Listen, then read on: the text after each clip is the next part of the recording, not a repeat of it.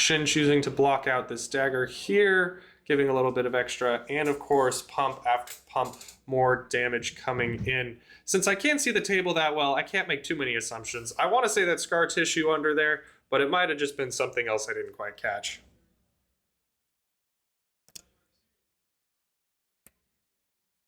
And of course, getting another fealty and another mark, keeping the train going here. Justin, have you ever seen Guardians of the Galaxy? I have. Why do you ask, Xander? There's a scene in one of those movies where Drax has two daggers. And he's screaming his head off and just swinging wildly and stabbing everything. And that's kind of what I imagine every time Fang here gets 3 loyalties. He's just going ham, going, ah! I'm curious which hero would be Rocket the Raccoon asking for prosthetic parts to escape from jail. Do you think that would be Max? I was about to say, that's Max the Hive Nitro is our Rocket Raccoon. The Dawnblade coming in, blocked out. Sink Below is the D-React. Valiant Dynamos yet again getting their value, blocking with the last bit of value of Brace Forge Bracers. Fang is really just keeping a chokehold on this game. Coming in again with Oath of Loyalty. That same card. Hey, look, we already have it up on stream. That says this must be the first attack, first action, and you can only play Draconic cards after this for the whole rest of the turn. Something that Fang is more than happy to do. Just keeps the aggression going.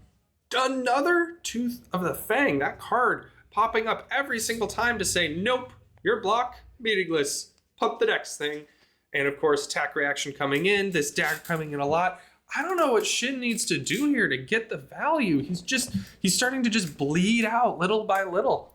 It doesn't seem like he's too concerned about it, though. He is doesn't seem to be too concerned about throwing attacks back with Dawnblade or pull cards from hand. Maybe this is his strategy for the matchup. Yeah, I mean, Shin is the Dory master. He's the one who knows. Here, comfortable to just take a counter off Tunic, throw the Dawnblade, threaten a little bit, say, give me something. And once again, Valiant Dynamo blocks. Definitely getting the value from those double dagger swings, removing the counter whenever Jacob can. This is one of those games where we're going to see Dynamo soak up like 11 damage by the end. Fang basically walked in here with 52 life and said, yep, these boots doing all the work.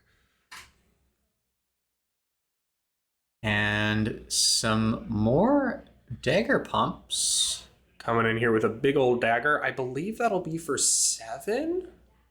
8 already coming in. A big dagger, still with 2 cards threatening even more. Or 3 cards. He had an arsenal.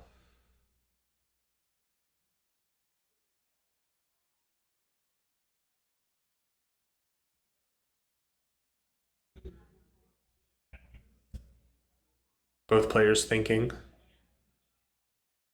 If they're anything like me, they're thinking about what they're going to have for dinner after this. And we can see a couple cards in Shin's hand there. Ooh. And a full block. Giving up the arm piece and 3 cards out of hand, just trying to cover up so much of this. He might be going for that plan of just running Fang dry. I mean, look at Fang's deck. His graveyard is almost twice the size already. He's got a pile of fealty over there, but I don't know if they're going to last him through. His deck might just give out on him. We've also seen a lot of D-Reacts pitched from the Fang side. That is true. Fang running a lot of D-Reacts in this matchup, more than I would have thought. But also, I'm not a Fang player, so I wouldn't ask me how to build the deck. Shin, I've seen him expertly fatigued, like Verdances and some of these other games where you're not used to seeing that hero get fatigued. And I'm just wondering if that's what he's going for here with Fang, that deck getting slimmer and slimmer. He might just be biding his time, getting that value until he can start saying, here's a Dawnblade over and over and over again, and you have no cards left. It's like if I was Fang, I would be a little nervous as we see that stack dwindle down. Shin definitely has played Dory for a very long time, so very comfortable on the deck, very familiar with the hero. This matchup is probably not a surprise for him. Something that we haven't really seen the Fang do is pitch to that Grains of Blood spell. He pitched to his daggers early on, but now it seems like he's just dumping his hand over and over again without a real pitch outlet. He might run himself dry. You can see him over there thinking through, how do I get 22 damage over this incredible shield wall that Dory keeps putting up without even having a shield? That is the power of warriors. They can be so flexible, so scary in the offensive, and so protective in the defense. And once again, here's 3 cards I'm blocking out. Is that a Fiddler's Green? That is a Fiddler's Green, looking for some sneaky life gain.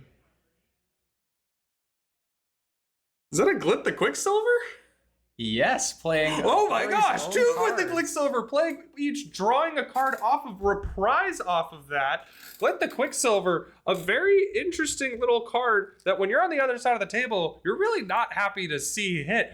They said, all right, here's go again. And also, just because you blocked, because you tried to be smart and conservative, I'm going to draw cards.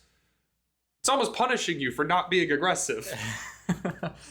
I've been told that to block undefended Dawn Blades is always risky, and I guess we now know that sometimes when you have to block that dagger, you know Glint the Steel Blade is always an opportunity in disguise. Glint the Quicksilver being a blue block 3 is very nice for him. It gives him that flexibility. It says I can pitch this early game, use it end game, block with it when I need to.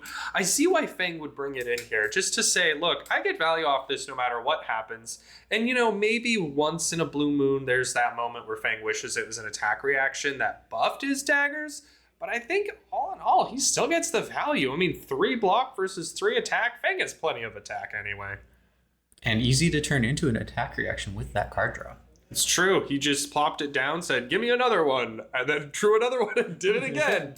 Said, all right, now I have the reactions that I want. Going into that Blaze Headlong, Long Whisker Loyalty, he's just going ham, doing everything he can. We can see life totals getting lower and lower, 16 to 31. He's really trying to get that damage through. Is 16 enough to get through what is left of Fang's stack for this Dory Fatigue strategy? Now Shin over here, Shin top 8'd our last Golden Gate battle. That is why he had the bye round 1. He's at the stream table round 2. We know that he is good with Dory. Fang might just be putting out a little bit more than Dory's able to deal with, especially with how powerful some of these draws have been. They have been very aggressive right from the get-go. Neither player has used their headpiece, though.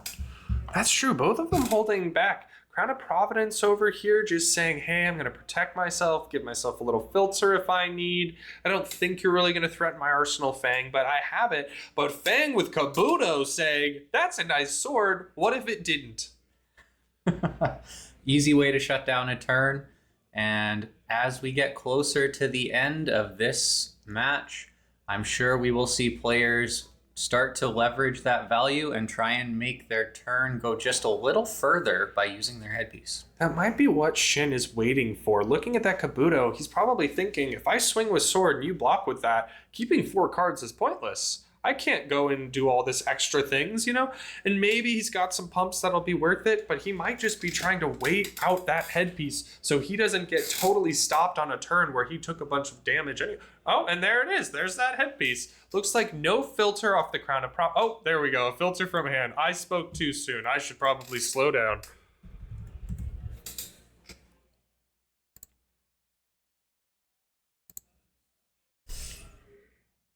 Dagger for 7. I hate seeing that. That's a nasty number, very difficult to block, and with 5 already down, it makes a D react. It's very fun to see when you're on watching this game and seeing this dagger come in for staggering amounts of damage. But when you're on the defending side and someone plops down that damage die, you just think, oh no. You have to sigh a little bit sometimes, and it looks like the chain continues with a Blaze Headlong. Blaze Headlong, such a good 0 for 4. Another one in here, getting that extra value. Blaze Headlong, obviously having go again. Plenty of red cards played on this. Just saying, here's some more damage. Can you stop it? And on the Dory side of the table, I'm not so sure. Look at how many, 1, 2, 3, 4... That looks like 2 hands left in the Fang deck. Can he get out 12 damage over the top of all this blocking? And we may already be at a point where this Fang is running out of attack reactions or cards to keep the pressure up. Shin just gaining some life off of Sigillus Solace, putting a card in Arsenal, saying, I'm safe here. And once again, Oath of Loyalty coming out saying, hey, this is a break point. Are you going to stop it? And Shin declining, taking one, comfortable with the little bit of life he has. And the dagger, blocking with a Twinning Blade, saying, all right, this must be Draconic. Blade Flurry, +2 to this, +2 to the next. He is not stopping. His entire game plan has nothing to do with surviving fatigue. He's just here to beat his opponent into the ground as fast as possible. And the second dagger on the combat chain. Does bro know we cannot see that die? That is too small. I have no idea what that says. Someone at home, if you have eagle eyes that I do not, please tell us what that one says. I'm assuming it's a big number. Shin taking a little more damage, 12 to 31, and another attack coming in. I believe that's the 0 for 4 something of fealty. There's a whole set of them. Let me see if I can find that to pull up For the here. Dracai, I believe. For the Dracai. There we go. That would make sense. That nice 0 for 4 saying, here's an extra fealty. Here's a good chain ender. A good inclusion in Fang. I see why he's running it. I see why he's running multiple. They're a nice way to end the turn, especially if your opponent's not sure whether you're going to attack or attack react. It really keeps them on their toes. If you're in Fang's situation here, seeing your deck dwindle like that, if your opponent throws a Dawnblade at you and starts throwing attack cards, do you hold them? Do you try and counterattack? Your life total is still very high. I think I would take the damage. I think I would take the damage too. As they say, life is a resource. And when you have 31 of those resources and 12 cards left in your deck, I think you use the life. Okay, coming in yet again, saying, here's a dagger. There's a block. We're knowing something is coming through, but what? Popping one of this massive pile of fealties to play a Scar Tissue that is Draconic, making sure he gets that extra +1, that extra go again. And on hit, still marking his opponent, saying, I'm not rich enough in fealty. I need more loyalty to the Empire. Oh my gosh, it's a Grains pitch. He can do it. And it's the D-React pitching. That makes sense. Coming in here saying, I needed to do something with this card in my hand because you're not attacking me. And another block. What is that? Draw swords sheet? No. It doesn't matter. It blocked for 3. Blocked for 3. It did its job. Sometimes the best card you can have is a blue 3 block. Yeah. I mean, especially when you're trying to run your opponent out of cards, that's all you need is to say, cover up a little damage. Oh my gosh, the Dawnblade attack coming in. Blocking with Kabuto, immediately shutting that down, saying, no sir, you are not attacking with this a second time. Taking just a couple points of damage, happy to use his headpiece here, trying to keep that tempo, trying to get the last bit through. Can he do it? He's got that vigor, but what is it even going to be used for? I think we're down to the last 8 cards for Fang. It looks like 3 in deck, and then a hand and an arsenal. It's gonna not feel great. With what mixture of 8 cards can he get 12 damage over 12 block? It's gonna be difficult. I think the only way to try and deliver 12 here would be to stack a full hand of attack reactions. That's true. On and a dagger. On Shin's side, he can't guess that. He just kind of has to hope for the best here. We do know that one of those cards in his deck is a That All You Got. It's a yellow pitch that, isn't doing anything offensively for him. And we see another shunt. Kind of that, yep, all right. What do we do from here moment? Oh, we can see he's got a Sink Below in hand too. He is running out of gas. Shin knew what he was doing, playing this hyper defensive plan, knowing that Fang probably just couldn't get through with all these D-Reacts, all these shunts. That's a snag he just pitched. I'm not sure if that snag really sees any use against Fang, but it's still a blue. hey, sometimes that's all you need is a couple extra resources. And when damage is being threatened, at least some options here to cover up a little bit with what's left. Over here using that sink below to filter, try to get something just a little bit more offensive. I can't remember if that all you got would be. I think it's the next card down, meaning he might just have D-Reacts left in his pitch stack here. He probably just has the one hand, and I don't think he can throw 15 damage through. I think our Shin might have successfully fatigued the Fang.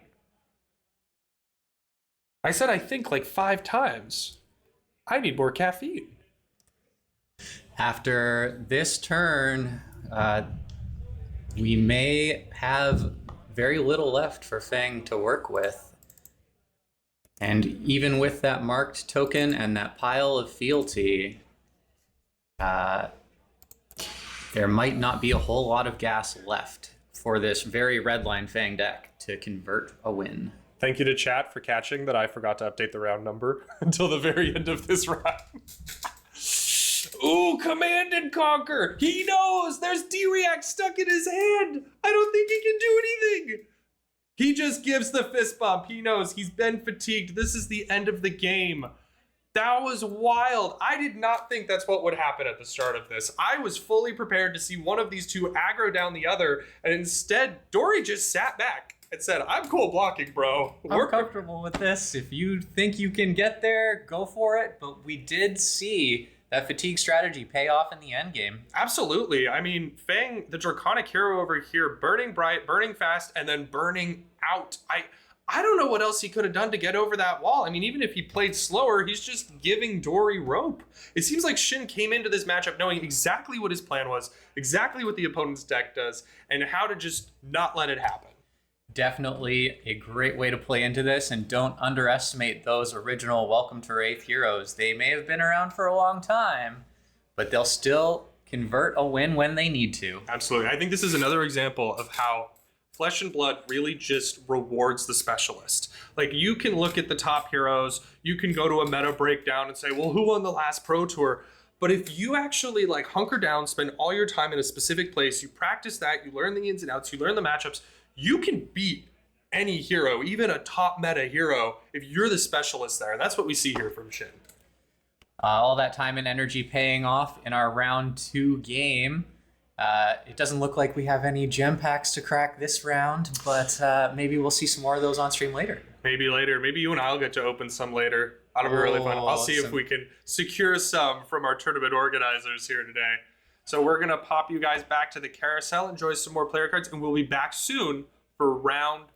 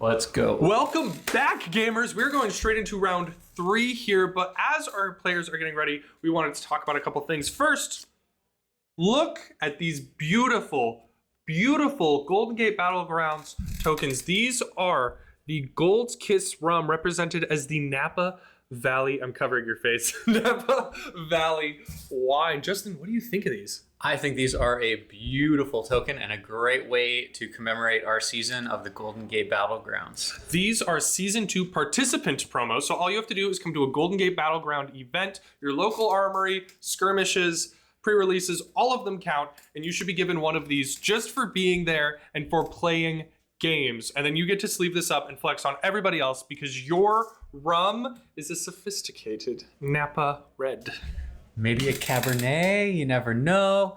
A special top-end, high-shelf bottle of wine. We also have for our champions a beautiful golden-edged token that will be going to our top 8, I believe, today. Yes, this is the top 8 champion promo. That beautiful gold foil, that gilding done by each and one of our organizers. Beautiful, beautiful pricing, absolutely. And while we're here, we do want to say thank you to our host. We are here at the Forgotten Path Games today.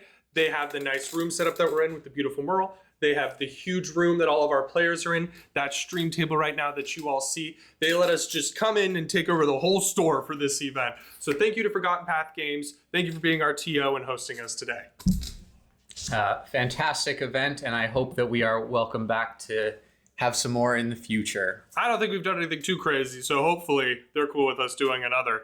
So let's go over here real quick and transition into this game. We see they're still doing a little bit of setup. That pile shuffle that you do when you just want to make sure you sideboarded correctly and have the number of cards you thought you had. And it looks like we have an Earth matchup for this round 3. This is Florian and Verdance. What do you think of this matchup here? 2 Earth heroes is a little grindy. It's going to be very grindy, Xander. I'm curious to see how this goes, as one of these heroes is potentially a little weaker going in after this ban list, and the other a little stronger. That's true. Verdance lost Plume of Evergrowth, that tool that says, hey, I'm going to combo you just a little bit earlier. But Florian here, now with his signature card coming in fast. What is the name of that card, Justin? That card is Germinate, and it is going to be a huge decider in a long game with the opportunity to double up on some rune chant generation and also give that Florian maybe a little extra life gain to get them over the hump in the mid game, keep them alive, keep them out of that combo range from the Storm Striders into Burn Bear and either a Waning Moon or maybe another arcane source of damage. That makes sense. Germinate being the blue that it is, that you pitch stack it for later, grab it late game, say, here's a bunch of life, here's a bunch of rune chants. Good luck, sir. And looking to play that value game, I'm also curious to see what other cards we see from our Florian this time. Maybe we'll see some Channel Mount Heroics. Maybe we'll see some Channel Millennium Trees. Do you bring any Go Again into this matchup against Verdance if you are on the Florian side? Honestly, I'm not sure how to play this matchup. I've played a little bit of Verdance, played a little bit of Florian. I've never gotten to play these two here. I mean, I'd be thinking, oh, my opponent plays slow, grindy, but so do you. So I'm not sure how you try to outvalue. Those channels could be very powerful, giving your +3 to your attacks, +3 to your amps, saying, I'm going to kind of stack all my value into later turns, which does make sense for Florian. He's trying to hold on to the end, but he's also trying to not get comboed. Luckily, Runeblades have some of the most versatile equipment in the game with some huge amounts of arcane barrier, and if Florian brings that in, it can make the combo a little bit harder for Verdance to pull off. And that is the last thing you want as you move into a long game, is the opportunity to shut down, have your combo shut down by the opposing deck. It looks like we've had a fist bump and we are moving into the initial turns. Dread Scythe? I'm already excited. I have no idea what this Florian's doing here today, and I am here to see the game plan. I also noticed Verdance here bringing in Metacarpal nodes and that Constella something or other. What is that, Justin? That is an Alluvian Constella, is probably coming in on this matchup to potentially build up some tokens and maybe get a free Waning Moon activation later on. That would make sense. I mean, he's looking at this board here and trying to think, how do I outvalue this hero that's also pushing for some late game value? That Face Purgatory on the Florian side, also looking to take some cards from Verdance's hand and maybe shut down a wide turn or put them off of a felling of the crown at an inopportune time by pulling resources when they need to. Yeah, blocking with a Face Purgatory can be a great way to cover up that big damage. Here, we just have some Arcane coming in, and we see him saying, nope, I'm going to prevent all that. We got AB1 on those boots, AB2 on that chess piece. We're just preventing some damage. A little tiny bit leaks through there, but it seems like our Florian player is completely undaunted. That early chip is probably not going to do anything compared to the amount of rune chance he's generating. Those rune chants seem to add up fast, especially when you build for stack. I don't think we see that here, given that Verdance can run Scour, but if that is the approach that Florian decides to take, they could get punished for it. Yeah, Scour is a nasty little card. I mean, I love playing it, but I understand why people can get so tilted when they see this come out. That beautiful rune chant stack just gone in an instant to a Scour, and they're taking a ton of arcane damage for it. That might be the move. It might not be yet to see. We see Florian here gaining just a little bit of life, pulling out an Arcane Seeds, making a nice little rune chant. Not yet online, but just getting a little bit of value out of it, which is nice. Kind of shuffling of the tokens here. Yeah, we got 2 rune chants off of that.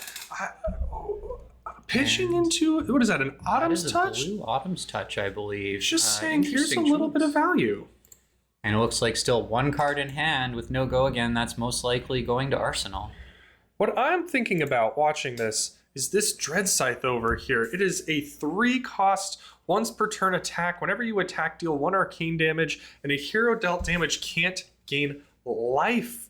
So I'm thinking he's just saying, I'm going to swing this, try to keep that Verdance from being able to build up that big combo, try to keep them off some of their life gain, because that blue now, traditionally pitching into a Grasp of the Arknight and then a Reaping Blade, is now just a blue straight into the Dread Scythe.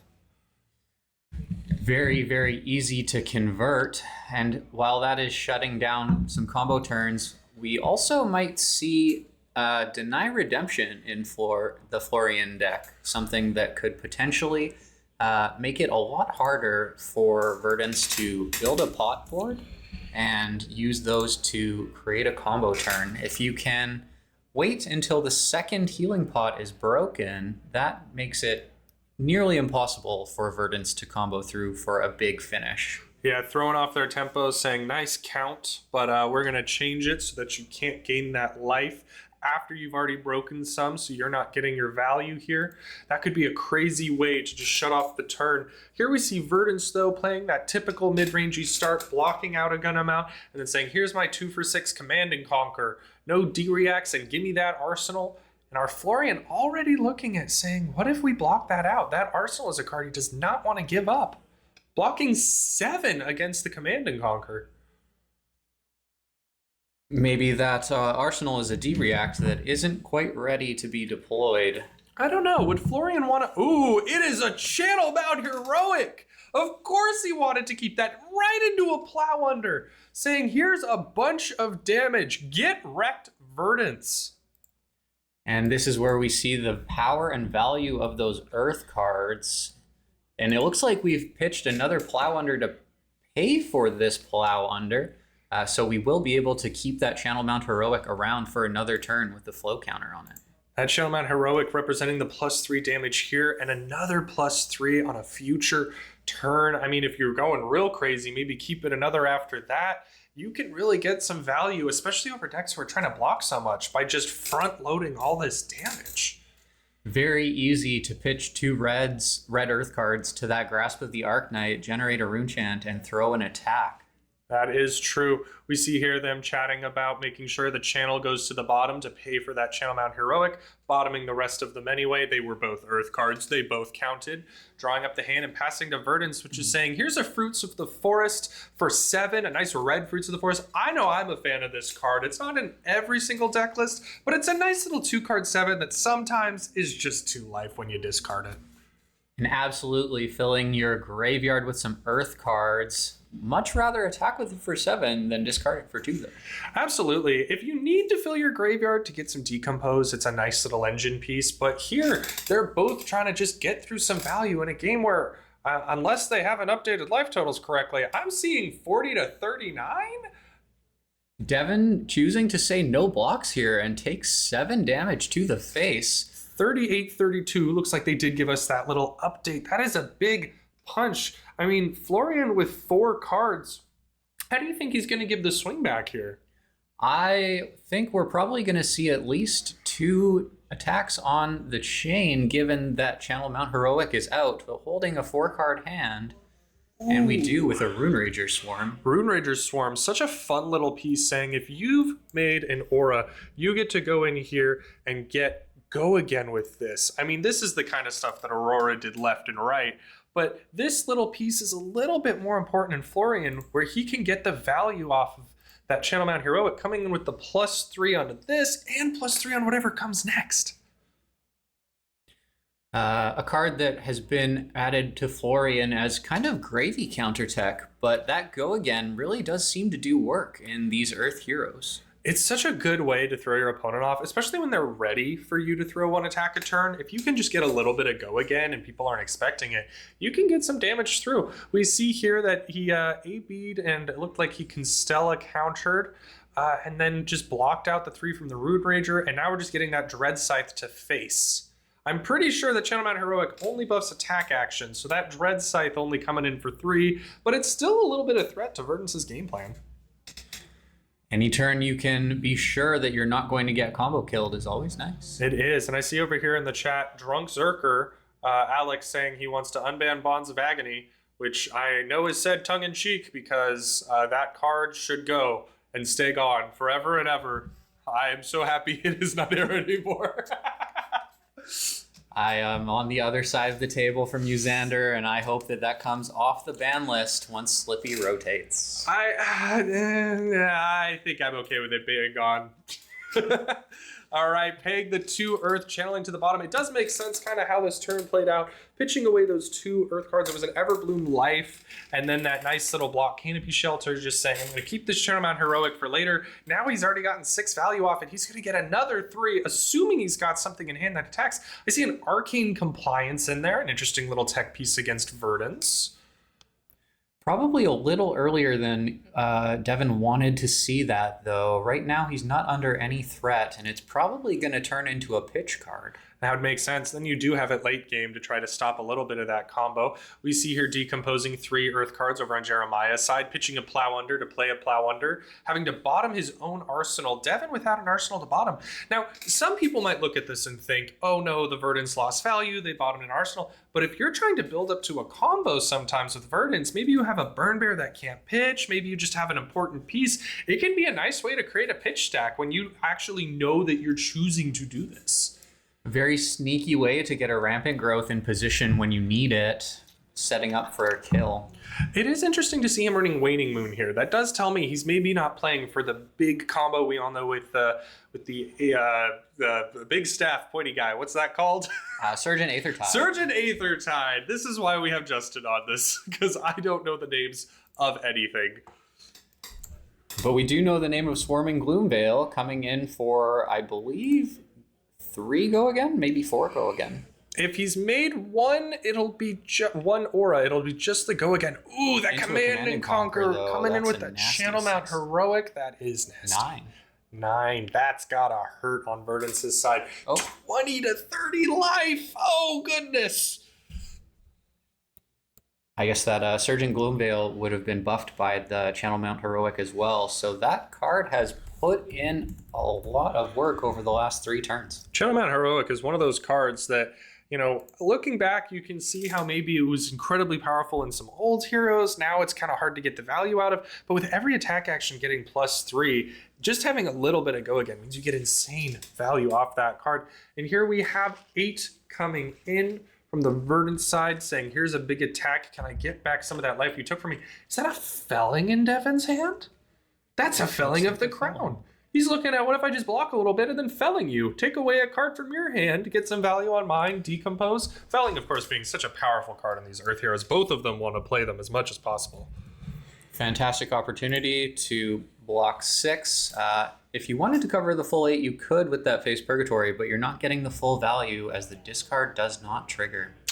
Yeah, you really just are not happy to use that Face Purgatory at a time where you don't get that discard and that draw. You really just want to save it for that turn where you think, okay, I'm denying my opponent either a bigger turn or an arsenal, and I'm giving myself a better chance at beating them. Here we go, of course, Felling of the Crown, popping right in, decompose. And looks like 2 Earth. We can see that Germinate getting pitched to pay for it, setting up for the late game finish. That beautiful full art Germinate, that newly unbanned card we were talking about earlier. Germinate is not spelled the way I just tried to type it into our system. There we go. Yeah, that Florian spec, it is nice to see it back. I'm glad that they acknowledged, okay, Florian kind of took a beating anyway from the new meta rotation. He didn't need to be kicked down that much. We'll give him a piece back right there. Also super happy to see this piece back in. I think it's fantastic to see the only Florian spec back on this. Yeah, that's true. 2 D-Reacts coming from Jeremiah's hand, covering up the 8, getting a decompose, 1 card left in hand. Verdens probably didn't mind bottoming the card. Him double checking his count. I think Looks that like was we're at 7? 7 cards. Yeah, just a little bit light. 1 more decompose needed. Ooh, and he's got that amulet in hand. I'm gonna make a guess here and say his turn is play amulet, pass. Sometimes your turns play themselves and you just gotta roll with it. Oh, amulet, and then use the Constellate to get Waning Moon. Devin, of course, asking, as I did earlier, what the heck does that chess piece do? It is a free activation like we were discussing. So removing the counters to swing for 2 damage. 2 energy counters. The next staff costs 3 less, effectively making it completely free.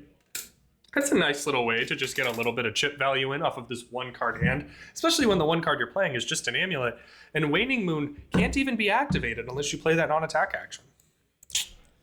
And we do see the Arcane Barrier pitch. Saying I'll cover up just a little. Ooh, Ring of Roses in hand. That's another fun little combo piece. Oh, that's a nasty thing to see. I mean, actually, Ring of Roses does have a block value. It does have a block value, but this is going to be a bit of an awkward hand to play for Verdance with, I believe, looks like difficult to Command convert. Lots of red cards in that hand. It looks like he's probably just going to say block 6, probably play out the Ring of Roses he has, build that aura, build up a little bit of that Verdance, tech, cover up the 6 here. Weakest Link, not doing everything for him, saying if this hits, they look at their hand, discard a card without a base block, really just trying to hit those E-pots, or H-pots in this case, trying to hit that amulet, trying to hit those pot potions. But since it didn't line up that way, it is what it is, and here we are with just here's a combo piece and a Waning Moon activation for you to deal with. I think the alternative play line there was to potentially send Command and Conquer and try and catch Florian with an arsenal that they couldn't use. That is an interesting piece. Do you think that Florian would just face Purgatory there, though? Say, here's some value, keep the arsenal, and call it fine? Might be a way to do it. With the overblock, though, to get the discard, you might get your value back out of it anyway. That's true. That's true. Over here, we see Verdance not really keeping an arsenal, which is fitting with her combo style. Usually, you either get that 1 combo piece, you sit on the whole game, or you just try to keep it clear until you do. He's already got 1 amulet out that he can pop for some life, Ring of Roses, that gets that fun little I gain life, I ping you, I gain life thing going. We just have Florian deciding what exactly is he pitching here to AB. He's got Arcane Barrier 2 on his chess piece, and he pitches 2 reds to putting a Cadaverous Tilling and another red to the bottom of his deck. Do you think he's pitch stacking? Do you think he's just expecting an endgame here and saving those for later? It could be, or just trying to use resources efficiently and convert some value. Yeah, it can be tricky to convert value with some of these heroes that aren't really used to getting to play full hands. Scar for a Scar is a funny card to play in a game where you both gain life. Very interesting to see, probably looking for that go again, but with that life lead, not going to get it right now. Yeah, 4, only if you have less life get go again. He seems to be saying, here's some rune chance, here's a 0 for 4. I'm going to Arsenal and call it good. Probably would have been lovely to have that earlier with that Channel Mount Heroic out, though. A free 7 damage coming in would have been definitely difficult to cover. Thank you, Jeremiah, for putting the damage out for the stream. It's always nice to be able to double check when we can't read the details of the cards. Clean 3 block, taking just a little chip here. I think that puts him to 19 to 29. Florian with a 10 life lead advantage, but Justin, you and I have both played Verdance, and you and I both know that 10 life is easily gathered back when you're putting out another potion on the table. And can easily turn into game 10, deal 20 if you hit the right hand of cards. Yeah, he's saying he played a potion, he activated staff, I believe, off of his chess piece yet again, saying, all right, here's just a couple more arcane. What are you going to do about it? And hoarding that arsenal. I very clearly heard Devin say, we'll say no blocks here, confident in his hand that he's going to swing back for much more than this Verdance just gave him in that 2 arcane.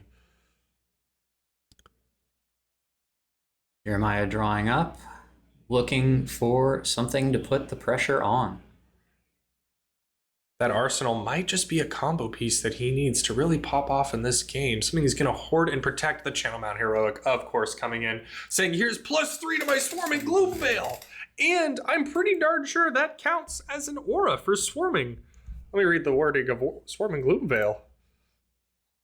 If you've played or created 1 or more auras, it gets go again. So this is 6 go again off of that play, but he pitched a Truce, which is not an Earth card. It will not pay for that channel. Which means we probably... Oh, we do not see an Earth card pitched here. Just an E-Strike for potentially 10? Depending on what mode he picked. He hasn't drawn a card, so I would guess that's the pick. Struggling to find the die. Yep, yes. That's a 10. That is a big hit. I mean, Verdance's life puck already dead. Hashtag not an ad. We know that he was at roughly 19. This is why you keep track on your paper, on your little board on the side, something useful. It looks like it has just gone to sleep for a moment and is now back up. But still, tough decision to make here. You need to see some more cards from your deck. And it looks like the card he is deciding about is a very important one. And probably wouldn't like to let go, but also very difficult to play. What do you think here, Justin? Would you take the 10, or would you have saved a little bit of life and blocked with that felling? I think personally I probably would have blocked, but I'm also not 2-0 in this tournament right now. That's true. That's a good point. Jeremiah, of course, coming in, I believe he was one of our top 8s last time, so he got that bye round 1, had to actually fight for his victory in round 2. Devin secured 2 buys in this tournament by being our golden gatekeeper, our champion last time. This is his first match of the day, matching into someone that he's already seen in those top 8 rounds. But the deck choices are a little different than before. Looking at that Canopy Shelter in hand, deciding if it's worth the block. And it looks like... Or if it's worth bottoming. That's might be the choice. Also, that felling of the crown, really important to turn on Verdance. She should be active now after that decompose. Oh, that's true. And with her having Ring of Roses and 2 healing potions, Devin's probably really happy he's sitting at 27, and also happy that he's not looking at that other staff. With a waning moon, your ceiling is not quite as high as before, so he's probably doing okay with this life lead. Our judge walking by the table, taking a quick look, making sure everything looks acceptable to his eyes. Those are his blue sneakers we saw skittering off.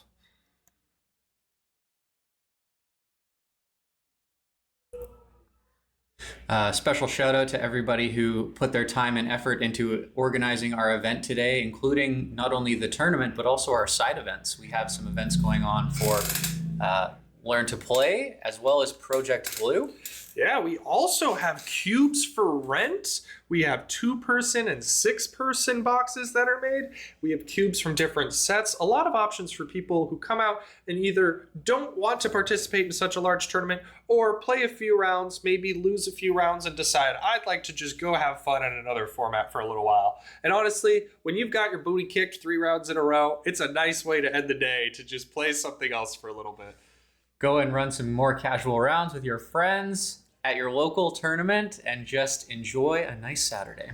And Cube is cool. It's a nice little way to draft in a very limited space. Gives you a little bit more flexibility while also keeping you within a reasonable kind of wall. It's a fun way to play the game. And we see that Dread Scythe just covered up by a D-React.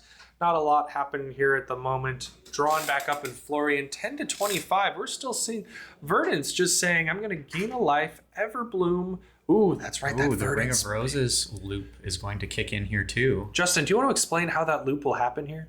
So the loop here is that we will see 1 life gain, which will trigger Verdance to deal 1 arcane damage off of her hero ability because it has been turned on. And then that arcane damage will trigger off the Ring of Roses, which will cause an additional life gain. That is a nasty little 1 little life gain triggering this extra back and forth, getting that extra value that Verdance just loves. I mean, sometimes you can look at her and think, man, she can't combo kill me right now, but you forget that part of that combo is gaining life, pinging you, triggering Ring of Roses. And that can add up over the course of a game, turning 1 or 2 extra life into a win. A little bit of excitement at the table here, thinking about blocks. We can see a felling of the crown in Devin's hand, deciding, is it worth launching that right now or hanging on to it for later? We see the hand wave, the thought, trying to decide. And he says, no blocks, I'll take 8. He says, combo me if you dare, buddy. I'm going to throw it back. And I think we can see why he has made that decision. There is some heavy cards coming from the Florian side. Coming in with a Flourish, a fun little card to buff the next thing coming in. And we have a felling of the crown for 13, I believe. That is a nasty, nasty punch to come in here. Announcing that he's decomposed a total of 6 earlier. Flourish saying the buff on this felling actually gets an additional amount of damage, making this a nasty little piece. I mean, 10 damage. You don't want to go to 1 against a Rune Blade because then all of their rune chants are death on hit. Ooh, Verdance having to really think now. Jeremiah looking through his graveyard saying, you know what? I guess I just block, D-React, do this to cover up that extra little bit of damage and just stay alive. How close do you think Verdance is here to combo? I mean, he set up 2 pots. Could you combo someone at 17? With Plume, it would be very easy, but without your headpiece that she relied on very easily before, it might be a little harder. You're looking for definitely 1 rampant growth here, but I think you would probably need 2 to be in kill range and carry things right across the finish line through Arcane Barrier. Verdance might have to sit here and just hope that the draw comes. We can already see that there's a potion in hand, which is a non-blocking card. Maybe not the best thing for him to see here, unless he wants to block with the rest of the hand. But we saw some other meld cards there too. Unsure if one of those is the rampant growth that he just needs to hoard. Probably at this point, keeping it in arsenal as long as he can. Pitching to Grass, making a rune chant, coming in with Rune Rager Swarm. 3 go again, since an aura has been created. Jeremiah having to look at this hand and decide, is it worth keeping? I saw at least 1 rampant growth. I couldn't tell what the other meld card was in there. A rampant growth. We saw a Heartbeat of Candlehold. We saw a potion. He might be thinking, can I survive this and still kill him?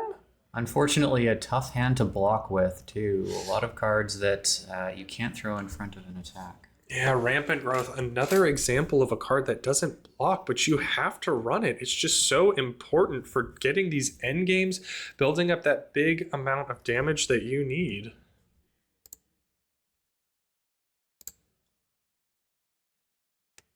Thinking about blocks, this is that kind of moment we talk about where it's like these decisions determine the game here. No blocks here, going down to 7. How much of this hand does he think he can keep? I want to say both of those are rampant growth life. It's just hard to tell with him. I'm pretty sure though. And he might be thinking then, hey, if I can gain 4 life off of what I have, rampant growth twice, I mean, that's what? Amp 4, 5, 6, the way you hold priority, amp 12. I mean, I don't know if that's a kill shot, but maybe he can just wear Florian down to the point where Storm Striders could get him. This is going to be very close, but with the Dread Scythe coming in, potentially shutting down a combo turn, it's going to be an awkward hand to convert for Verdance. This makes me think that our Florian on the last turn debating those blocks was thinking exactly about this moment, that he would probably want to save enough to throw this Dread Scythe and shut down the ability to combo right here, right now. He probably knew that this was the now or never moment. Yeah, pitching away that rampant growth, that sucks. Blocking 3 anyway. What did he pitch the rampant growth for? His chess piece?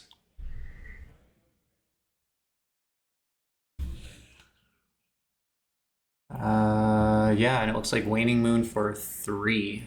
Yeah.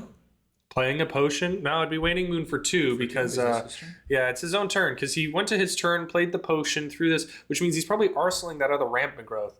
So he might be trying to hang on just a little bit longer here, realizing he couldn't keep the resources required to maybe do what he wanted to do. So instead, he's kind of giving this little feint. He's saying, all right, look, I pitched away this rampant growth. The threat's gone, but he knows he's hoarding something for later.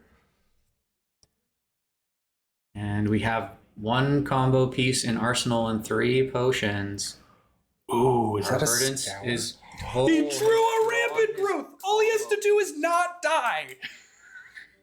With 3 pots on the table now, he can heal 6, then 7, then 8 off those lives. Rampant growth, amping 8 twice for 16. Waning Moon for 18. I mean, somewhere in there, there's some AB, but those Verdance pings hit you. That Ring of Roses is going to activate.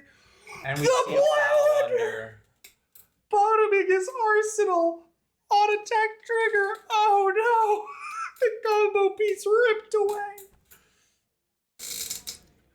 I think you are correct. Devin is incredible at playing Florian. He knows exactly how to play around his opponents and maximize his value. We have seen multiple moments of him thinking 2 turns ahead, which is one of the things that makes someone an excellent flesh and blood player in a game where you're drawing a new hand every single turn. Being able to think that far ahead is a huge display of skill. And now we have Jeremiah tanking, looking at these 2 rune chants. This Plowlander, I mean, lethal is technically on the board.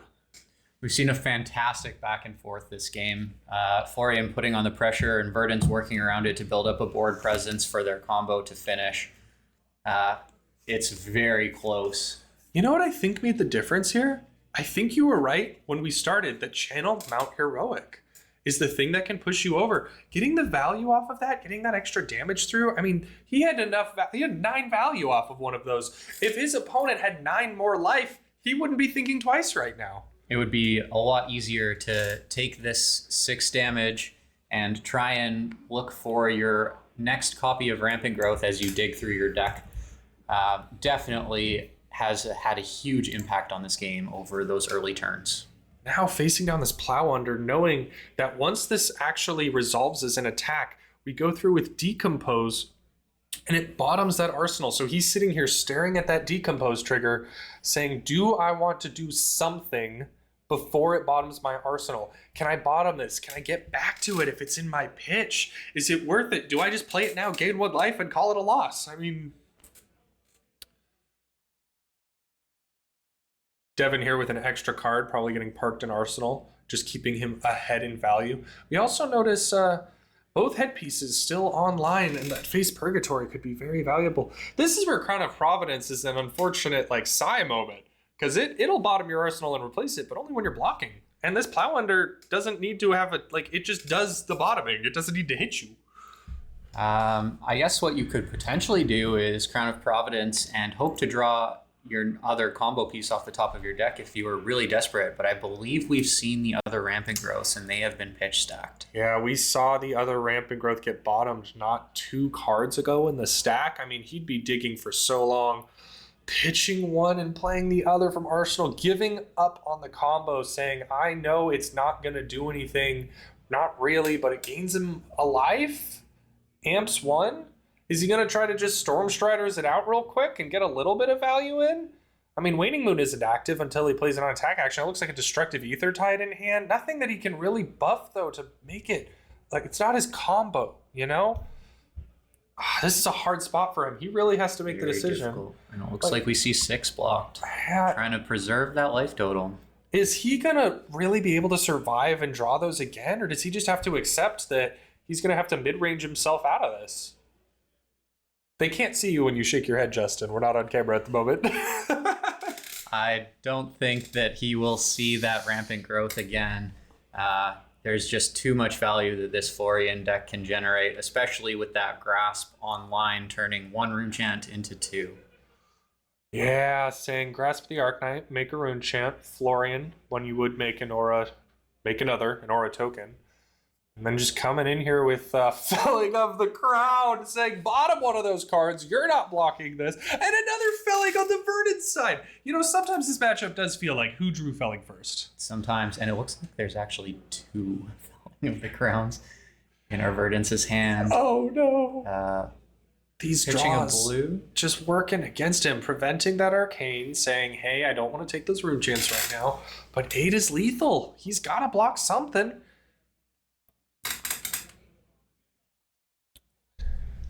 Once again, thank you from the stream. We all have that visual. I think this is a great opportunity to break that Crown of Providence. What is he hoping to draw?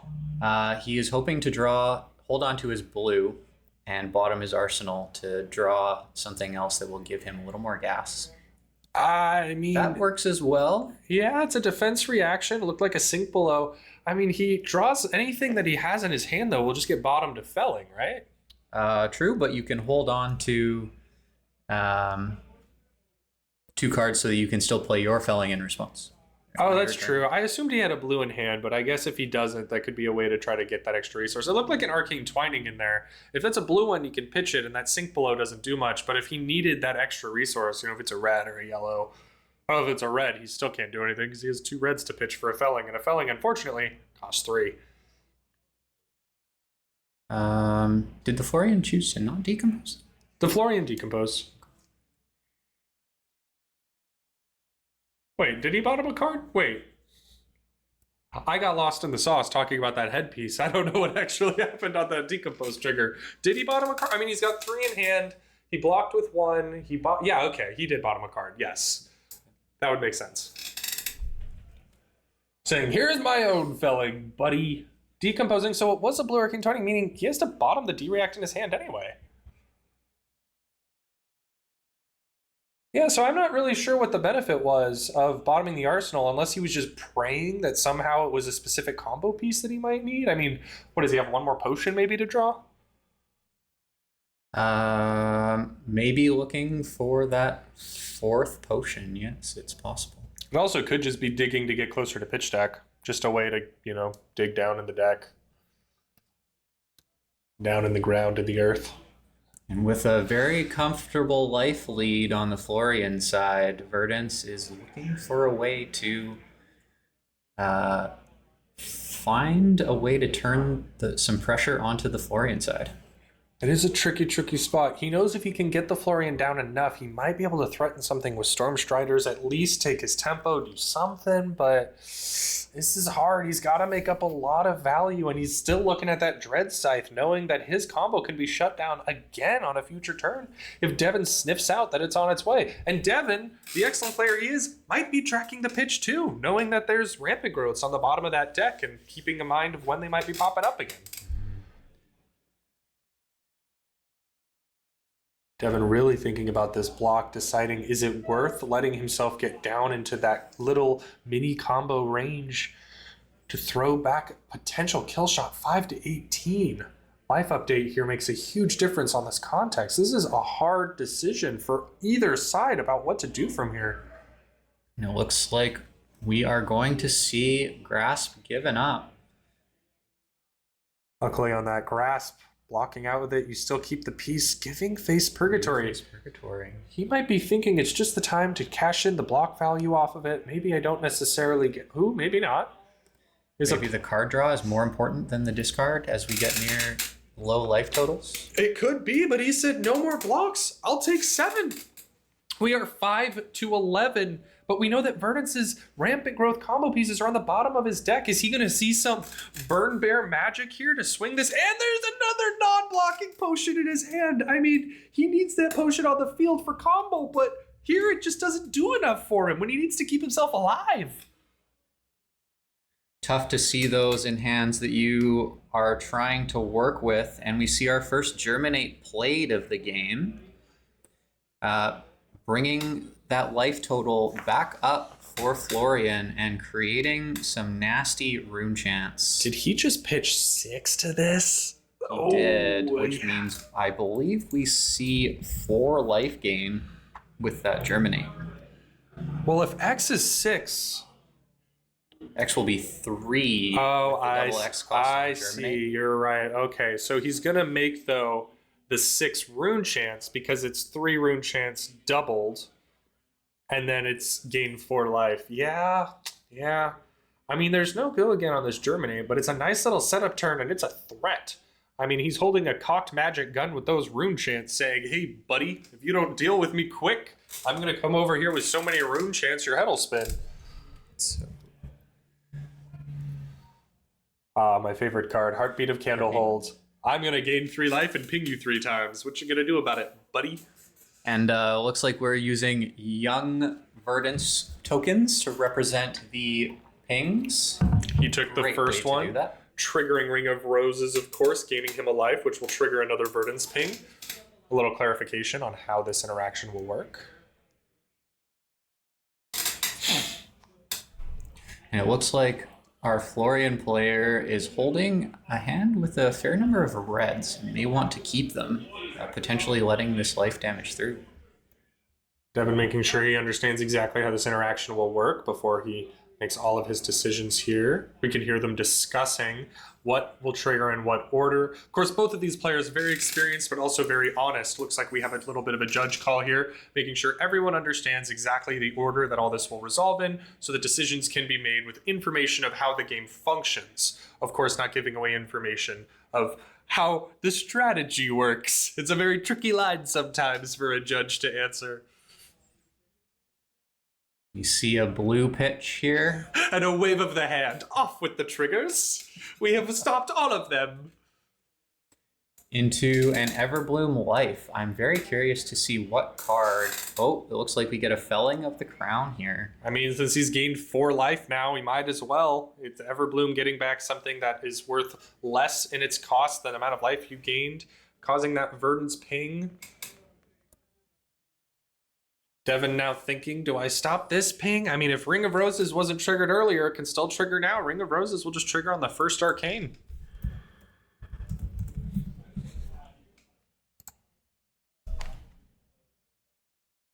Devin really thinking, looking at this hand. Like you said, having those reds makes the decision hard. And E-Strike is a nice little converter, but it's not a 1-card hand. You have to decide, are you keeping 2 or are you keeping none? And he has an arsenal. We don't even know what that is. This is why in the future we'll have the super cool setup where we have cameras behind the players. We can check all their hands. Getting down to those lower life totals. I'm not sure if there are 1 or 2 resources floating. We may see another Waning Moon activation here. That is the 2 side of the US Nationals Metal Fab token there. It is the eyes of the skull on that AC2 resource. Ah. Fancy tokens. Fun little token to pick up at US Nationals if you were there. Metal Fab, of course, making unique tokens for all the big events. A fun little thing that you can pick up when you go to those. Ooh, and there it is, that waning moon saying, here's just a couple more arcane. In this case, this kind of mini combo is what I was talking about earlier. Gain a little bit of life, wear down your opponent, and say, hey, maybe I'm putting you in Stormstrider's range. Maybe I'm just doing this to pad my life total. You don't know. Devin knows. He made that decision quick.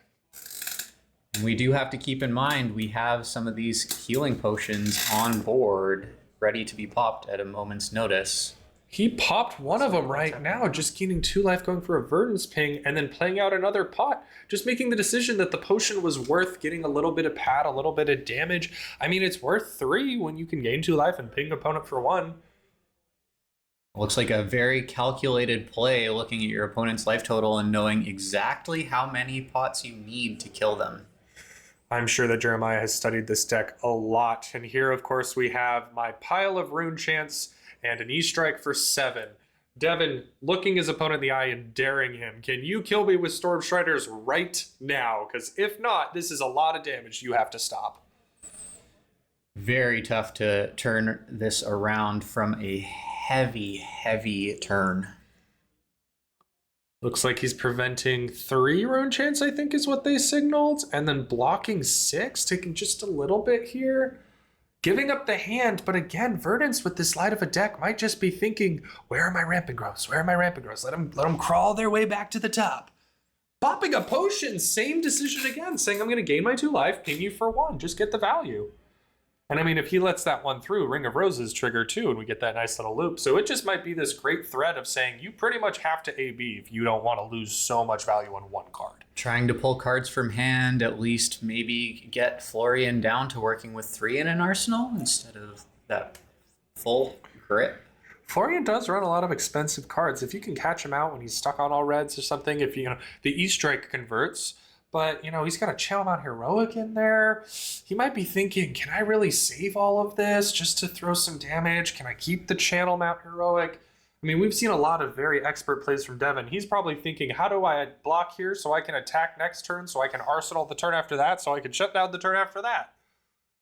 And that Dread Scythe, always a looming threat. Plow Under also in the hand, probably thinking he doesn't want to bottom his own arsenal. That always makes that card tricky when you realize you're mostly threatening yourself, and he takes the ping Ring of Roses trigger. Of course, Verdance gaining a life, which triggers another ping. Devin taking that too. We're at 12-9.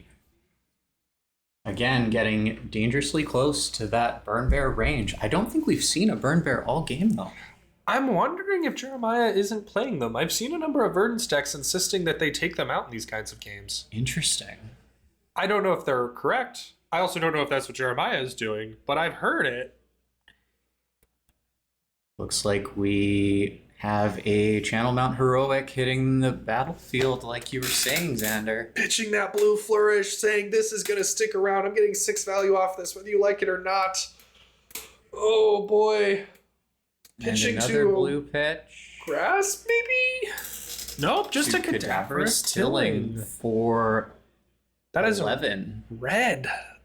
That's going to be a big punch. Moments like these make me miss Lightning Press and Aurora. Here's a big punch. Also instant, it's bigger. Decomposing here. Some big attacks getting decomposed. Yeah, Florian has to think a little bit less about these decompose. He does have Everbloom life, but most of the time he knows he's not gaining enough life to get back anything that big. It's Verdance who really has to make those clever decisions. For a 7-11, that's exactly 1 off lethal, but again, you don't want to go to 1 against a Runeblade.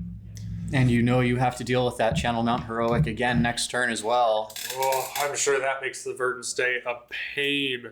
Having to think, how do I block this and block more? I think there was an Evergreen I saw in hand, and now you kind of have to make that awkward decision. Do you keep the Evergreen and play for fatigue, or do you just accept that this isn't getting to that point and block more?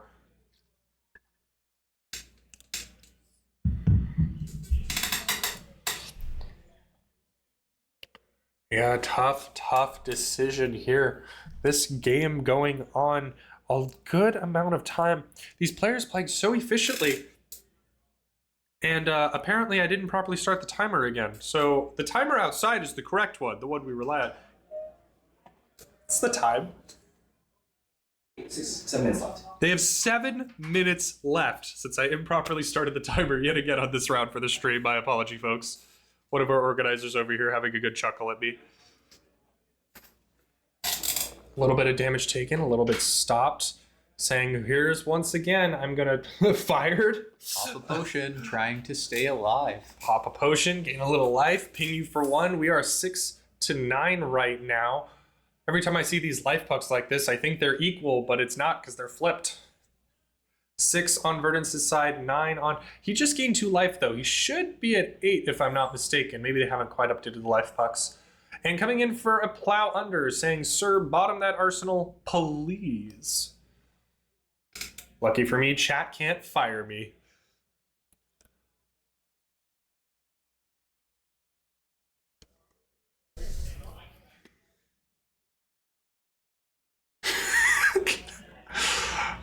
I'm not gonna get in a fight with chat right now. We're gonna turn that around and focus on the game. 6 damage is still nothing to sneeze at. I mean, when you've got 9 life left, you don't want to get too low, especially against these tricky wizards.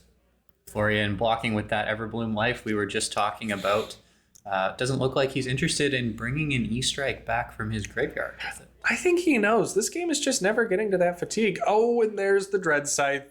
He said, you really like popping those potions, man. I'm going to just shut that down for a turn. But 3 damage isn't that terrible as a block, you know, for Verdance. Just put out a card, call it good. It looks like we're getting into some of the early arcane damage cards that were pitched on the Verdance side. I don't know why chat's being so aggressive to me today, but we have roughly 6 minutes left in the game.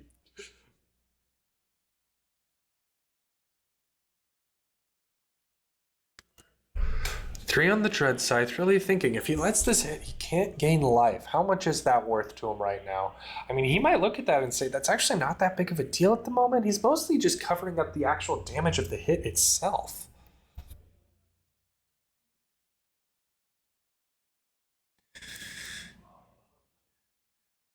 With the arcane barrier presented, it does mean he would be able to cover anything in terms of rune chance.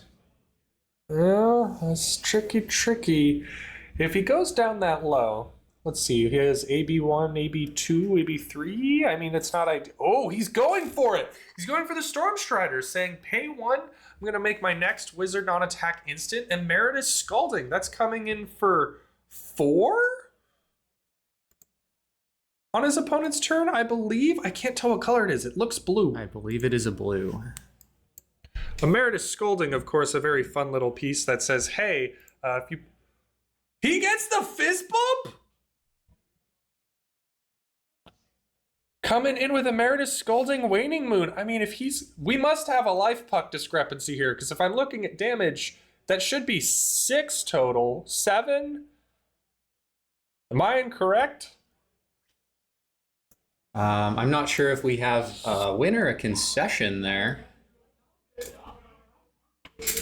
I kind of want to go ask Justin. Hold down the fort. I will make sure we are good.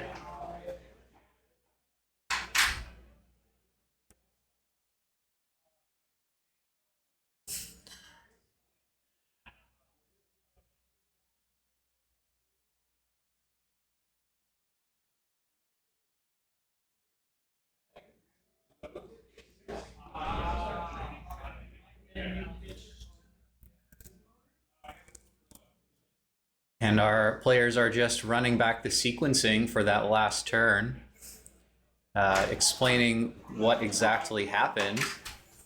It looked like we had an Emeritus into a...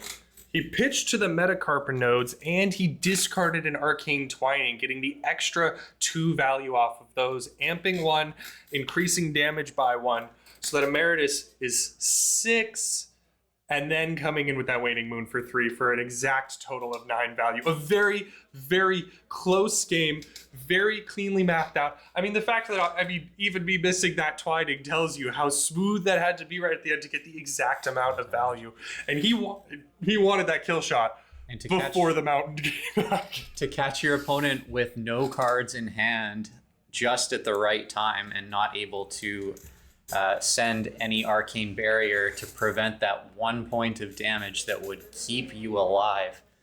Very tight game, very well played by both of our players. Very well played. I think both of them demonstrated that specialty I was talking about, how you can get so good at like this particular hero and understanding your opponent. And Verdant's getting in that kill shot by saying, hey, you have no resources left. This is my time. It's now or never. I've already lost my combo. Utilizing those potions to stay alive.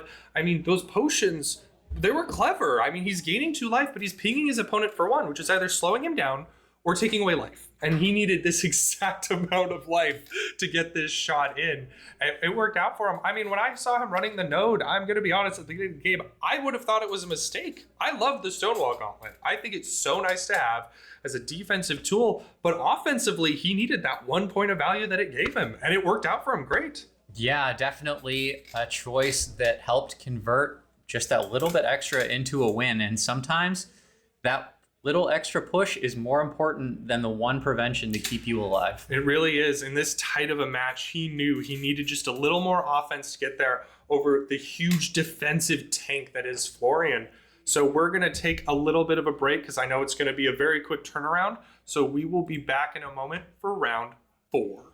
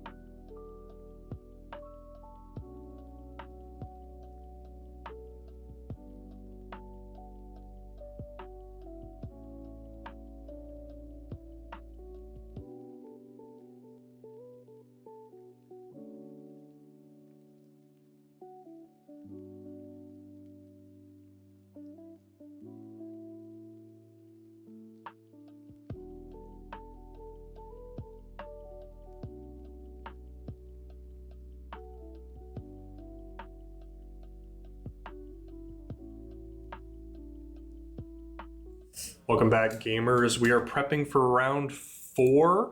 We're still over here looking at this meta report. I mean, we already know we have a few people who've kind of dropped out going 0-3. I think we lost our Valda. We might have lost that KO. I'm not sure where he is. Justin, looking at some of these 1-ofs, if you were playing one of these, which one would you want to be on?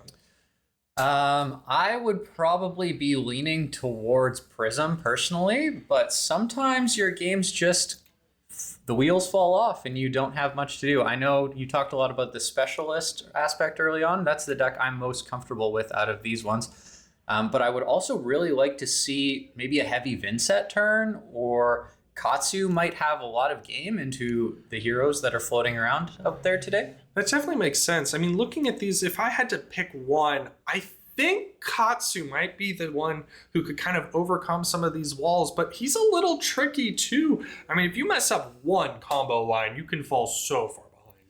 Definitely difficult to execute, and something that, while great into some of these board state matchups like Gravy, are a little harder to keep up with pace sometimes. And another Welcome to Wraith hero that rewards the experience and the familiarity with the deck. Yeah, that's true. I mean, these are all tricky to kind of get through. The Puffin is an interesting pick. I don't know if she has the gas she needs. Vinset can throw some power. It's definitely some interesting picks. I understand why we ended up with kind of the lean we did. I'm looking up in the mid-range here. 2 Dories, 2 Verdances. We've seen both Verdances on stream. 2 Jarls, 2 Gravies, Dios. And then these 3-ofs are really interesting. Ira, Kasai, Acilio, and Arachne the Marionette. I don't know how I feel about Arachne the Marionette right now, but I've noticed no Slippy. No Slippy, which is definitely unusual considering the meta breakdown that we've seen at some of our bigger tournaments lately. Maybe there's just not a whole lot of confidence there with the recent bans. And also seeing Acilio with some very, very heavy hits. Maybe people are underestimating Wizard and their place in the meta right now. Acilio is that pure glass cannon. I mean, when you can get him to do the thing, he does it really well. He can pop off on these huge turns, but when he doesn't, I mean, he's really rough. He's in a similar spot, in my opinion, to Dash.io. They both kind of have this big swinginess where if you get there, you can just do some powerful turns, and if you don't, you trip over yourself. It can be a rough match, but I think Dash.io just has a couple more tools to crawl out of that hole. She's got that chess piece to dig deeper. She's got her hero ability to play a little bit off the top. You know, I can see why players are having to decide between some of these heroes. So going into this match that we're looking at now, we can see we've got a Dash.io on the right side of the table, and we have a Syndra playing across from them. 2 incredibly aggressive decks. I mean, this is just a race, right? I would imagine so. We are probably looking for both of these heroes to try and convert all their cards whenever possible. I'm expecting to see a Mask of Momentum reveal on the Syndra equipment side, and hopefully they will be trying to swing those daggers, get across, and draw a card to keep their combat chain moving wide. Dash does not block the asking for some help with the life pucks. We have Justin running out to give them a hand with his battery pack that he just grabbed. Yeah, the Syndra here is in an interesting spot. Mask of Momentum is an essential tool for gathering enough cards in your hand to get the value you need to win a game. And Dash.io has some blocking potential. She has some good equipment, but she just simply doesn't block as well as others. She cannot run those generic D-reacts that cover breakpoints. She doesn't have as much of a tankiness to her. So both of these heroes kind of just racing their way down. Syndra hoping to draw that extra card. Dash hoping to play that card off the top. But Dash is also playing on the back foot there. Starting at 36 life instead of 40. We have the Dash here wondering how they can make up that extra value. Syndra, though, doesn't have a lot of breakpoints. She comes in with a lot of attacks that are coming in for 3. And it makes it that if you want to give up the attack action to block it, you can. And flicking a knife does keep the chain open. Flick knives is a very important tool here. but it oftentimes just doesn't get you everything that you need, which starts to make this matchup feel a lot like who draws the better cards, who sees the things that they need early enough. But I think that really the determining factor here is going to be which of these two players knows exactly when to deviate from that aggressive plan, because you both want to just put your foot on the gas, put a blindfold over your eyes, and say, I'm not stopping for anything. But really, if you know exactly when to time that block, when to stop that mask trigger, when to say, hey, if he has the boom grenade, I'm going to play around it, then you actually have a shot at outvaluing your opponent. Here we have them doing some final prep. It looks like one of the life pucks is refusing to come back to life. I can see Justin out there trying his best to get it to take a charge. We might just kind of have to suffer with the fact that we have one life puck and a phone on the other side to see. I know it's not ideal, but it will do what we need for today. Both of these players drawing up, looking at their hands. We see a max velocity already on Dash's side. That's not a card you really want to see necessarily this early when you can't get a 5-card hand out of it to get all of the boost you need to enable, but it does potentially work. And there we go. We have the other life puck coming in. Justin for the win. Everybody give him a round of applause. Everybody cheer and scream. I know he can't hear you. Just do it at home. Just clap your hands wherever you are right now, and he will feel it. Over here we have Syndra looking at a Hunt the Hunter maybe in that hand, and Ancestral Empowerment, a couple different tools, but with Dash going first, they really have to think about like what is worth keeping, and they're probably just blocking and filtering. Being the aggro deck going second is a big advantage, but being the Mechanologist going first is also pretty huge. This is going to be a very interesting moment to see which one of them actually takes the tempo and takes the lead here. Justin coming back into the booth right now. We have chat saying, quote, he was just in time with that fix. Justin, how do you... Justin tripping over a backpack. Boom I grenade appreciate the name flying. puns. Always a good time. Boom grenade coming flying in right now. Seemingly from the hand, cranking it, getting that counter on Symbiosis shot. A nice little start. You want to build up those counters early so you can get those little pot shots in for 2 as often as you can. Another one of our helpers, Zoe, popping in here, making sure that both live counters are going to survive this tournament. Getting the thumbs up here. Oh, did that boom grenade come off the top? Putting a steam counter on it here. If that was not cranked off the top, they could continue the turn. Trying to count those cards in hand. It looks like 3, and it looks like the decision here is maybe no crank. Maybe play it so that it's there for next turn, arsenal, and pass. And that could be a good way to just force through some value right now. Get a nice little bit of setup, and don't let the Syndra block and filter. Oh, I've just noticed we have a Cogworks Tinker Rings over here in the arm slot. That pick tells me that there's just a little bit in here that's going to utilize that. Sometimes utilizing it for the sake of galvanize over there with that adaptive plating. You block with the Cogworks Tinker Ring, make yourself that cog, and then destroy the cog to block with the adaptive plating for an extra 3, meaning that that Cogworks Tinker Rings is kind of like blocking for 4 value there. It's a very defensive way to play this, and that might be how he's trying to cover up those Syndra hits. Yep, there we go. It's just that Arsenal pass. Justin is now finally back in his seat, ready to go. We see an Oath of Loyalty hitting the table right off the bat. Justin, in both of these decks, hyper aggressive. How do you swing in your favor to get the win when you both are just vomiting out tons of damage? That is a great question, especially when both players are willing to take a big, heavy hit to their life total to keep 5 cards in hand. I think the probable deciding factor in this matchup is going to be how many max Vs we see from the Dash side. We also might see some heavy flicks from the Syndra side to keep those Mask of Momentum triggers active as the chain link gets wider and wider. I think our overlay card is stuck. I can't get it to change. So everyone's going to enjoy the nice art of Flourish during this game that is not using any Earth cards. Flicking a knife, of course. Pinging a little bit more damage in. activating the vest, the blood splattered vest, saying when a dagger hits, you may put a counter on this and gain a resource.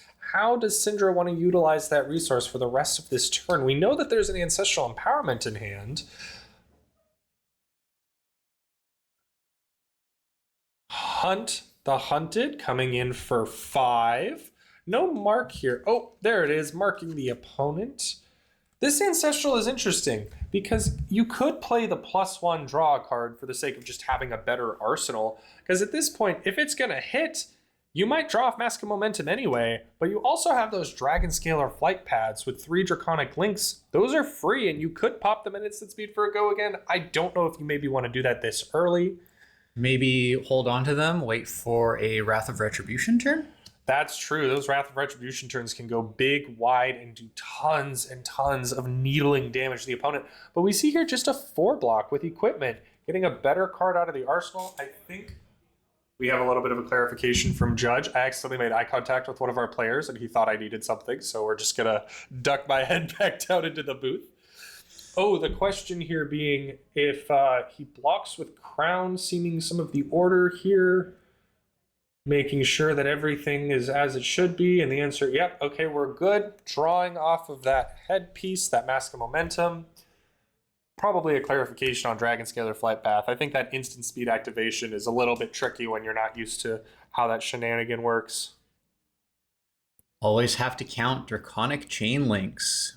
Yeah, you just want to make sure you have enough to reduce that cost to free. And at instant speed, you can draw off Mask of Momentum, and in that damage step, pop the Dragon Scalars to give it... We're seeing it happen live! Pop Dragon Scalars instant speed in the damage step after seeing the card, saying, yep, I'd love to get some extra value, please. Ethan double-checking the wording of the card to make sure he still did it correct, but he did. That's how it works. Giving this go again, and now he can just attack with the card he drew off of Mask of Momentum. Or a breaking point coming in. That is 5 damage. And Dash going with what we expected, which seems to be no blocks, trying to keep all the cards they can in hand. This might be a short game. This is absolutely a short game. We've got 40 to 22 here. I mean, the Dash can sometimes throw some crazy damage, and with 5 cards, we might see it hand a Boom Grenade. And it does look like we have had a mistrigger for the fealty generation. We see the Mark token was removed. I don't see a fealty, though. I mean, lucky for us, Syndra doesn't use them too often. We might just be getting some clarification on, hey, how do we fix this?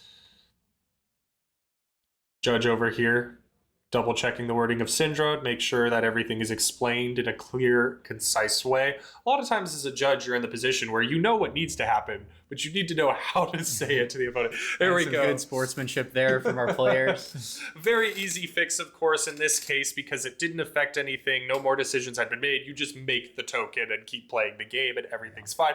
Boom Grenade boosted off the top. That's gotta suck. Steam counter should have been removed from the one on the table, however. At the beginning of Dash's turn. There we go. They caught it. I believe in our players. They know what's up. I'll just keep making eye contact with them across the building until they know. Just scare them into submission. Looking here at this 4 damage, Syndra thinking, I don't know, I've got quite the life lead, waving his hand casually for no blocks. Take 4, take the Boom Grenade, sir. He does not care. And it looks like that is going to be how this game is going to go. Both players unleashing as much as they can and holding on to cards so that they can be the first to be in a position to put their opponent in where they are forced to block. Looks like a Fast and the Furious coming in here. Just 3 go again. Nothing has been cranked this turn so far. Down to 30. I mean, do you think the Dash can do more than 8 damage here and keep tempo? That is a tough call. More than 8 damage. Likely. Also keep tempo. Not so sure. I mean, we did see this Dash have a max velocity early game, and they might be seeing if they can play it now. I'm not sure if they arsenaled it and sunk it earlier, or if it's something that they kept. Ooh, a Teclo Core getting banished off the top. That's going to suck. But utilizing the chess piece to get the extra resource. And there it is. Max velocity for 10.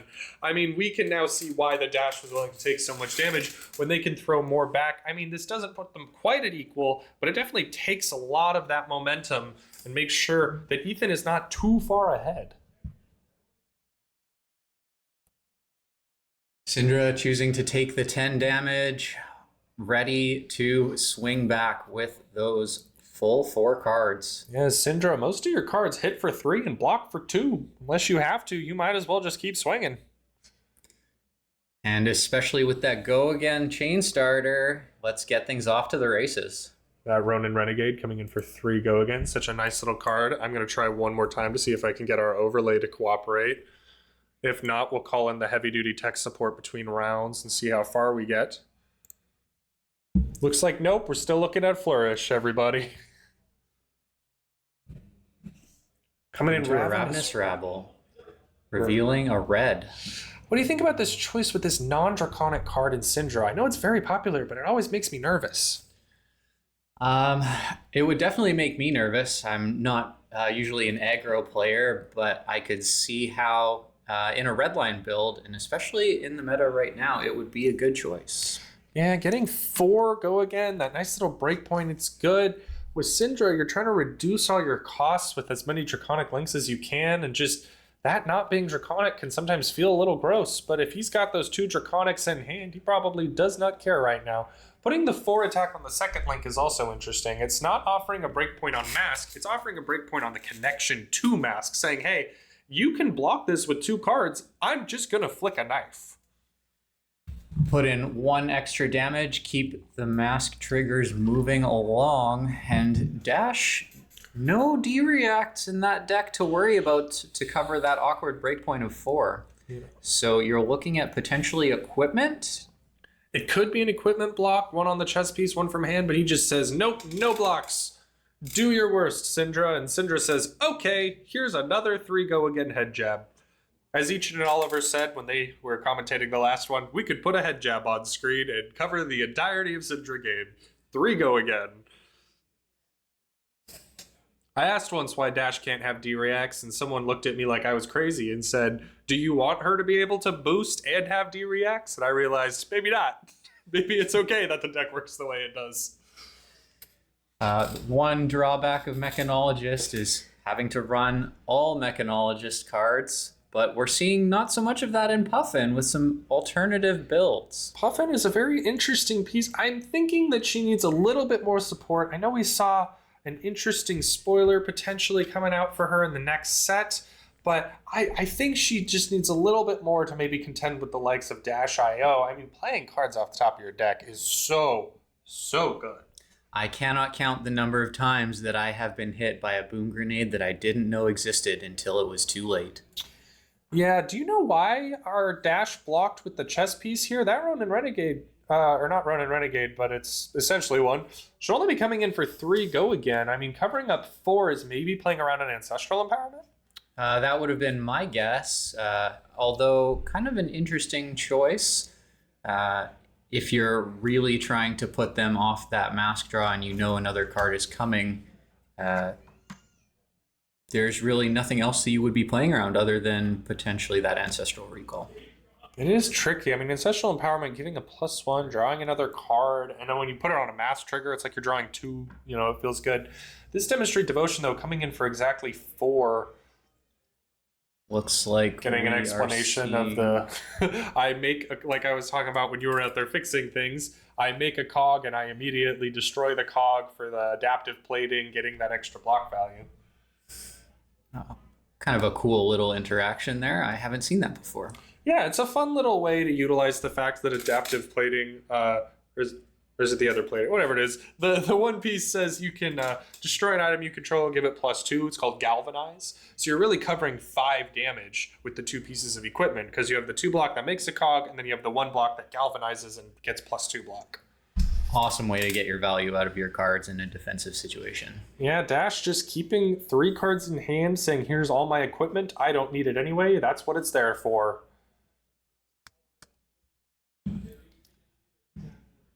And 17 to 14. Do you think we even get to 30 minutes left on the clock here before this game ends, Justin? I don't think we will. Somebody is going to fall before the timer hits halfway, one way or the other. Coming in with another 0 for 3 go again. This Fast and Furious is a card you really wish you could crank for. Get that extra damage off of. It feels bad when it only comes in for 3. The question we have here is, what's the third chain link? I'm going to make a guess and say it's probably another 0 for 3 or 0 for 4 boost. I mean, if you've got 3 cards in hand, the alternative is maybe an Arsenal card if he wants to try to build up that 5-card hand against Syndra. But I don't know if it matters. Syndra doesn't block that much anyway. Just keep the pressure up and keep swinging. Yeah, he could also end this turn easily with a Symbiosis shot and then Arsenal, which is still 2 damage. Symbiosis shot should have more counters on it. I'm pretty sure a few items have entered the arena. We've had a Boom Grenade, which was 1, but the Cog, I believe, triggers Symbiosis shot as an item entering. So Symbiosis would be at 2 here. I would put it on overlay to double check, but alas, here we are. Looking at Flourish. And there it is, Symbiosis shot, saying, here's 2, paying the steam. 11 to 14. Syndra's probably not going to get a full 14 damage. Oh, there it is. Which means this will end up in Arsenal. Yeah, this is a tricky. Syndra on 3 cards, Dash on 2. Ooh. Ignite to start off. Ignite's a fun little 1-2 damage, but reducing the cost of your next Draconic. It still counts for the daggers. So you just go, here's 2, here's 1 from a dagger. It's still a head jab, but by splitting up the damage this way, you're taking away the ability of a single 3 block to control this turn. And you're still saying, my Mask of Momentum is going to be online here because I can do this, put a dagger down next, and then still have 2 more cards to try to get this chain to connect. We also might see that 3rd Vest Stain added here to effectively generate a resource. Yeah, depending on what the goal is here, you could generate the resource for a dagger swing in a really tight pinch, but usually you're trying to do it for one of your bigger attacks, and we haven't seen those. I mean, we saw a lava burst here on the blocking side, but we haven't seen a real good chain ender come in on the attacking side. Taking 1 from the dagger, 2 links have connected. Ethan thinking here, not sure what to follow up this second chain link with. Likely looking to present an awkward breakpoint. Hopefully. I mean, his other option is, maybe he's got a 3 attack and a 4 attack in hand, and he's debating exactly which way to play this out. He hasn't flicked yet, which is nice. It means that he can keep the connection here if he wants to try to get another attack out of this. And there we go. This is going to be 3 go again, hot on their heels. I'm pretty sure this is the one that on hit will flick a knife for you. Kind of a pseudo 4 damage attack because it'll still be blocked out with a 3 block, but offering just a little bit more damage, unless I'm confusing this. This might, let's just see. Let's take a look. Once again, I cannot spell.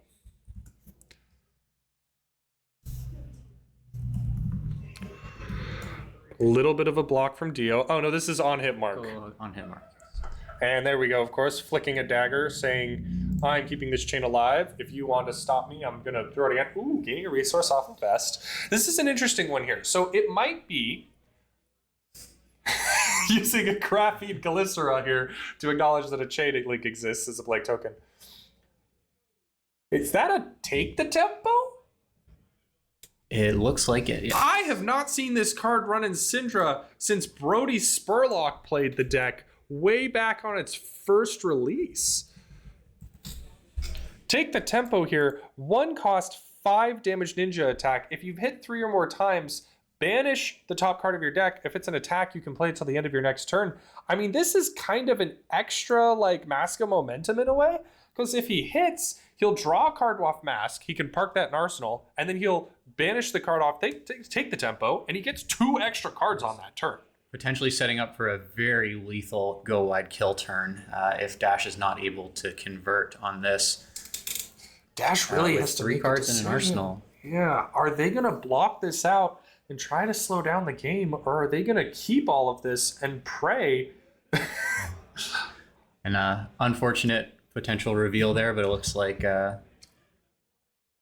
We are moving on. I'm pretty sure there's no rule against just telling your opponent what you have in hand. I think that's fine. It's not necessarily the best thing you could do, but it's allowed. Really going in the tank here, trying to decide, do I kill him if I let him have all these extra cards, or do I die either way? Sometimes it's a danged if you do, danged if you don't. I don't know if I'm allowed to say damn on stream. And the problem here is that just, if he blocks, he doesn't have cards anyway. So might as well try. Him double checking for 11 points of damage next turn if you do hold on to a full grip. He's double checking the wording to make sure that he understands. And yep, vanishing right off the top. And there it is. Head jab. And then we have the mask draw as well. And a free retrieve for the daggers. Yeah. I read the dev commentary by Carol on these daggers, and he said that for a while they were operating off of 2 resources, and they were reduced cost based on how many links you controlled. But having a reduced cost on Syndra and the daggers and the boots started to get really hard to keep track of. And very complicated, I would imagine. The daggers that we see in their current form, fantastic tools. And the break functionality is something that we hadn't seen up until now.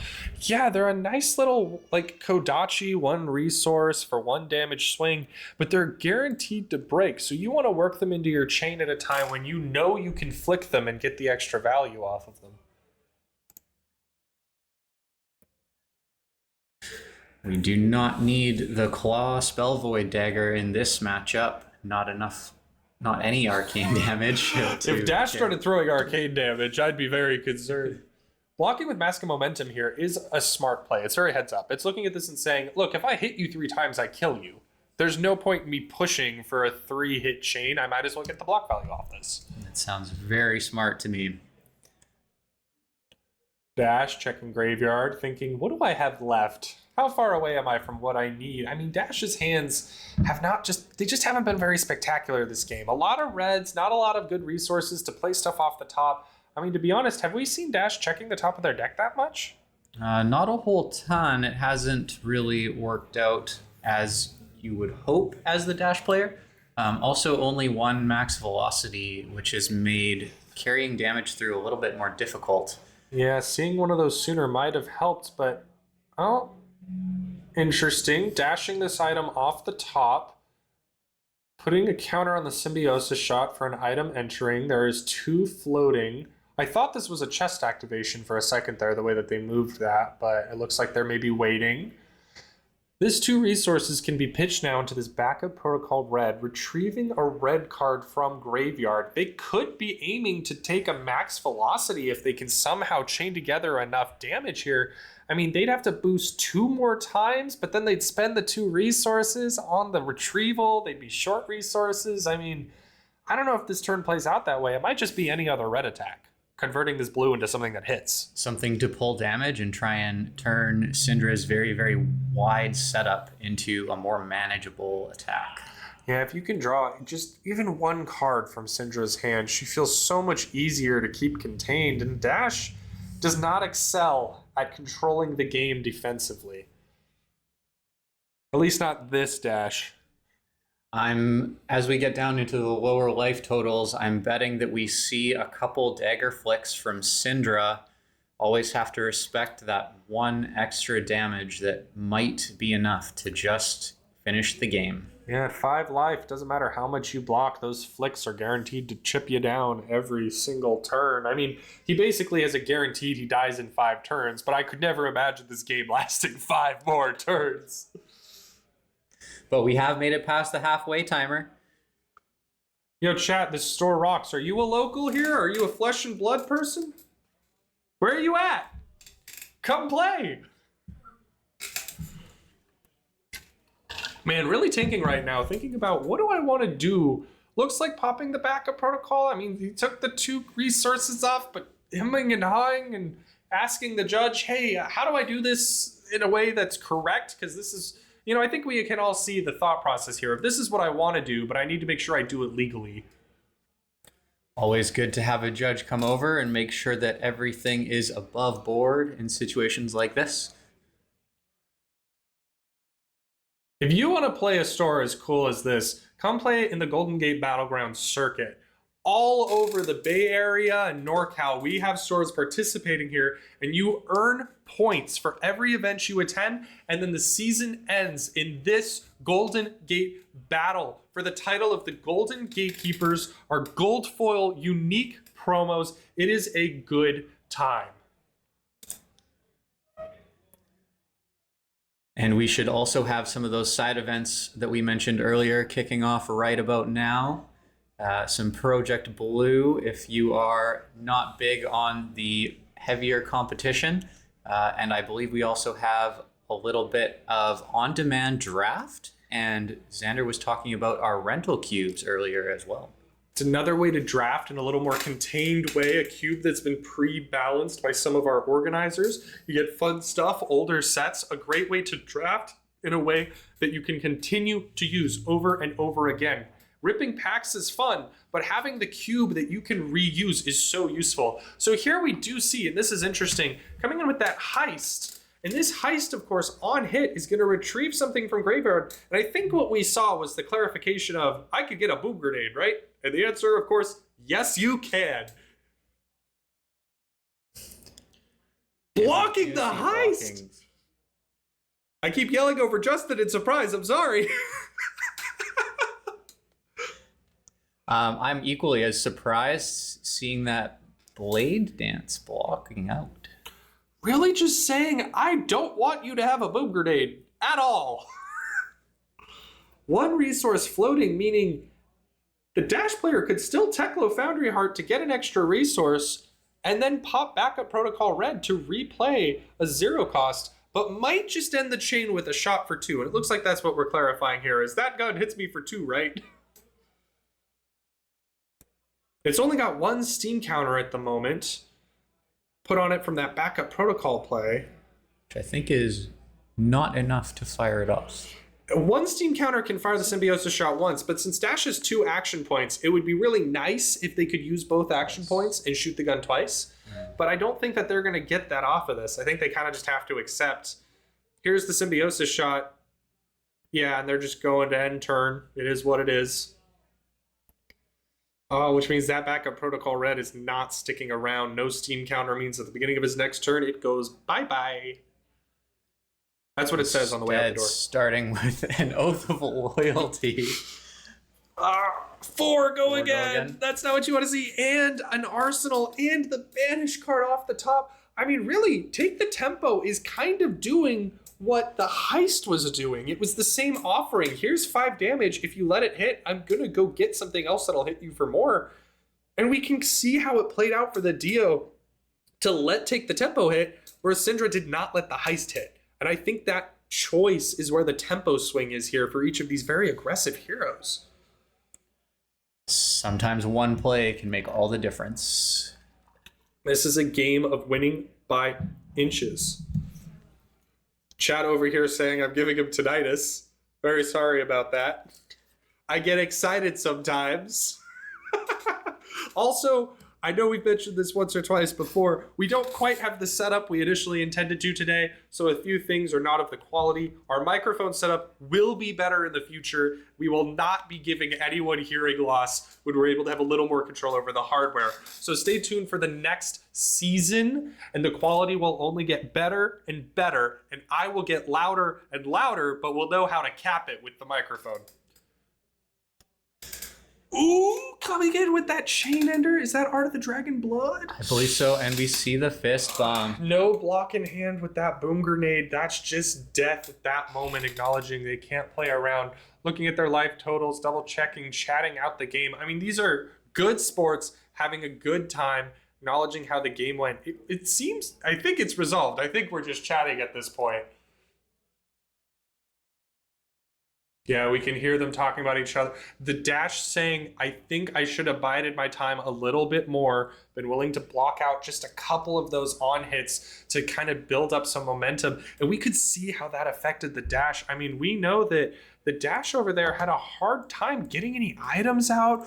They didn't have any pieces that were really that important. Nothing that built up those power turns that Dash is known for. I mean, early we got that max velocity, but We didn't get multiple symbiosis shots. We didn't see another max V. We never really got to see the overpowering turns the Dash is known for.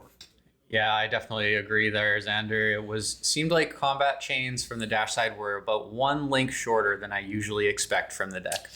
Yeah, and I know that's tricky because someone could look at that and say, well, then maybe they shouldn't have blocked that time. Maybe they shouldn't. But really, they covered an important number of pieces. I think if they could prioritize 5-card hands, maybe they could get a little deeper. But also, when you're Dash and you look at the top card of your deck and it's not an item, you're kind of just boned. You can't get any further. So much less to work with. And when you have the daggers on the other side that mean they can go just a little wider consistently, it makes that hard to keep up the pace. Nobody wants to be the person who has to throw down a 3-block in front of a 1-damage dagger. I mean, Kodachi lock is a real thing for a reason. And against Syndra, it's just this flick lock where it's like, I'll attack with a dagger, and it doesn't matter if you block, I'm flicking this dagger, and it's terrible. Shelter from the Storm is worth a lot of money for this reason exactly.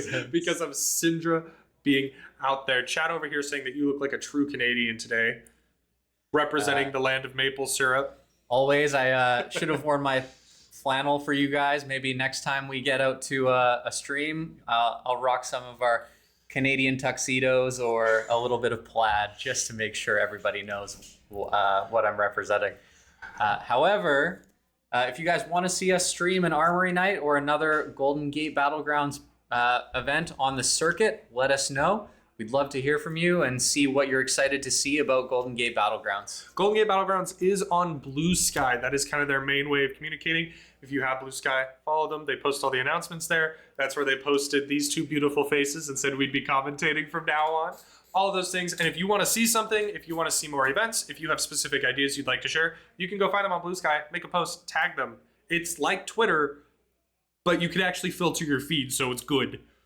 And I know we've got a lot of other top Flesh and Blood players over there posting all the time on Blue Sky. It's a good place to be. I don't know why we turned this into an ad for Blue Sky. But anyway, it's a good place. There's lots of stuff on there. And if you want to see more from Golden Gate Battlegrounds, that's where you can reach them. That's where you can post about them. Or if you happen to know the organizers, just pick them on Discord. Bother them all hours of the day.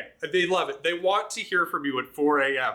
I promise you, Tommy will be happy to receive your DMs. So we're going to let you guys go for a little bit of the break, and we will be back soon for round 5.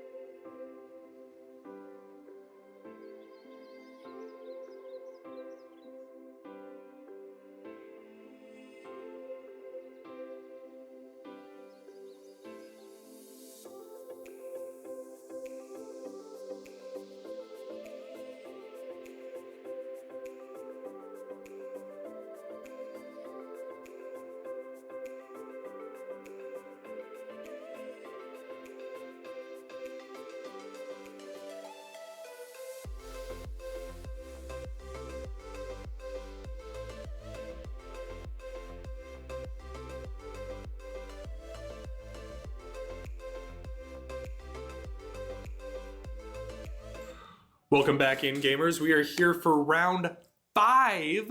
We're getting close to the end of this Golden Gate Battleground. 5 rounds in, Justin. Is the meta turning out how you expected?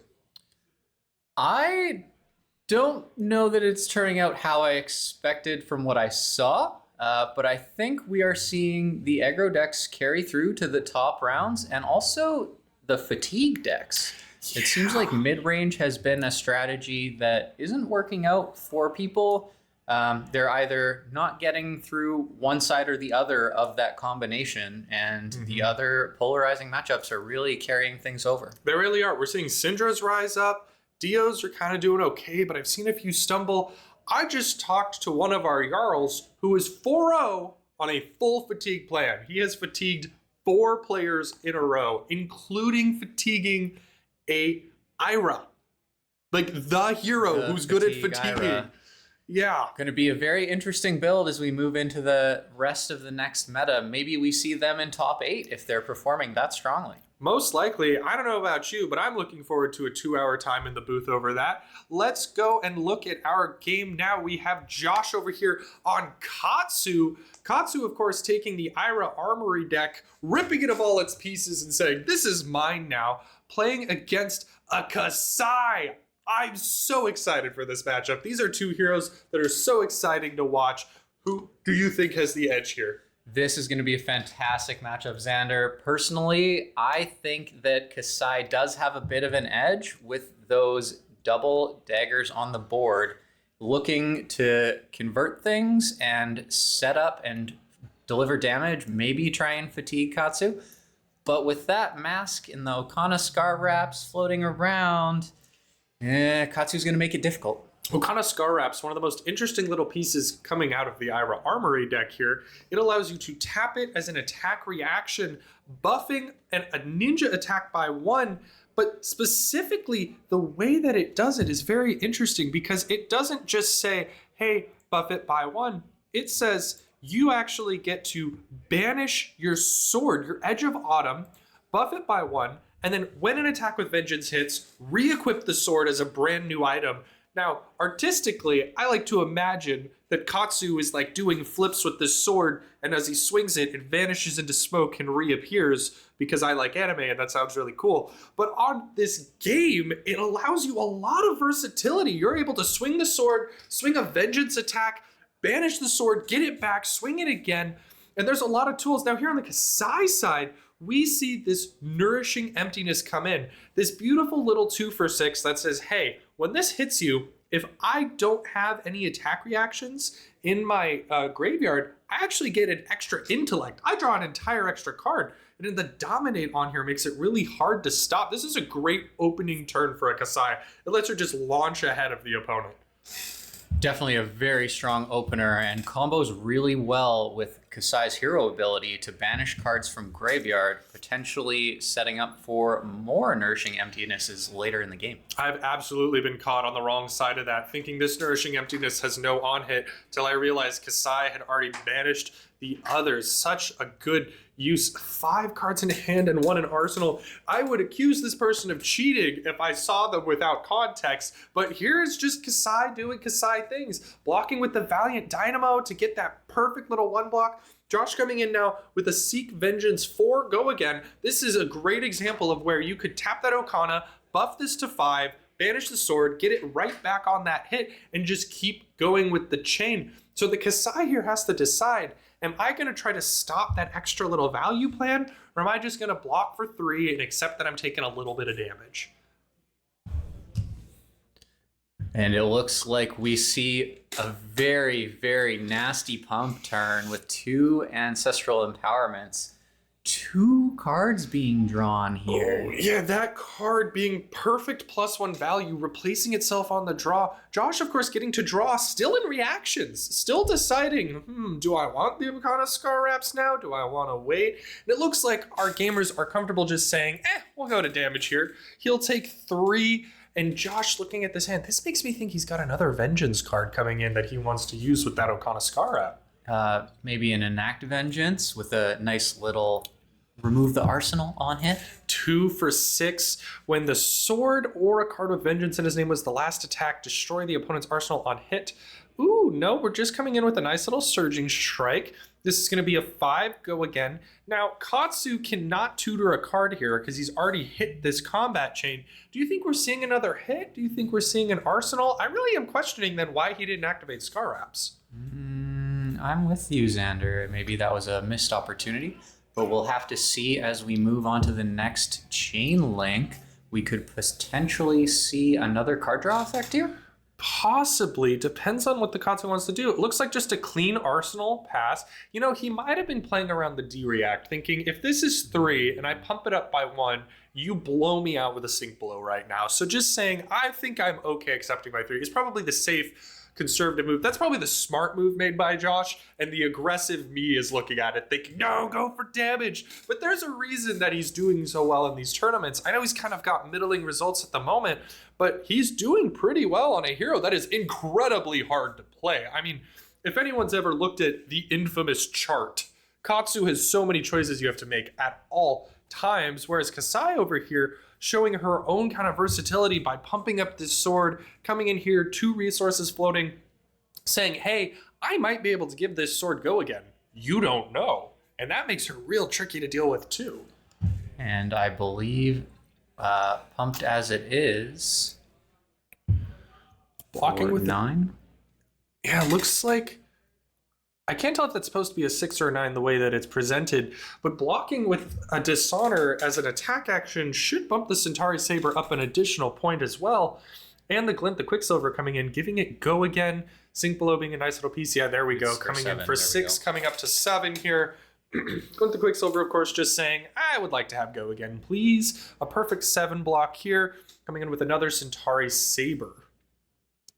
Looks like this, what is that, a slice and dice? It's a little hard to tell, but it is buffing both swords, so we get the 4 damage coming in here. And once again, Josh has to ask himself, is this going to have an attack reaction behind it, or is that an arsenal card? Tough choices early on in this matchup, and it looks like the daggers are going very wide. Yeah, Centauri Sabers are, for being actually swords, they do function like daggers, essentially, in this deck. I mean, looking at this, I'm remembering a few rounds ago when we had Fang over here in this same seat. I mean, the decks, functionally, I know that they're very different, but when you actually watch the play style, you feel a lot of those similar, you know, ways that these warriors are utilizing their weapons and their various things. He pays into the same chess piece to get that extra resource on the next turn. He's still doing very well, and of course getting the Valiant Dynamo trigger. Free block value. Making it a lot more difficult to get damage through with that Edge of Autumn. Josh choosing now as his moment to crack his Heart and Cross Strap and generate 2 resources. Josh looks like he just swore under his breath, maybe realizing he was a little too hasty with his plan. Did he actually need the 2 resources? Is a judge saying the words, nah man, I don't care. A good sport acknowledging, no, we understand that was not needed, unnecessary. Again, one of those moments where nothing has happened, nobody's gained any information. You just jump the gun a little bit and you say, no, I didn't need to do that. It's good sportsmanship, absolutely, to just say, of course, play the hand as intended. There's no reason for us to nitpick over, oh, you said. I absolutely love that our community is so good about things like this. Everybody's always awesome to play against, and everybody wants to know that they're playing the best of their opponent in every game. Nobody wants to win because they were difficult about the game and made it hard for you to actually play. They want to win because they know that they outplayed you with all of your skill and all of their skill. And I agree. It's one of the things that makes Flesh and Blood community and our local community so positive is everyone wants to make sure, do the best you can, because I'm also going to do the best I can. And then we're both going to be happy when this game ends. Josh throwing just a little bit of damage, recognizing that it wasn't his biggest power turn. Having that D-React last hand did save him from a lot. So now at life parity 33-33, both heroes just looking at how do I get the edge here when they're both very capable of being rather aggressive. That Vigor putting in work, paying for that Centauri Saber right off the bat. Easy choice to make. And it looks like that's a Riches of Tropaldani being pitched, generating a gold token. paying 1 for that attack reaction. The value here is crazy, saying I get a gold and I'm getting my attack reaction. The Riches of Tropeldani is one of those fables that some decks do not care about, but the decks that do care get so much upside, and Kasai is an example of that. Paying the other resource into Grains of Bloodspill, getting that vigor, activating Brave Force Bracers, buffing up that next weapon attack, coming in for 5. What do you think? Attack reaction or arsenal card? My favorite game to play against a warrior. This time I'm betting on an attack reaction. And it is, I cannot tell what exactly, but it looks like it's a 3-pump. Coming in for 8 now. Josh saying, I'll take it. He likes his hand. He knows what Katsu can do. He's been playing this deck for a good while, and he is ready to show off one of those 5-card combos that Katsu is so well known for. 2 vigor here, using up the extra resource to save it for later off that Grains. Grains of Bloodspill is great. It just lets you basically say, if I have an extra resource, I'll save it for next turn. Converting some value from where you don't need it to where it turns into extra usage. Looks like we're banishing an attack action off the top with that. I don't remember the name. Harmony? I think it is Ancestral Harmony. It says your attacks with combo get +1 this turn. Banish card off the top. If it has combo, you may play it this turn. That's one of the Gust Waves, I think, that he banned, or it might be Retrace the Past, actually. Banished off the top. It has combo. He can play it this turn. Now he's pitched his blue, coming with his sword, and here's that Enact Vengeance coming in for 4. Go again. Numbers that everyone is happy to have. A 5 go again off of that Ancestral Harmony. Good value. And once again asking, hey, are you going to block this, or am I going to get a free activation of my Okana Scar Wraps?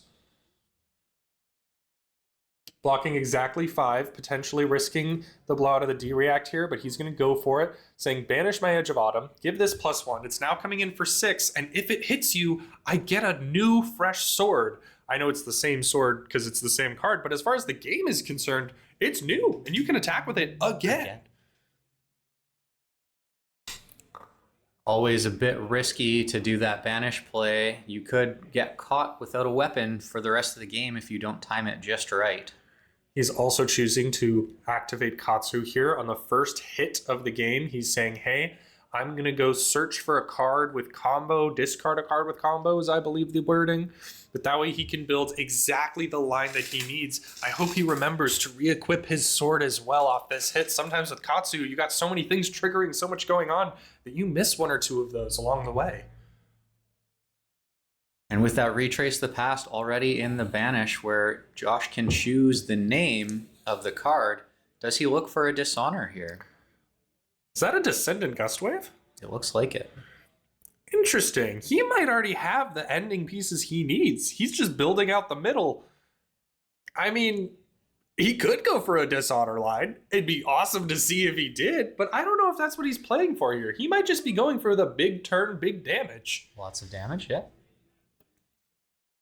Help me out, Xander. What does the Mask of Pouncing Lynx do on a big combo turn like this? Ooh, the Mask of Pouncing Lynx is an interesting one. When you hit, so you have to be careful of when you activate it. It's not just whenever. When you hit, you can destroy the Mask of Pouncing Lynx and go retrieve a card from your deck. It's a great little tutor, and the advantage of it in a turn like this is if you knew, for example, that you had a very specific combo line, you can go get the Ender. Or if you know your opponent's blocking a lot, you get an Ender like Tenacity, which is pumped for however much they block. Or you get an Ender like Salt the Wound, which is pumped for however many times you hit. It lets you just decide in the moment, what thing do I need to close out this turn to maximize value? And since it's a 1 of use, that Mask of Pouncing Lynx sits there until the Katsu player is absolutely certain they are getting the most out of it. Because you don't want to pop that and throw an attack for 3 or 4. You want to make sure that's coming in when you're getting at least like a 6, a big hit, or at a time when you just need to swing the tempo your way by threatening them so much. Try and hold on to a big, heavy turn and keep the flow of the game in your favor. This might be a turn that Josh could use that, but it sounds like it might be something he wants to hold until he has just the right timing. I think he's okay holding. I mean, he's already got these extra pieces. He's already retrieved. Is he... What's happening right now? He's searching his own graveyard. Is he thinking about a Bonds of Ancestry trigger here? Is that a Bonds of Ancestry? Did we misread the card? The glare here is killing me. Can someone at home read the card on the combat chain? I'm going to go to my eye doctor this weekend and tell him I need new contacts. And we see the retrace the past. I heard the words "and go again." Our players clarifying exactly what this card is and how it works. I think Josh just realized he never re-equipped his Edge of Autumn when he looked at his Okada Scar Wraps. Maybe choosing a card with Vengeance in the name to try and bring that weapon back. Ooh, that's a really good point. You could also name it Edge of Autumn too for some of those Vengeance combos. There's some really interesting choices you can make there.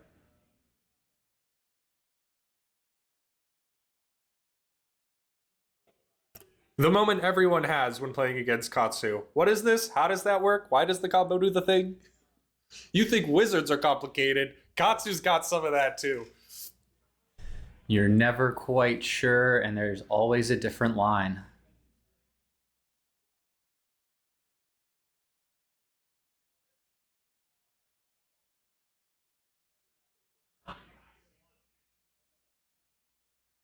We can hear him discussing that trigger on re-equipping the Edge of Autumn, seeming that they're discussing if there's a need to call a judge over to make sure it gets resolved correctly. And we hear the judge call go out. I have a sinking feeling, though. I believe the call is, since it's a May, that you just opted out of the trigger by not retrieving it, that you can't really back that one up. I mean, I know in casual games, plenty of times, especially at armories, players will say, hey, of course, I understand what you meant to do. But since it's a May trigger at a tournament level event, judge might just tell him, sorry, man, you gave that up. Hopefully we can get this resolved quickly. And I think either way, we see the combat chain continue a little bit wider. Probably. He also might just be asking over, if this is a retrace, if he can change names, is there a way to get back? But it sounds like the call there was you passed on the trigger, you would need to get it later.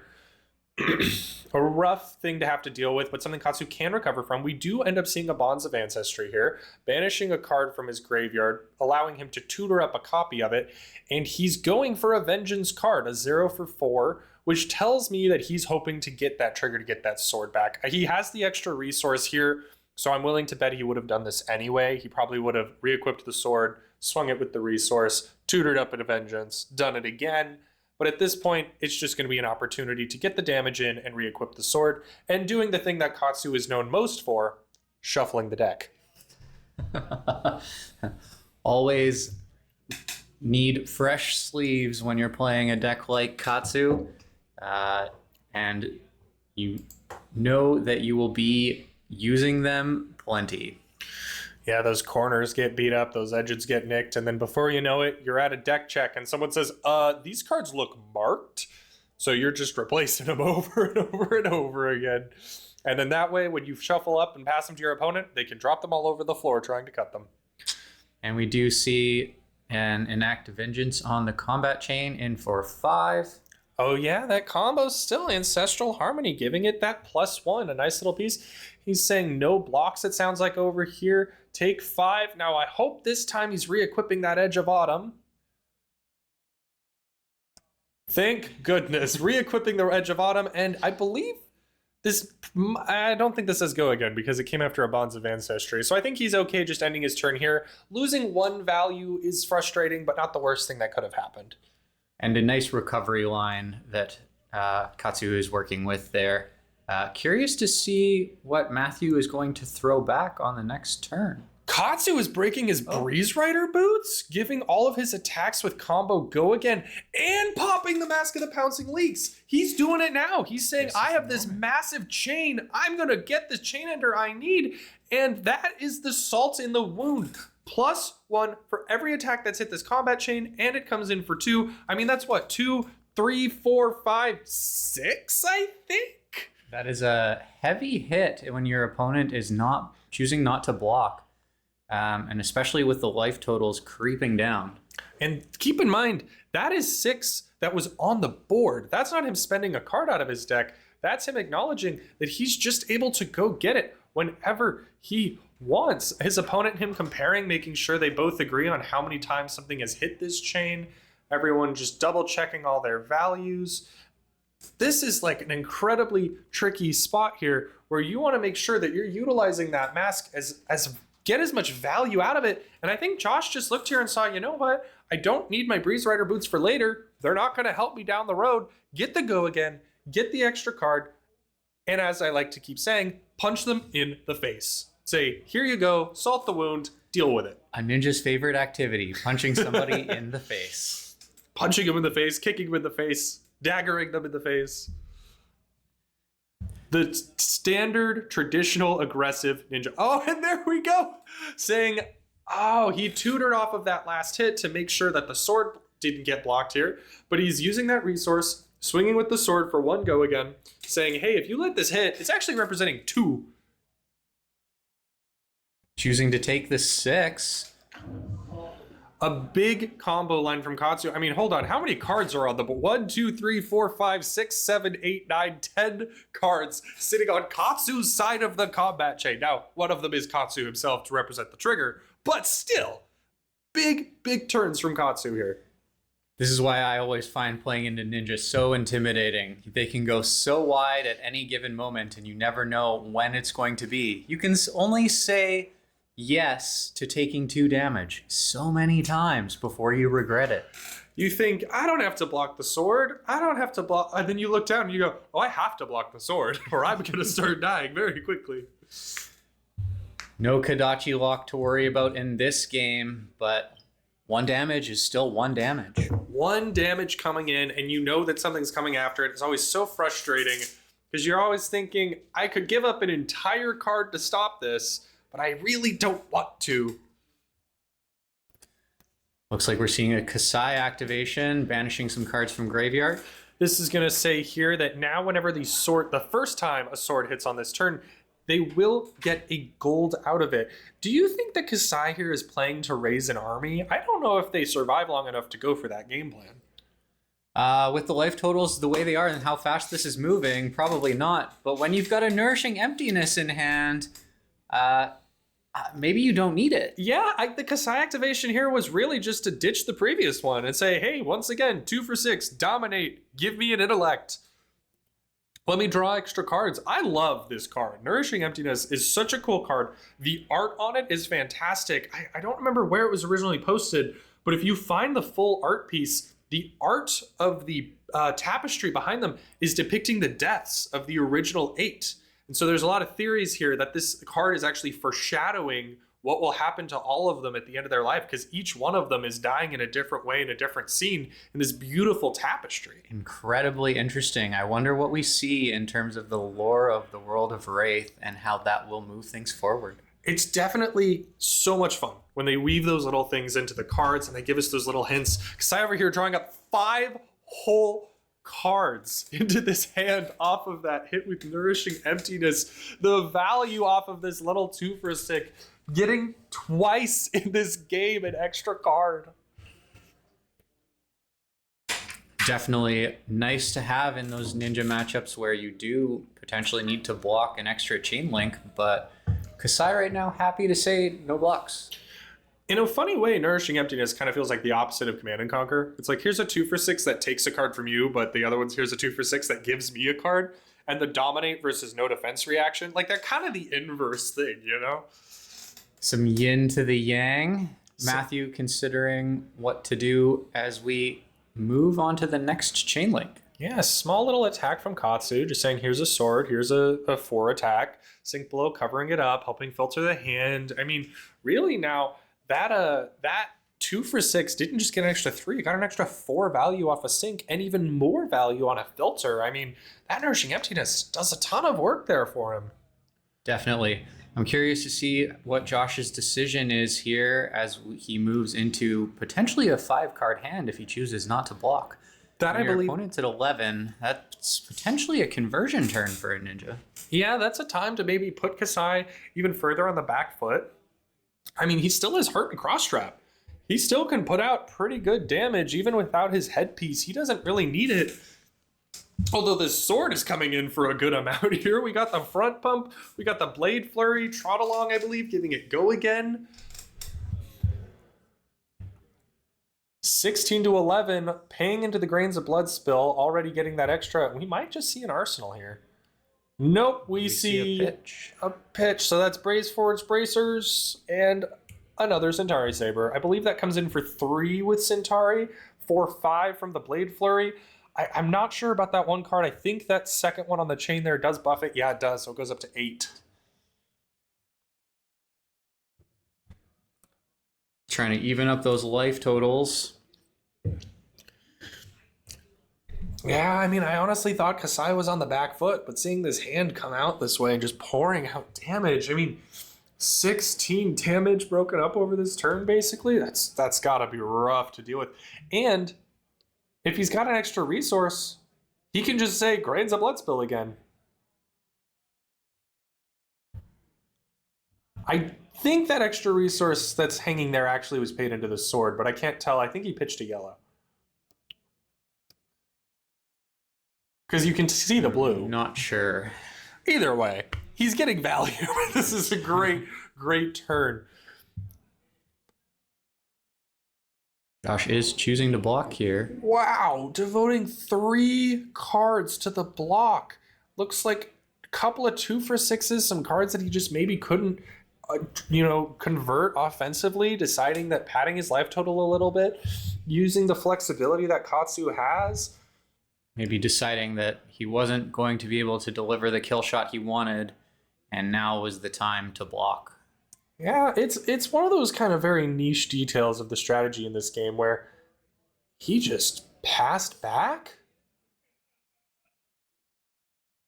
I gotta wonder what his hand was. He really couldn't convert it at all. Looks like a draw swords. Pitching, drawing a card. Kasai's activation means that the swords are free since you've drawn a card this turn. That same card from earlier I'm having trouble identifying, but that's buffing up his swords like crazy. I want to say it's hit and run, maybe, something like that. I think you are correct. I believe it's +1 to the first attack, dagger attack, or sword attack, and then +3 to the next one. Chat got us. It's slice and dice. Yeah, slice and dice, yes. Can you tell neither of us are warrior players? Josh looks like he's just taking a little bit of damage. Josh, update the life puck. I want to know how much you took. I mean, I guess we can kind of just math it out here. It looks like it would be taking 3. Glint the Quicksilver giving go again, swinging with the other Centauri Saber. Coming in for 4 now off of that slice and dice.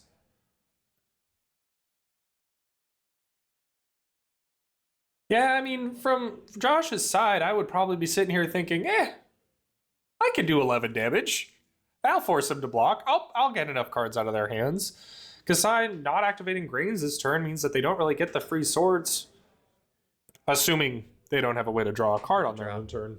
I think this is the turn that you're looking for the kill, hoping to hit a combo card off the banish. Oh, can we see what that is? It's a Bonds of Ancestry! Oh my gosh! This is going to be a good potential kill turn for our ninja player. There is a reason Bonds of Ancestry is banned in 2 colors in 37 countries. This thing is nasty, coming in with +1 for all of I'm so sorry. I'm getting looks from one of our organizers.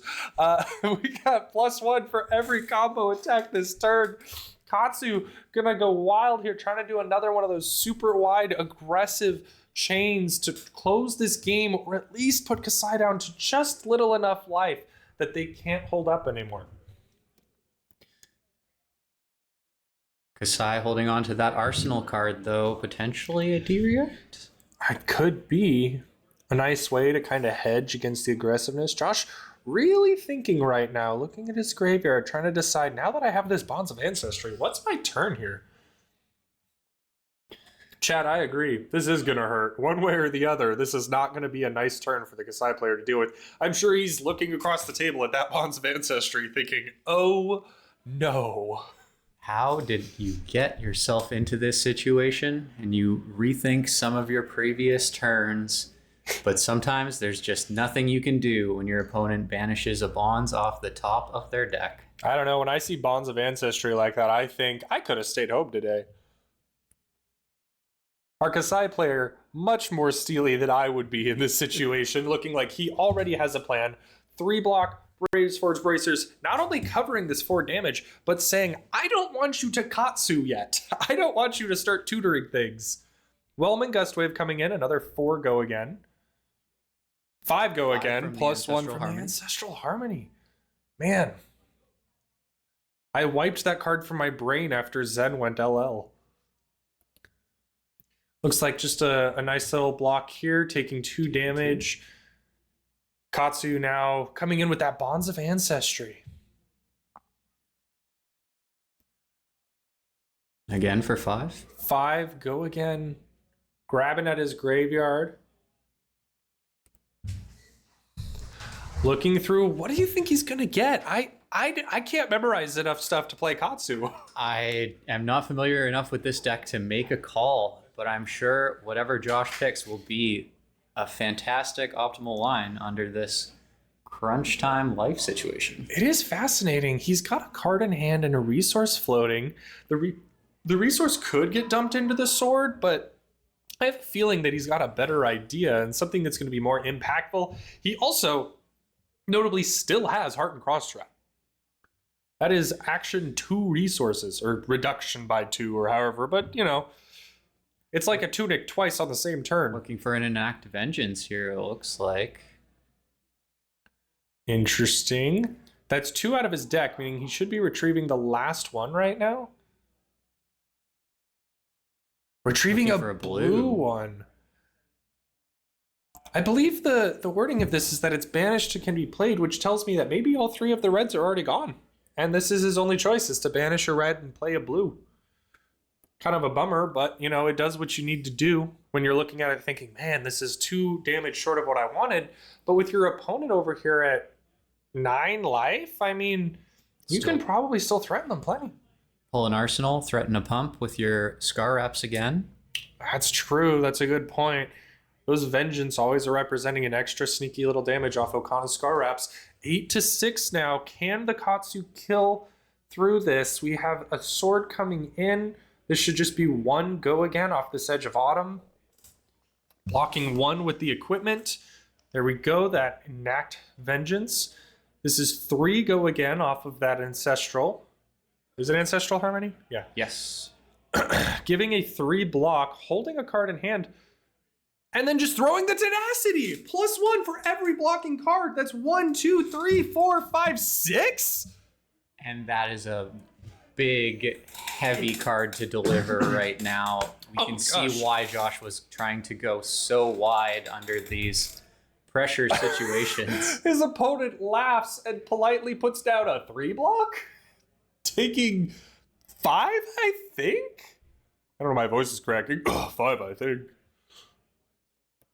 Update the life pucks. I need to know.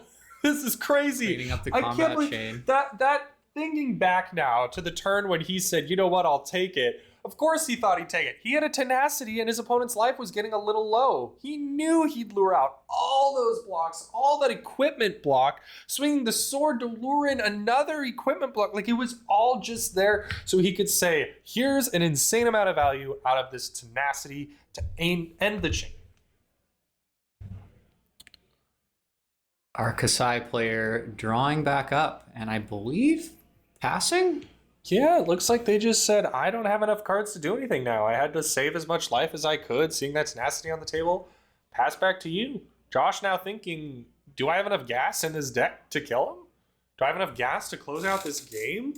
A tough situation to be in as Matthew, hanging on at 1 life and knowing that that Scar Wraps is there to pump a Vengeance card by 1. Well, Okana Scar Wraps can buff any ninja card. Any ninja card. It just recurs the sword off of a Vengeance hit, meaning that all these cards in his deck are ninja cards. Kasai has to overblock everything. And I'm not certain this Katsu does or doesn't play Ancestral Empowerments. We saw 2 of them. So if there's a 3rd in there that he may or may not... He said, buff it by 1. Do you have a defense reaction? Shelter from the Storm coming in to prevent that one. 2 more preventions still. I was wondering if maybe the Kasai player had forgotten about that interaction, but no, he had the Shelter ready to cover up that breakpoint. Sometimes Shelter is great as a D-React for 4, and sometimes it's a great way to turn all your 3 blocks into 4s. He's trying to find the die, and Matthew said, I got it, I'm blocking, it's fine. Oh. What is this, be like water? I wish I knew the Katsu cards better. Spoils of War being the blocking card here. He just holding on emptied to out one in Arsenal.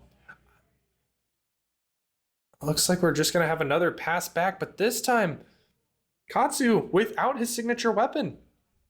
Katsu's just throwing hands. Got a little over 20 minutes left in the round, so I don't think that either of these players are worried about that. They can take the extra few seconds to really think through their decisions. Josh fingering all 4 cards here, thinking, how do I just get over the top of this Warriors' defenses? Pitching that blue Dishonored, coming in with just a little bit of damage, looking at how do I get this chain big enough?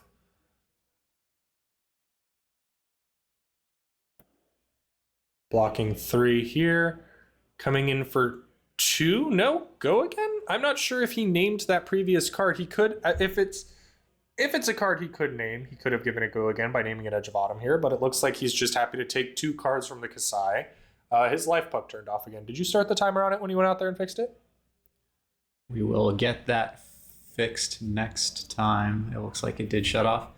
I believe he's floating around 8 life. Gorganian Tome, an interesting little card, draws a card to replace itself. The whole idea here being that you're just activating the ability to get free swords. You're saying, I just need to draw a card. And a Sharpened Senses to pump the sword. Nice little warrior expansion slot here coming in. You see our players making sure they both understand what the card does. Josh thinking, do I take this? Do I risk it? Ooh. Giving it a nice little Blade Flurry, +2 here. Josh might just be fine. Sink below from Arsenal. That makes sense why he didn't care to have go again on the last turn. It does make sense. And now a little bit of hand filtering too if he needs it. And I know I keep saying this. I hate to be a broken record. He still has the Heart and Cross strap. He's got almost a blue just ready to go. Just waiting for the moment that he draws those cards that he needs desperately to close out this game. Not having to pitch for a Surging Strike would be a great way to use that right now. Absolutely. Activating Brace Force Bracers. Coming in with a Centauri Saber swing here for 6. 2 off of the Blade Flurry, 2 off of the Saber, and 1 up. Is that a 5? Coming in for 5. Looks like a 6. Oh, Sharpened Senses. Yes. That's why. Getting the extra value off of Sharpened Senses here.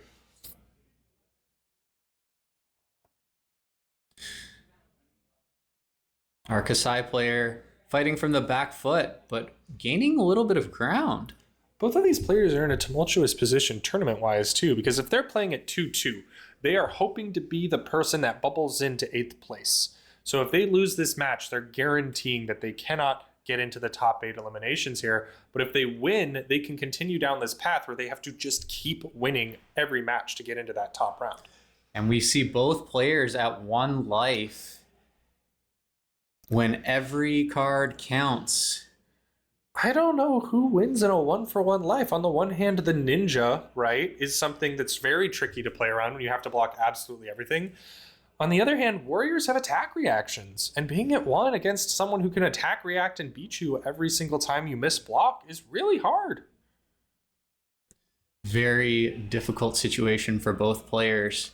The question here for our ninja player is probably, where's the ancestral empowerment? And there it is. Oh, and the legacy of Ikaru. That's 2+1. Summon in saying, do you have a defense reaction? If not, the fist bump is offered. No defense reaction. Our warrior's hand, Katsu, gets there, continuing on his path to try to top 8. Josh wins with that sneaky little +1 and +1 coming in. That was crazy. I honestly, at the end there, had no idea what was going to happen. I didn't know who was going to get through. I started to think Kasai had crawled back. I mean, the way that this player held down the fort and at such little life was able to hold off a ninja, even managing to get the sword banished and saying, nope, stay over there. Give me a second. And brought him all the way down to 1 life. Like, that's crazy. Fantastic gameplay near the end there, especially that shelter from the storm, really giving that Kasai player, Matthew, the pivot turn he needed. Unfortunately, it looks like it was just not quite enough, and Josh did get through for that last point of damage he needed. It's those little bits all along the way. I think that shelter play is an important display of his skill, because you could look at that card in hand, and like I mentioned, it's a D-react for 4. When you discard it, it's worth 3. And I know people who've said, well, you should always D-react then for 4. But the point here is that it covered up every breakpoint with these other 3 blocks, because if you D-react with it once, you get stuck on these later links where you're like, oh no, I have to devote 2 cards. I have to... Being able to do that, kind of bait out the Okada Scar wrap and then say, no, I have the shelter here. Stops that from happening, covers you up, and let him get so close. And yeah, I think it was just each one of them trying to get that little tiny inch to win. It was very close. Looking at the game, I think both players played exceptionally well. It's just who managed to get through that last little bit. Definitely. MVP standout card as well, Nourishing Emptiness. Yes. Absolutely delivering the card draw and the dominate effects that were needed at critical moments. Hitting twice, like 2 different times in the game, drawing 5 cards. Looking at that, all I was thinking was like, man, this is what Lyath is going to do every turn, but he's having all his stats halved. So like that's going to be its own game. But seeing Kasai with 5 cards and an arsenal, that's wild. Like looking at that, even as the Katsu with the ability to tutor things, you're like, I don't know how I stop that. How to work with it. Yeah, definitely an interesting hero as we approach the next meta. Absolutely. All right, we're going to put you on break until we get to round 6. I want to go congratulate both our players. They both played exceptionally, and we will be back soon.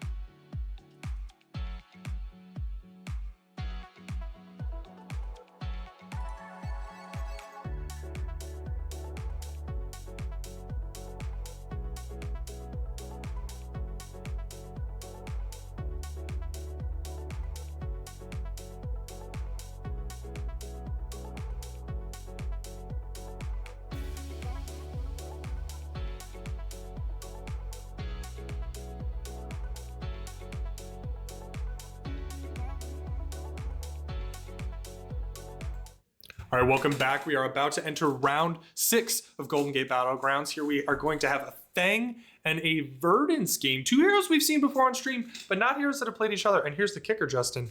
This is a win in it. Whoever wins this match guarantees their spot in the top 8 today. It's a lot of pressure winning in on stream. Both of these players will probably be trying to maximize every point of value they can get out of their cards. I would imagine that we see the Verdance sideboard in some Scours into this Fang matchup. Yeah, when you can Scour, destroy those auras, take away those fealty, you just revoke that free dagger attack every single turn that Fang has. And it's a great way to trip them up, especially if you do it towards the end of your turn, when the Fang realizes, oh, I would have blocked differently if I didn't know that I wouldn't have these. And it's a great way to get in some extra damage, the arcane, and just take away their turn.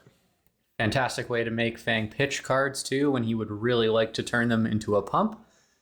What are you looking to do as the Fang to try and get over this Verdance matchup? The Fang is a little tricky here. I mean, as a Syndra, you know you can just gas it. As a Fang, you gotta be a little bit more careful because you kind of have that ramp up moment. And if you're too slow to get your fealties, Verdance can blow you out because you're letting her build up. So instead, what you really want to try to focus on is how do I get my fealty as fast as humanly possible and then just start barreling through the blocks, which means 5 card hands. This is one of those matchups where arsenaling a card and saving it for the future turn isn't just your 3 or 4 damage value. It's actually more than that because you're saying, I'm going to put all of my damage on the same turn when you defensively cannot do that. One of the things I was thinking about on the drive here with Flesh and Blood is offensively, you can get a lot of tempo by delaying damage value, by saying, I'm going to save this damage for next turn.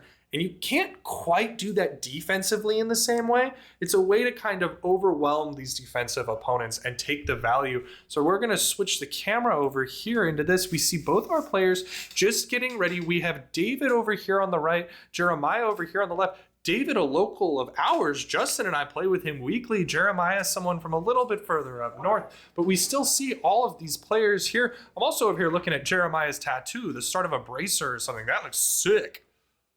Definitely some wrap. That must be a new tattoo as well.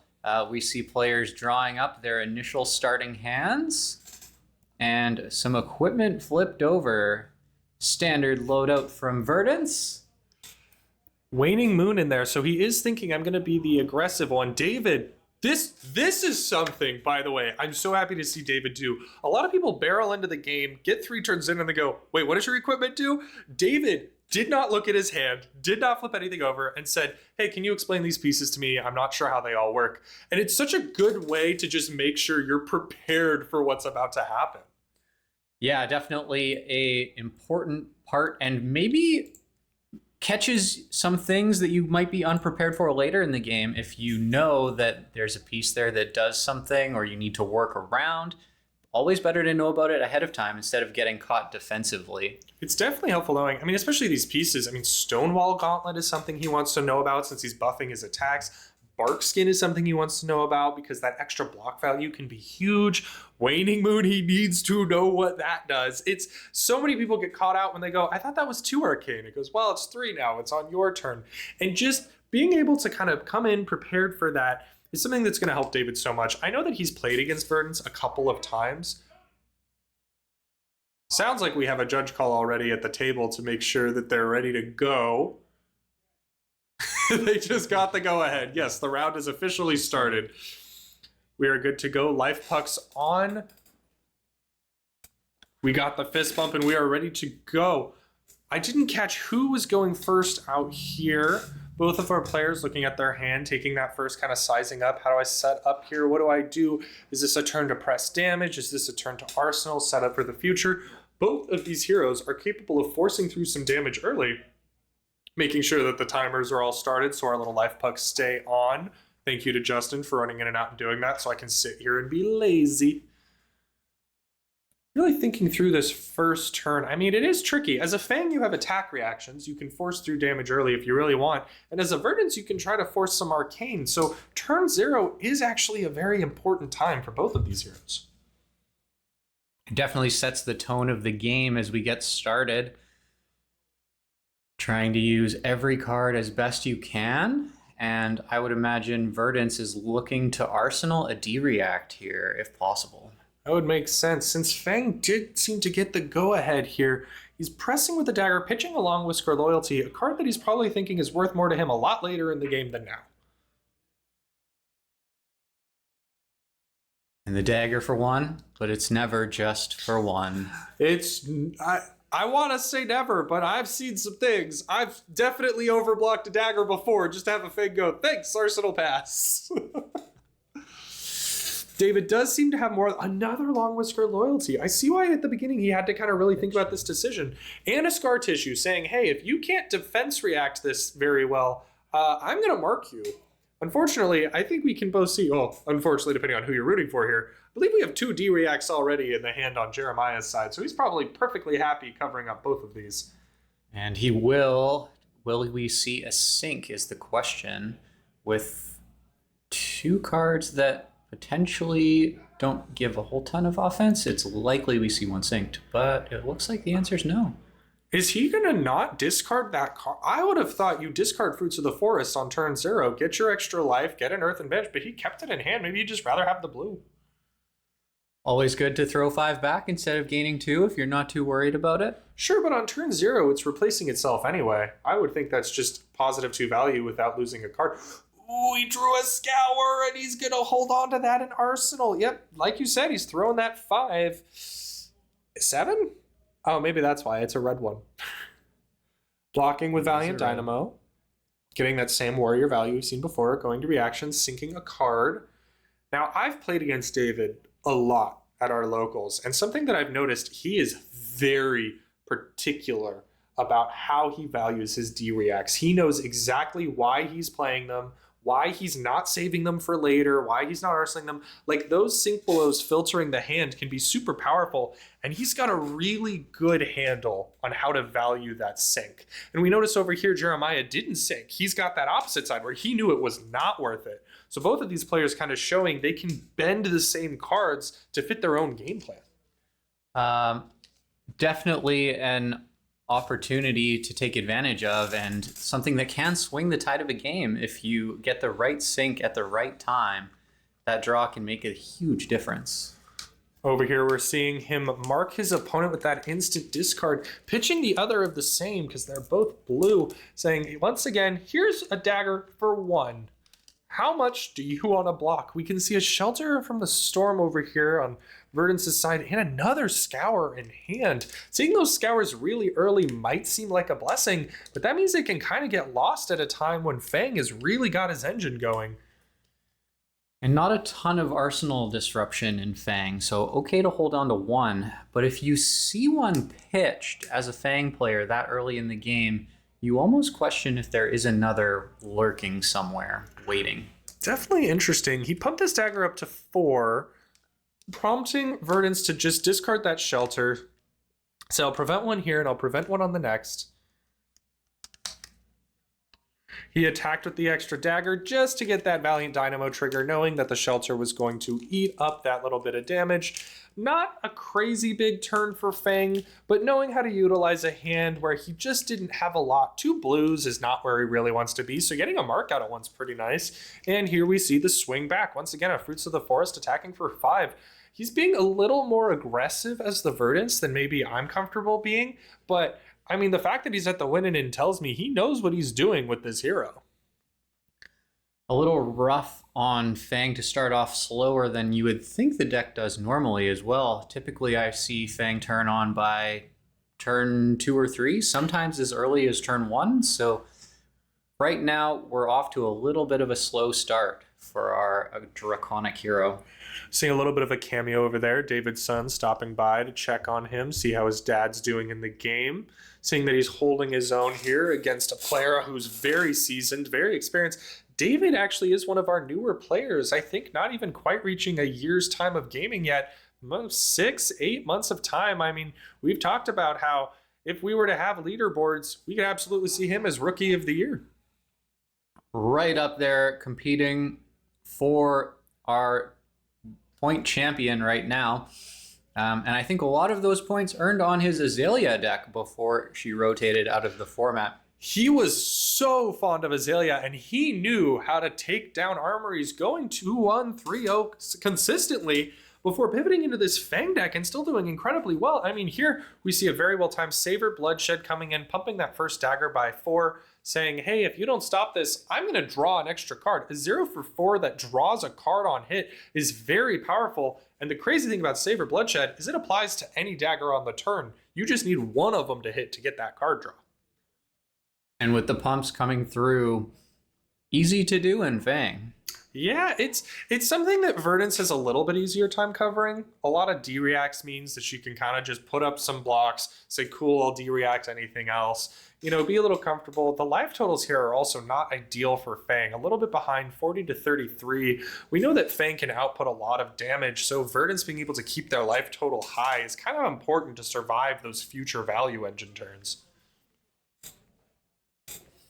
And it looks like we see some of that fealty generation that we were looking for. Yeah, Oath of Loyalty coming in as a Draconic, pumping the dagger for 1 based off its own effect, giving it go again, but also making a fealty and a Scar Tissue saying, hey, when this hits you, I'm going to mark you again.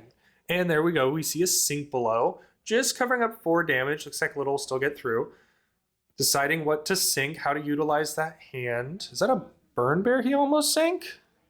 Oh, no, still has, yes, he is sinking away the Burn Bear, saving it for later. When you get the opportunity to essentially pitch stack a Burn Bear, I think you take it. I mean, I know this is an aggressive matchup, but it's really nice to be able to keep track of where that is on a turn where you probably don't need to throw it.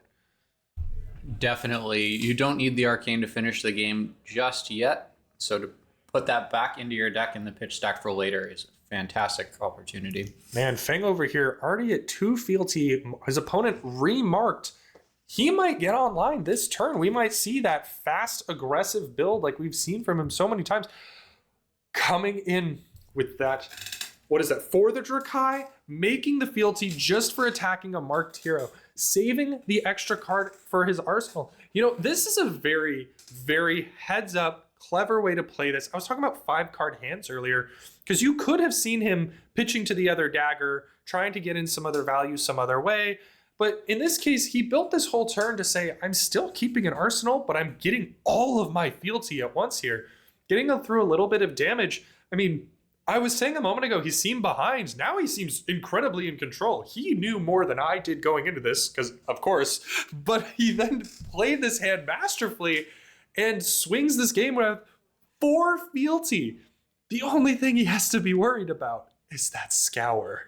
And it looks like we might see that from Arsenal next turn, depending on what Jeremiah thinks is a worthwhile turn and how many fealty he's looking to scour away from our Fang player here. It is tricky. I know it's tempting to just throw the Scour the second you can and say, haha, gotcha. But yeah, I mean, there it is, 4, and it's 4 Arcane coming in. He just seems to have pitched a blue, which seems to maybe mean that he's only destroying 3 of them, that he's understanding, you know, he's going to keep a card in Arsenal, yep, knock him down to 1, take away his ability to have free daggers, still deal a few Arcane. Is there any Arcane Barrier on Warrior's side? I think he came in with none. I don't believe any of those pieces have Arcane Barrier. Yeah. And even then, sometimes you're worth it to hold on to the red that you might have pitched in a deck like this to generate a little bit extra offensive value. Yeah, 34 to 30 here. Fang having to go on the quest again to make the fealty that he just made, Tooth of the Dragon, a fun little piece. It feels better when your opponent blocks first, so you can kind of get the ha-ha moment, but that's okay. He's still going to get the hit, removing the mark, making his second fealty. Once again, now very close, 1 away. We know that David has a few cards in his deck that generate fealty on attack or on play, so he might still have a way out of this. Blaze Headlong coming in for 7. Red card already been played, so it has go again. +3 from the Tooth of the Dragon.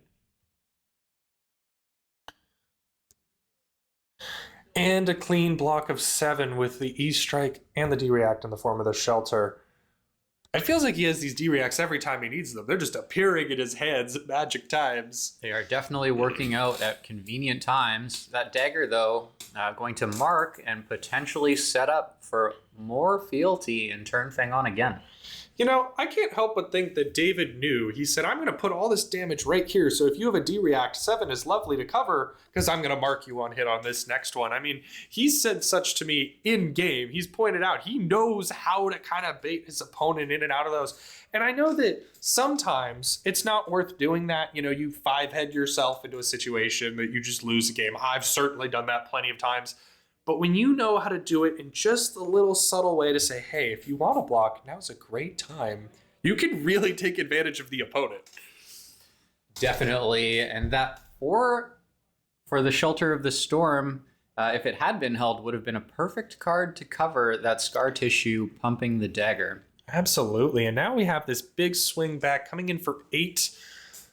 Always using that Valiant Dynamo, always getting the value, just thinking, how much more damage do I block? How much life do I need to preserve? Sinking, covering up 5, taking 3. Really the decision there then being, do I sink? Must have been what he was looking at here. And just deciding, no, I like my 3 cards. They're cool. And if you don't need to fix a hand, you don't need to fix a hand. Especially when life totals are even and things are moving back and forth at a very even clip. Oh, Felling of the Crown over here in Verdance's side. Such an important tool for slowing down these aggressive decks, but also a Ring of Roses. He has to prioritize. Does he want to set out a very important kind of mini combo piece? He could pitch stack that Emeritus if he really wants to, but does he just throw the Felling and, you know, get the tempo swing, or does he try to set up something for the future? I mean, I think in this aggressive matchup, the Felling is the way to go. I'm unsure if Verdance has the 4 Earth and Banish zone, so we'll definitely need to decompose to get it going, but I think I'm with you. You throw the Felling here and block for 6. And just accept that your Ring of Roses isn't bound to be for this game. And it blocks for 3 unlike your potions, so I think you're okay having that card end up on the bottom of your deck. And unlikely in a game like this to run as long as you would expect for another fatigue game. You're probably not looking to generate a ton of value with your life gain triggers. We see just a little bit of damage get through with that reaction, being able to get his last fealty, pitching into Grains, getting that vigor, which is smart. I mean, now his dagger's free.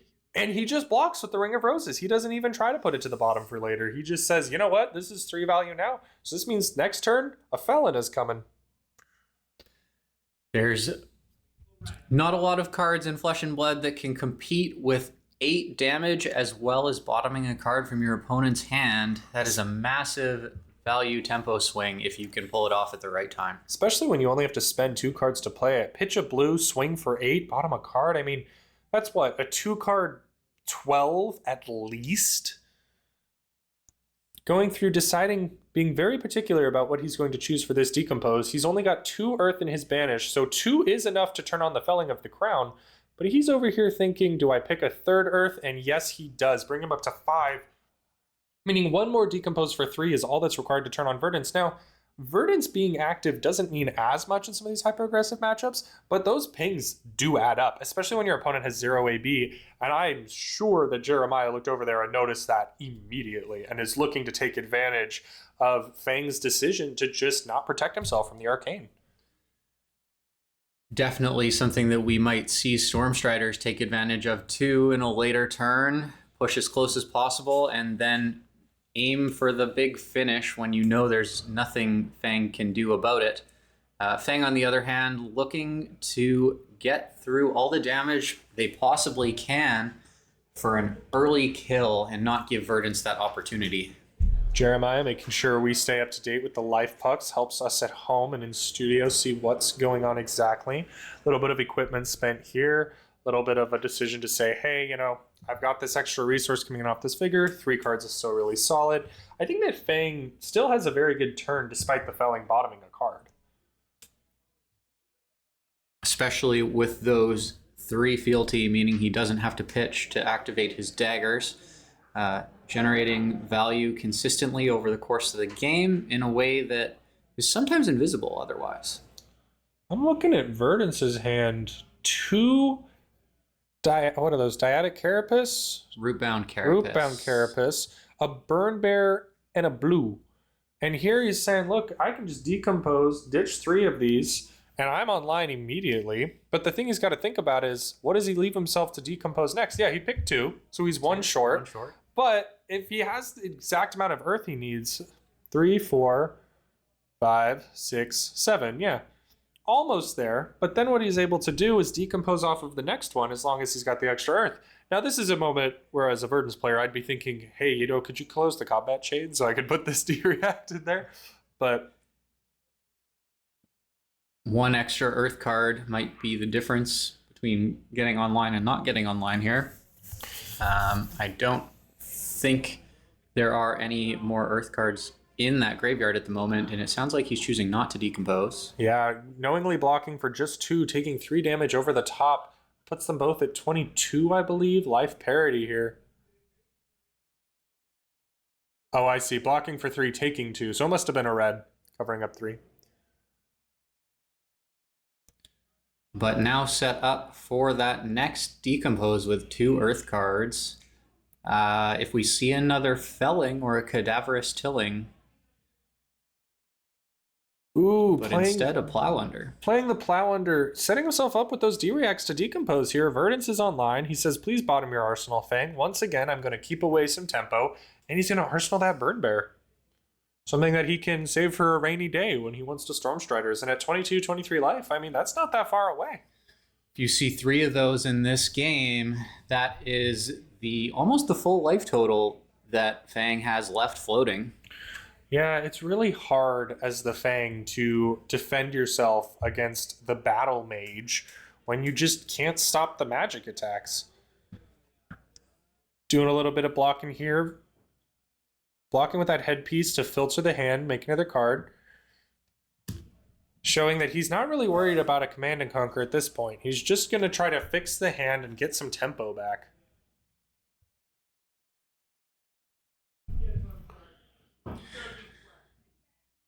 Token on the Dynamos, but we will probably see a double dagger swing here, so coming off very easily in Fang. Yeah, with free dagger swings, of course, he's going to be able to swing both of these. The real question is, how is he going to get the value out of the turn where he needs to not only do damage, but somehow just get a little bit of tempo here? I mean, does he have something that can create an on-hit? Does he have another attack in here that's a 0 for 4? If he could play a dagger, play a red draconic attack reaction, play a blaze headlong dagger attack reaction, that's a nice way to get a little bit more. But he can also threaten more things with his opponent not marked. Savor Bloodshed isn't getting him anywhere. I'm just trying to think of his outs here. What does he have that'll let him recover the life lead he really needs to kill this Verdance? Because otherwise, Verdance with a felling, I think Verdance just keeps him on the back foot this whole game, where life parity is really not life parity with Verdance. You need a life lead. Otherwise, she says, in response, Stormstriders, boom. Yeah, heroes that cheat on action points can sometimes feel like they're a turn behind until suddenly they are a turn ahead. And we do see that felling waiting in the hand of Jeremiah. It looks like he is well prepared to hold on to them. And even though that fealty is being generated, not generating as much value as it could because we're already over that 3 threshold. Yeah, coming in with that pledge loyalty is not really the most ideal here. And a blue that marks him, that's kind of a rough hand to deal with. I see why he was sinking to try to fix it here, because having an instant that makes a fealty is great early game, but now it doesn't give you any value off your daggers. You get the +1 go again, but you needed something that buffed the damage. Playing the blue just to mark his opponent, it goes to the bottom of his deck, but just he can't get the tempo he needs, and he's getting punched in the face with here's a felling, here's a burn bear, here's a plow under, here's a felling. I mean, Jeremiah, my goodness, I was just talking to Rob earlier, was demonstrating just how well he knows this deck and that he can keep control of the battle to the very end. And when big numbers keep coming in, the big numbers just keep coming in. Fang right here is probably looking for some of his heavier attack reactions, maybe a Hunt's End or something similar to try and get through. But when you're having cards pulled from your hand, sometimes it's hard to generate the offense you need to keep that offense going. It is such a challenge trying to get that value back on a deck that's whole goal is to be behind value till it's ahead of value. And he just hasn't seen the cards to get the ahead. And even if he has, Jeremiah is actively inhibiting him, which is exactly what Verdance wants to do. I mean, he's playing the perfect Verdance kind of mid-range. Let me defend myself a little bit, tear you down, just slow you down a little bit so I can line up that turn where it's too much for you to handle. Block 3, this is a nice one. We talked about this earlier, giving the +3 to the next attack this turn. I thought it was. Isn't that a... I think it's a rake over the coals. Oh, that's an interesting inclusion. As long as he can go wide, Rake can definitely do work. If you can throw 3, even 4 attacks. I know Fang struggles with that a little more than Syndra, but I've definitely seen value come out of it. Getting the hit here, getting yet another fealty. I'm really stressing over these fealty. I'm worried they're going to be the kill shot. He's going to get scoured and die to his own stack of fealty on the arcane. Yeah, potentially something that David isn't considering, and maybe he doesn't want those fealty, but I don't think that is a May trigger, and he may not be able to prevent them from being created either. You know, the good news is they all are instant. His opponent could play a scour, and he could, in response, burn every single fealty and then keep his opponent from actually being able to scour them. I don't know if David has ever done that before, since this is not a matchup he's too familiar with, but it might be an interesting way to keep yourself from just dying to the arcane. And Stonewall Gauntlet dealing with that pump on this combat chain link. Yeah, Stonewall Gauntlet here saying -1 to all these links, sir. Yep, coming in, attacking for 5. They had to do a little bit of mental math to say a +1, -1 here to end up at that number. Is that that's a plow under? So he's now guessing, do I block with the plow under because this is another card coming to face, or do I save the plow under because he's going to arsenal that card? I think in my situation, if I was the Verdance player, you are also considering what's in your own arsenal here. And it looks like Jeremiah is going to decide his own arsenal is more important. That's true. I think it's that Burn Bear still sitting there. So he might just be thinking, hey, I can block for 3 here, throw a 2-card 6. It's arcane. You can't deal with it. He's digging deep enough into his deck that I got to imagine he's going to see another Burn Bear soon. You know, he could spend this one. Yeah, and it is the arsenal there. And if he does see both of those Burn Bears in the next couple turns, all 3 of them would be enough to finish off David on Fang. Yeah, with no AB, Burn Bear's just cooking him. Taking 6, I believe that knocks him down to 9 life. I think they missed the life puck here in this case, but they're still keeping track on paper, which is, you know, the ruling piece of information there. Coming in with an Oath of Loyalty, a nice little 0 for 4. Go again, locks him into only Draconic cards, but he's got 9 fealty. I don't think he's really worried about turning cards Draconic. Yeah, definitely not a challenge this turn. We're going to see Crown of Providence deployed, sinking a card, and we do see a felling in hand. Interesting, he sank a card and then drew into that red life Aether. Why do I keep forgetting the name of this, Justin? Pulsing Aether Life. Pulsing Aether Life. And I'm wondering if maybe he was digging for resources, but I see a blue in that hand too. He might just be fine. 2 blues, a felling, and a Pulsing Aether Life. When his opponent's at 9, I gotta think that he's pretty happy with this hand. I would agree, and with no AB, I think you're throwing the felling and arsenaling the Pulsing Aether. And just not blocking? Not block. Yeah. Looking for your kill turn when life totals are this low. And when you throw the felling, you know your opponent's going to have to block some amount of it or risk going to 1. And either way, you know that your arcane is going to be good. You know, it can get over the top. If they give you a hand, you can throw it. They can't stop it. Well, I guess you can't stop it anyway. It doesn't ever. He blocked with the felling? With the felling. I was not expecting that. I was also not expecting it. Maybe we're looking at pitching into the Heartbeat of Candlehold for gain 3 deal 3 if Verdance is online with the 8 cards, and then another 4 arcane, 5 arcane actually with the pulsing ether life if you pay for it. So that would leave David at 1. So he would spend 3 resources to do that, which means if he kept a second blue in hand, now he wouldn't quite be able to Waning Moon there. But I think you're right. I think that's exactly what he's going for here, saying, I don't need to set up a future kill. I can put you at 1 now, and I'll draw it whenever I feel like it. You have no AB. I just need to draw a spell. And with Stormstriders sitting there floating, that would be a very dangerous line.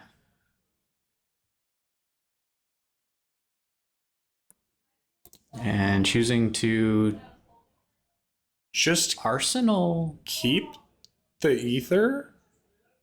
Oh, he Waning Mooned instead of using the pulsing ether, knowing that he can crack it next turn to deliver lethal. That would make sense. When I was thinking of a similar line where, you know, he would keep the felling like you said, but I think this achieves the same goal, and it completely sidesteps the ability to block. It says, I know you can block this felling to at least some amount. Yep, there it is. Stormstriders. And coming in with that Ether Flare with exactly 4 Arcane with no AB, I think that puts it down. There's the fist bump. It was a good game. It was a close game. I think Fang just never quite saw the pieces that he needed to keep that momentum going.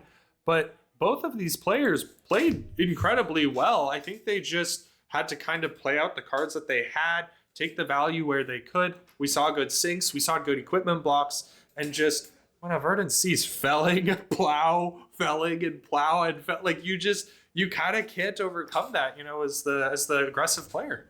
Yeah, definitely very difficult, especially when you're not getting your value engine turned on as soon as you would like as that warrior player. Sometimes your deck just doesn't draw the way you want it to, and you've got to work with what you're given. You know, the comment I made that you could potentially try to purposefully destroy your own fealty, I'm thinking back to the turn when he did get scoured. And the challenge there is, even if he did try to do that, he would have to go down to 0. And by saying, you know what, I'll take 3 damage and I'll let 3 of them go, he's keeping 1, which got him back online a lot faster. And he did manage to have a little bit of tempo on a turn where he got back online, managed to, you know, kind of use his vest, use his resources more wisely. So I think he still made very good decisions. He knew when to arsenal. He knew how to value these pieces. And then, of course, on the other side of the table, we just had a Verdance who knew how to beat down, who knew how to say, I need to keep our life approximately even until I can Stormstriders and throw it over, which is a clever wizard tool. I mean, I know some people say, oh, Stormstriders makes the game not feel like, you know, but I think the fun of Stormstriders is saying, I have to go on this long game to get to a point when I can even use it. Yes. And what is that game plan that you get there? And sometimes as the wizard, you realize, oh no, I'm going to die because your boots can't even block if you're using them. So I think that what we saw was just a good game by 2 good players who played the cards that they drew and did the best that they could. Fantastic win and in match as Jeremiah does take it, moving into our top 8.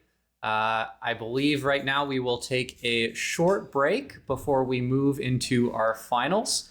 And we will get you a set of matchups for our bracket as we move into those final games. This break will be a little bit longer. I think it's 30 minutes. Do you remember exactly? I believe 30 minutes. 30 minutes. So hang tight. And then once we have that bracket, we will show you that bracket and introduce you to our first top 8 game.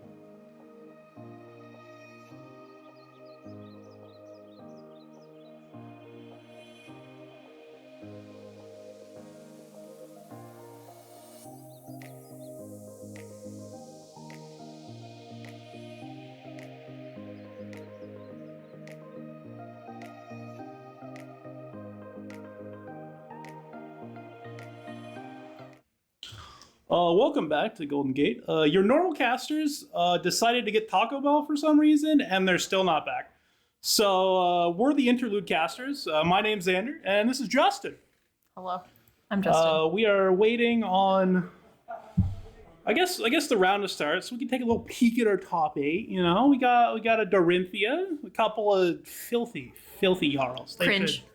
Just in complete. Yeah, cringe. you get it. A couple of Verdances, whatever. Sick. A fan. We do love Verdants here, actually. Nah. I am real life Verdants, so if you say True. anything else otherwise, you're cringe. Okay, fair enough. I want to tailor with Verdants, Dexter. Can you say that you've done that? Sorry, Xander. I can't say that, Justin. Sorry. We also have the classic Ira. You know, buffs attacks, probably does some other nonsense with Kadachis. It's great. That stupid idiot, Ethan Eames on Syndra. God, I hate that guy. Jesus Christ. Yeah, everyone put "We hate Ethan Eames" in the chat. Yes, please do that. L. Ethan. And then we got a Fang to round out our top 8. You know, relatively diverse. Got some warriors. Love to see it. Some wizards, some guardians, and some ninjas. Why are the wizards the losers? The woozards. Oh, the woozers. I'm just mispronouncing it. I see. I heard. Come on, losers. Justin. Get with I the heard program. losers. Okay, I'm deaf. Okay, well, that's Here, maybe taking these out. that's my bad. There we go. Are we ready to cut to the game here? No.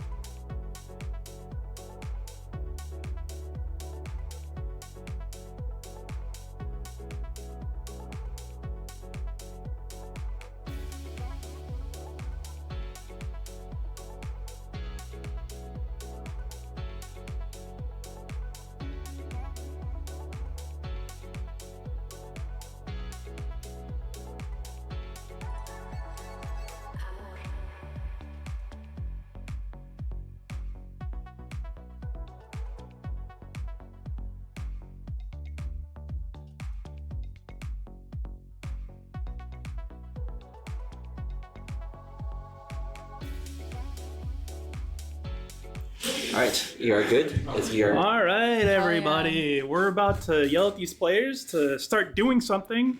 It'll be Ira versus Verdusi, and it should be a long game because Winston's Ira is not meant to go quick.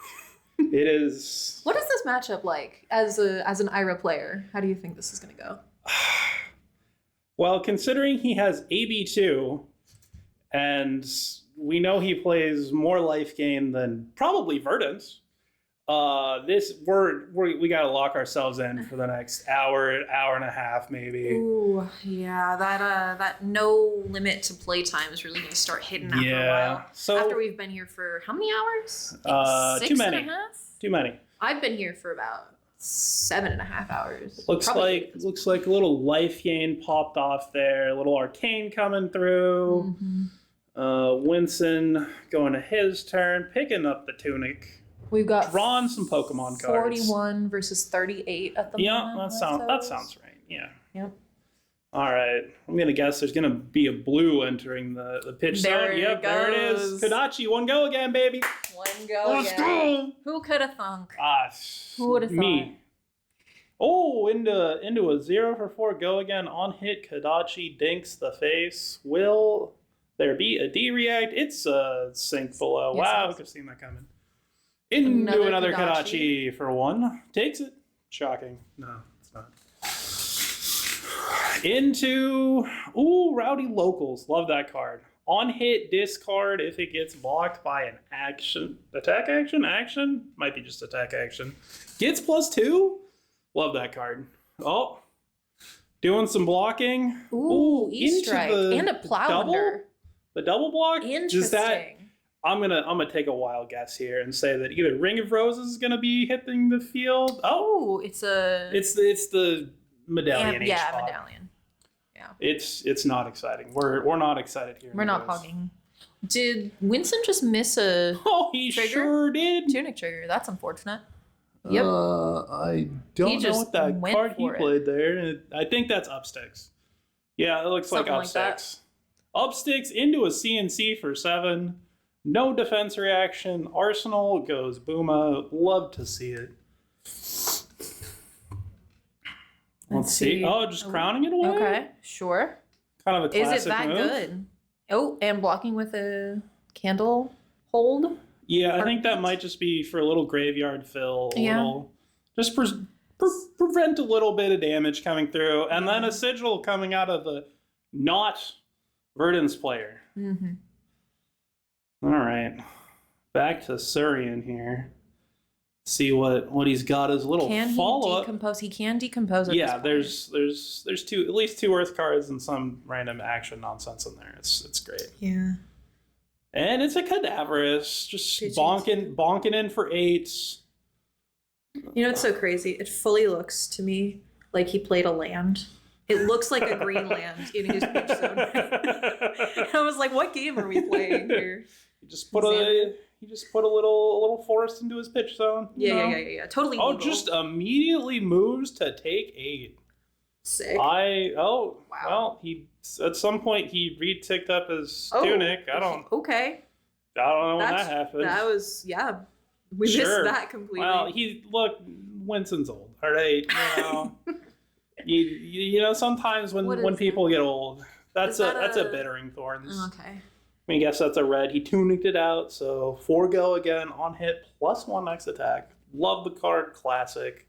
Does everything you want. What? Ooh, Ooh, like is that 2 a cards sigil? Is that a sigil on who? on Surian? Oh, in hand? Oh, I couldn't tell. It looked a little sigil-y. little sigilly. I mean, Mm-hmm. that makes sense. Verdance likes to gain life. Surian having a little think here. Means probably doesn't have a D-react to easily cover it, so he might end up giving 2 cards. I cannot He gives... tell at all what that Oh, card is. he does. Yeah, no, he's giving 2 Okay. cards. One is a D-react. Looks Yeah. like no decompose. Into an erase face for Ooh. 7 on hit. That's Earth not cards don't exist. I just take good. 7. Sure. I Life can totals, respect that. 27 to 33. Oh, sorry, 25 to 33 at the moment. Yeah, it tracks. I'm gonna guess there's. Oh yeah, final spirit. Yeah, gain a little life, swing some damage. Doesn't care about Sure. the word earth at any point. No. I'm gonna guess there may be a D react hiding over there in Blocking Winston's with hand. a Warmonger's diplomacy. Interesting. It pitches to Kadachi's. I don't think it has any other text. Fair enough. And a dual threat. Okay, yeah, taking 1 and left with a 3-card hand. Kadachi into some sort of Kodachi? 2 cost 6. Kodachi for what? Maybe a 2 cost 7 even. One can only hope. I mean, I don't know what else the deck does. You know, like it does one thing, and oh boy, does it do it well. Oh no, might be a 1 cost 5. Are we gonna see Censor hit the battlefield? No, it's a torrent of tempo on hit go again. Nice Sure. 1 for 5. Perhaps something in his arsenal? I think it was just a D react in his arsenal, to be honest. Something stuck there. It's been there for a while. Just saw the shoe of Thomas Bouillon up in the corner there. Oh, it gets go again? Ooh. We might see the arsenal here. There it is. A Warmonger's diplomacy. I don't know about this one. Intriguing. What do we think they pick? I mean, we know what Winston picks. He Yeah. says the word war. Yeah. And I think it's entirely down to the makeup of young Surian's hand. Yeah. So we'll Let's see. find out. And it looks like it was not war. It was in that fact does look like peace, yes. So we're seeing some life gain, a little 4 shock of arcane. You can keep going. Give him a mouse. Good. Sorry, little technical nonsense back here. Looks like a little some shocking little life gain going on Surian's side.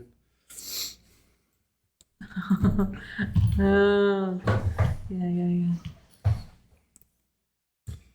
Looks like Oh, we're getting the names corrected here in the booth, everybody. Shaking my head. Whatever. We've been saying names. They sort of know. Looks like we're coming out of the Kodachi. Looks like Looks like they discarded a shelter to prevent the Kodachi, and then throwing a nice little 2-card 7 here. No Earth on hit. Does Surian care? Or is it just going to be another one of those classic... Who asked? Yeah, sure. Exactly. It's like lining up a couple of block cards here. And I guess block 6, prevent the one floating, and then maybe see a little felling action? Perhaps. Or it's just another sort of HP pot. Oh, it's Ring of Roses. It's a good one. It's a good one. Here we go. That's good for the Verdance player. Hell yeah. Let's see what happens next. Back to the... pitching a shelter to Kodachi. One go again. Dang, pitching the shelter is brutal. It's fine. Puts it back in the deck. Yeah. They might make it to second cycle. I don't know. They're kind of punching each other pretty hard, but they're both very defensive. Is that a 23-31? Looks like a pick up the point for 4 go again. No on hit, no daggers in the yard. Doesn't really. Surian's decomposing finally. It looks like we're gonna be up to 5 of 8. So we got the felling and the plow extra damage now online, which is good for the Verdance player. Kodachi for 1 takes, doesn't care. Into another Rowdy Locals on hit discard. Will Surian care? 3 cards in hand. Looks like and a sigil gaining some life. Oh man. Okay. I thought Verdance was supposed to gain life. Yeah, what's happening here? Looks like I feel like we've swapped places. did Surian discard? I can't tell. Got distracted by the sigil. Yeah, I don't know. Looks like E-Strike. It does not look like he discarded. No. Oh, the immediate block with the... Yeah. And then into... Something. A little too glarish. What comes in for... That might be a felling that can't decompose. Ooh. There's a high possibility of that. I can't think of any other card in the deck that comes in for 4. Plowender doesn't. No, it comes in for 2 or 6. Yeah. I know it should be for 8 then, because he's halfway there. I have no idea what that card is. Maybe it's just arcane damage and... We're insane? Let's see. Oh, it does look like an arcane. Okay. Like just doing some zapping. Sure. Wizard Ooh, shit. Got some up sticks. Sorry, wizard stuff. Not sure what color we got there. I'm going to guess a yellow up sticks, maybe? It looks like a 5. I don't know. It's damage. We like doing damage here. We do. And it's not life, really apparently. looking good for Verdance right now. No. We've seen 0 plows, and that's the 3rd copy. We saw 1 plow. It was blocking. Oh, that's true. We haven't seen any fellings yet. Coming in with another brutal on hit, especially if there is, in fact, some sort of earth thing that Surian wants to do on this turn. Let's see. Will there be some sort of defense reaction to perhaps cover this, or is he gonna take it?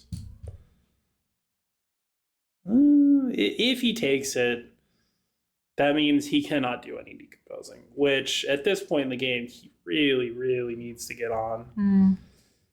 Oh, reconsidering blocks, thinking about his life choices. Oh, he's gonna take it. Interesting. Maybe? No, there's the D-react. Yay. And he sinks. Huh. Wonder what he was trying to search for there. Intriguing. Back to Surian. Wonder if he got it. Scar for a scar. Ooh. Maybe that was the card earlier. That's spicy. Maybe because that's a 4. Maybe the card that was a 4. It's got another little 0 for 4 go again. Spicy. The follow-up could be a felling, which would be pretty brutal at this point. Takes one. Show me the felling. Show it to me, Surian. Pitches the It's in the felling. He couldn't pay for it. He didn't have a blue. He couldn't do it. So he's just gonna Oh, blast no. for 4 arcane. Sure. All right. Sure. Surian's deck seems much more arcane focused than I think most Verdances I've seen. Currently 19 to 20. Is that a 4? I think so. Yes, it's 24.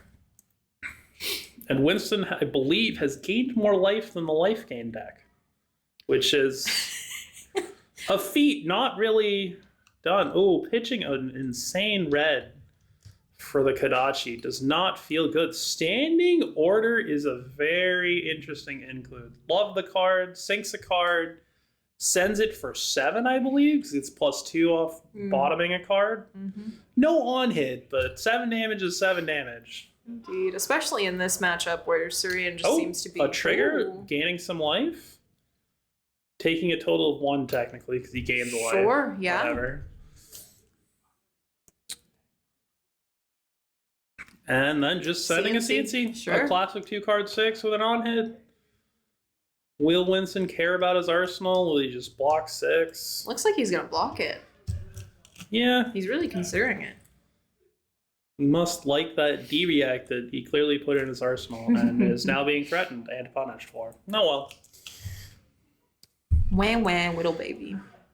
Blocking 6 on Yep. it. Who could have seen that coming? All right. Takes up I wonder Tunic. if we'll see what it is. Oh, another red hitting the pitch zone to swing Kodachi. Absolutely tragic. Into, a 0 for 4. That's technically 5 now. Love to see it.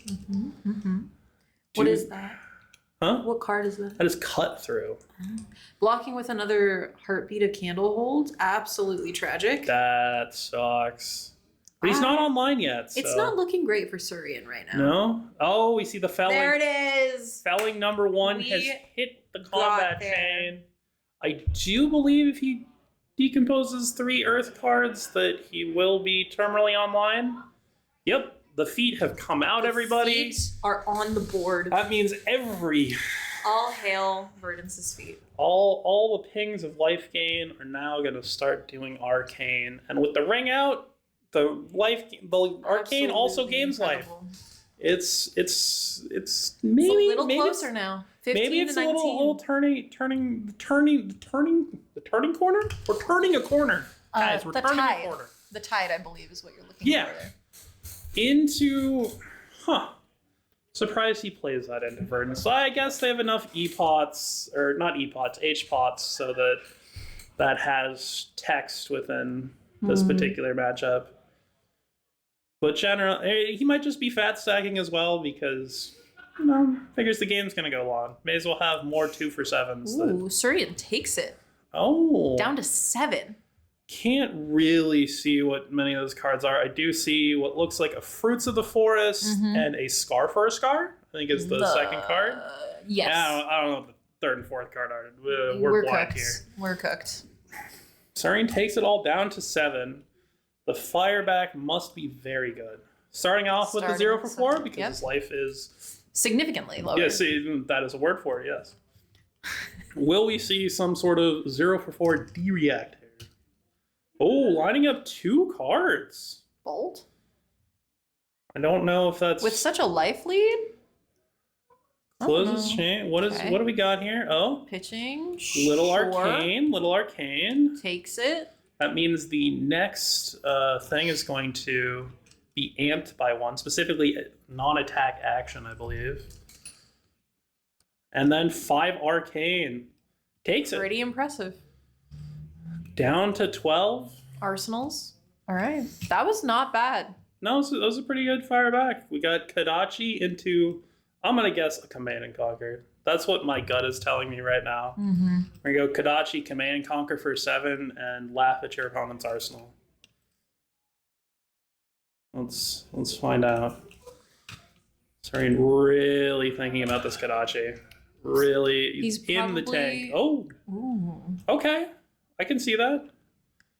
Does Surian have what he needs? He said no block on that. Sure.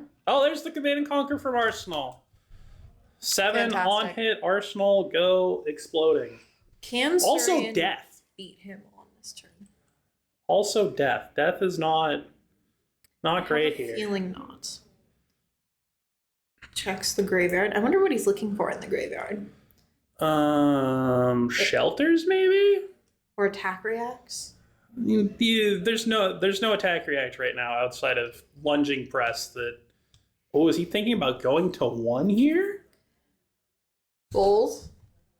Yeah, he's going to Wow. 1 and his arsenal is going to explode. His Arsenal had a.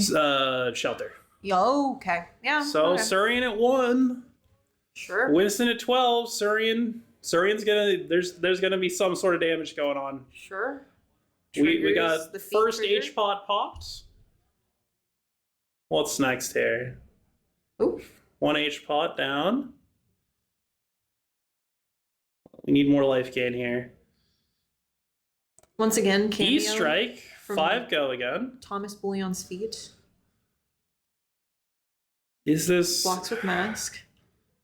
blocks 5? Did he need to block with mask? Is my question. I think the Surian's life total is low enough that he's not triggering that. There's no way. Fair. So I think he actually just popped the H-pot just to gain some life. Yeah, I mean, I don't blame him. He did not gain the He's life on the hockey In a puck. I don't very think he did. scary position right now.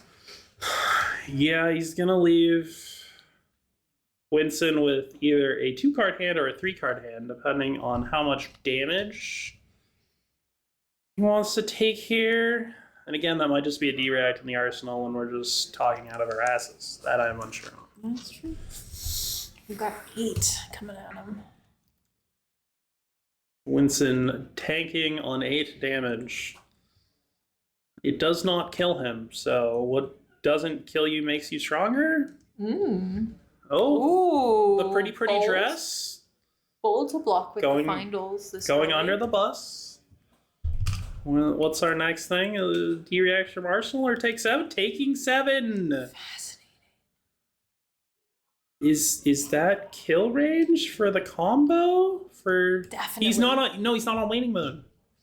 He That can't. is He true. can't waning mode. He can. But even a burn bear could really deal some damage here. Yeah. Oh, Kodachi coming in, threatening to cut another life point off Surian. Yep, down to 2, into a 5 go again. Oh, on hit +1, nice attack, and got a little preview of what's in Winston's arsenal, and it is not good for young Surian here. What will Surian do? Will he Holding block my breath. out? Can he block out? Is it a really unfortunate hand with a bunch of H-pots that can't block? In fact, do No, actively looks nothing. like he's got at least 2 blocks. There's a sink below there too. So Okay, blocks 2. into Florgo again. More lethal for Verdance here. Looks like there's a shelter. I think that's a shelter in hand. Yeah, it's a shelter. And a sink. Kodachi. He's gonna take 1. He's into Kodachi lock. Oh boy. His arsenal Surian better win on this turn, otherwise he might be. is. He can't win. Yeah. He's throwing 1 arcane. Yeah. Which, I mean, then gains him 1 and takes another away from Winston. Yeah. Well, I think you pay for it here. Yeah. Yeah. Oh yeah. I don't think he's It's playing that very humble worth it. here Very worth it. because every blue is a card. At least 1 card from our hero Surian. Block. 4 go again. Do we have a D react or are we cooked? Or can we gain life? I don't think we're in the life gain category. Okay, we've got a Carapace. All right. Blocks 4. 1 Saves. card left. Bit of a save, yeah. 2 floating. Sure. Sends in the lethal Kodachi here. What does Surian respond One with? card in hand. Blocking for 1. Blocking. Blocks. Surian just blocked the card. It's fine. Blocks with candle. There's hold. that last candle hold. Into 5, and he gets it. It was an Ooh. H-pot in hand. That is Absolutely truly unfortunate tragic. for our hero Surian. Tragic. Noted max player Surian. Really, really, really sad that he did not make it here. Winston moves on to top 4. Very cool. What are you? Oh, we're trying to switch scenes, everybody. Trying to bring us up here. Oh, we're back. No, we're not back yet. Oh, we're not back. Never mind. don't I'm know not how going to to- wave at you guys. I don't know how to. Oh, transition? Oh, we're back. We're back. Back to Justin and Xander. What'd you think of that game? Did it go how you expected it to? It went much faster than you made it seem like it was going to go. I really. The weird thing is, I played against Surrey in round 1, and I know what his deck's like, and in my mind, I didn't transfer that to what we just saw. It didn't seem like Surian's deck was cooperating at all. No, he did. If he had played like this against me, I might have won. Yeah. And instead, he just steamrolled me. It was not fair. You can see it on the stream before this. Yeah, that was absolutely devastating. Those just decomposing so late, I think really had the... You didn't see any fellings. He was stuck on 5 Earth cards and banished for Having to way pitch, too long. Having to pitch the Plow Under and block with all of the candle holds. Yeah, it was Pain for Verdant's player. It was not meant to be, I think, is really what we've learned here today. Yeah. And I think Ira was just enough. Ira had enough gas to just keep going the whole time and didn't really have any like bricking No, or anything. there was no bricks. It was all gas. Our normal casters have just walked back in after doing the wrong thing and going to Taco Bell for some reason. Yeah, what took so long, guys? I asked and was told that we had plenty of time. We that didn't had ask. At least half an hour. I asked. I didn't ask. Thank you So so who much asked? for covering for So us. we're just I gonna do leave appreciate until it. the end of the game. Oh, the game's over. The game is Yeah. done. Yes, Yeah, we're yeah. just discussing. You guys like walked in as after. it ended. Yeah. We're just having a little chit chat here. Yeah. About how the game Well, went. your normal casters are back. We're gonna let them take over. We are better. We only did 1 game. Let us know in those comments how we did. Buy my tokens. Get in the chat. Buy my Buy tokens. those tokens. Buy my tokens. Vote now. There's not a voting option, but just put your vote in the chat. Who are the better casters? Xander and Justin, or Xander and Justin too? Yeah, Xander or Justin. Which one of you was Xander and which one of you was Justin? I was Xander. I was just. That makes sense. a filthy Canadian. All right, we're going to put you on the carousel. Honorary Canadian. And we will be back for the top 4 match in just a minute.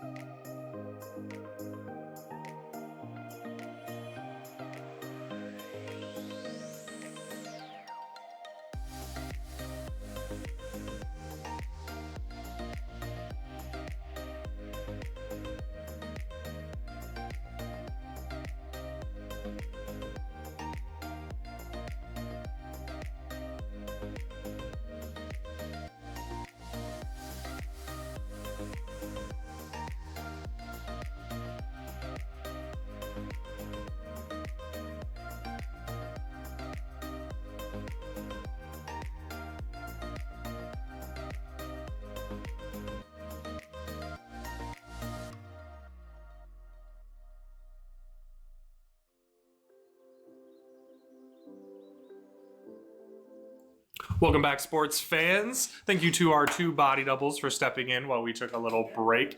Justin, you feeling rejuvenated, ready, and fresh? I am. I'm feeling refreshed and ready for our top 4 match, which is going to be featuring Fang and Jarl this time around. Yeah, Raheel and Rob playing, and it looks like they're about ready now. We're going to transition right in. We can see Raheel over here on the left playing this Fang. We've seen Fang a few times on stream today, but this is our first Jarl on stream, and this Jarl has been fatiguing people left and right today. Although I can't help but notice Rob bringing in Titan's Fist instead of the Sledgehammer he had earlier. I wonder if he is playing a little bit more of that mid-rangey here. Maybe looking to just pull cards from Fang's hand whenever possible, send 4 instead of hold on to blues that he would need for that sledge, even though he would swing 6 with them. I'm not sure how he overcomes the excessive offensive value that Fang has. I'm going to make a guess and say that his strategy here is to just stop the onslaught as fast as humanly possible. And we're going to pull away from the game just for... Whoa, wow. Don't tell anyone I dropped it, all of you on stream. But just for a second here, we're going to pull away from the game and show you the trophy that they are playing for. This is the Golden Gate Battlegrounds champion. We have, of course, Jarl's signature polearm. Right? Nope, not Jarl's polearm. This is Pleiades' axe. Pleiades' My axe. gosh. The last one was Jarl's polearm. The last one was Jarl's summit or This his helmet. was made for us by Raheel, who is currently on stream playing Fang. So we just wanted you to see that this is what these gamers are playing for. Fang potentially bringing back his own property, which is kind of funny. And as we come back into this game, we can see that they still are kind of in those early stages. Fang has chipped in just a couple of damage right now using those convention exclusive sleeves, I believe, the Solana. Very, very nice way to bring some class to that Fang deck. Pitching away a D-React into this dagger, recognizing that maybe he's not going to get a lot of value out of it against this Jarl, who's sitting here just trying to slow everything down. And that will give us plenty of time to look at the beautiful Jarl marvel that is out there on the field right now in Mastery Pack Guardian. That is a fantastic card. A very, very pretty marvel. I think the art on it is fantastic. I love the blues in it. It looks good. And here we can see a little bit of that fatigue plan showing through with him over here saying that he is just going to pitch to the rampart of the Ram's Head, giving it a little bit of block value. And we cycle back over to oh, no. Jarl putting an Unforgiving? It's either that or Crumble to Eternity. Crumble to Eternity. They do both look very similar. Not much happening here, but it does seem to be the one that says your next attack gains dominate on hit, put a -1 counter, I believe. Either way, I'm sure we'll see soon. Looking over at his equipment suite, we see quick dodge flexures, which makes sense. We see the gauntlets, and we see that coronet peak, something that's a nice little way to pitch a blue into it, get some value, slow down your opponent. And it's very interesting seeing that here when he's also got the Titan's Fist. He's got 2 outlets to pitch a blue in for a 1-card hand. Fang coming in with some early damage. Oath of Loyalty covered up by the D-React. Dagger here, pitching into the rampart of the Ram's Head, giving it a little bit of defensive value. Speaking of that fatigue matchup you were talking about earlier, that Jarl deck does look a little thicker than we would normally expect 60 cards to be. That's true. Sporting some extra cards is such an easy way to outvalue your opponent when you're looking at card advantage. There's a fantastic article on FabTCG's website about this idea. The idea that sometimes you get the advantage by just having the bigger number, but sometimes you have the advantage by spending less cards than your opponent is spending. And this is how we saw Fang get fatigued earlier in the day, spending all these valuable cards while Dory was able to just kind of hold firm and let them run out. And this Jarl might just have a very similar game plan here. Yeah, pitching right into the Coronet Peak, saying you can either discard or pay one resource. And of course, you pay the one, but it just slows everything down. It says, hey, one of those cards in your hand, put it away. And it looks like Raheel has chosen Hunt's End in this situation to put away. That makes sense. A card that does a lot of value in an end game probably is okay kind of putting that to the bottom, saying, I'll see this later. Not quite online with the fealty yet, so looking to use potentially some of those cards to generate what he needs to get his engine online and really start going harder into the Jarl. Jarl showing the value of that tunic, pitching in a Rampart of the Ram's Head, giving that extra block right there. We have our judge, Tommy, over here sitting down to watch the game, make sure everything looks good in such an important final match. Something crazy about these matches, they don't run off of timers like the others do. So this fatigue game could go a little while as both players try to think through every single decision and outvalue the opponent. Long Whisker Loyalty, followed by just another clean 3-block on this dagger. Raheel, looking at that card in his hand, probably having to decide, do I push now, try to get some damage over the top? Do I save this for later? His opponent is marked. He might be trying to think, how do I get the damage through and avoid getting blown out by a D-React? Probably a lot of D-Reacts floating in that deck right now. Unfortunate to block so early with a Macho Grande. That Dominate might come in handy later to bring the game to a close. You know, that might be true. He might be a little bit disappointed, but with the amount of Dominate in this deck, I don't know if he cares. He has so many ways to just force through damage in an endgame after stripping his opponent of cards. That fatigue endgame not really always ending in running out of cards, but just in running out of the engine that you need when your opponent can sit there and start forcing through damage that you can't stop with a low life total. Savor Bloodshed coming down, looking to capitalize on the card draw from the next dagger that hits. His opponent already marked, nicely setting up that little piece there. Blocking with a Command and Conquer and a Fiddler's Green. And then the Rampart of the Ram's Head, signaling 5. And some life gain with that Fabled being pitched. I thought they were already at 40 and 40. I don't know if he got the extra life out of it. Oh, maybe not. Staunch Response coming in to cover up the extra damage. Spending that entire huge D-React to just stop this on-hit. Can he stop the second dagger, though? He's only got one card in hand. Giving the equipment over. Yep, and no reaction from Raheel. Not being able to draw a card off that Savor Bloodshed. That card lets you get a lot of tempo, and if he couldn't force that on-hit through, he's going to have a little bit of a harder time getting enough damage into this matchup. But now with the heal, that Fiddler Screen giving him 3 extra life, it's a nasty little tech piece. Being able to block exactly 4 with 2 cards, gain 3 life off the Fiddler Screen. Such a clever little way to just steal a little bit more value out of your blocks. We have seen a lot of fatigue decks running crazy today. Did we see a Florian make top 8? I can't remember if we saw a Florian take top 8. Let me double check. No, we did not. We saw 2 Verdances make top 8, but no Florian. We do have an Ira, 2 Jarls, Dory, Syndra, Fang. No Florians made top 8 today. So just our Jarls representing the fatigue matchup today, and looks like aggro also putting up a strong showing. This kind of seems the way that it goes when you have what they call the unsolved meta. We're not sure what the best decks are with recent bans, with a new set coming out. This is the time for people to experiment. And when people are trying to win during that time, you see them go one of 2 ways. They go, I'm going to pick the most aggressive deck I can find, or I'm going to pick the thing that stops the most aggressive decks out there. And this is what we're looking at right here. Fang, a very aggressive deck against Jarl, a deck who's designed to stop the aggro. Another Coronet Peak being fired off here, trying to slow Fang down just a little bit more. just saying, hey, we're going to play late in this game, so chill out, put a card to the bottom. We'll get back to that later. Bottoming that D-React is a little bit interesting, means that he doesn't necessarily get as much value out of it as he was hoping. The Fang probably just happy to clear it out. Rampart of the Ram's Head, once again, being a shield that you can pitch a resource to block one, something that's very useful in a lot of these fatigue matchups as a pitch engine. I didn't see, did he pitch to it or did he remove the tunic for it? What happened here?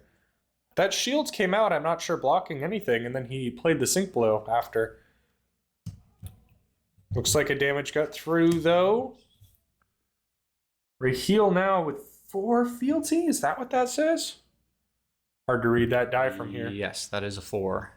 Ooh, Command and Conquer coming in, threatening that arsenal, saying no D-reacts.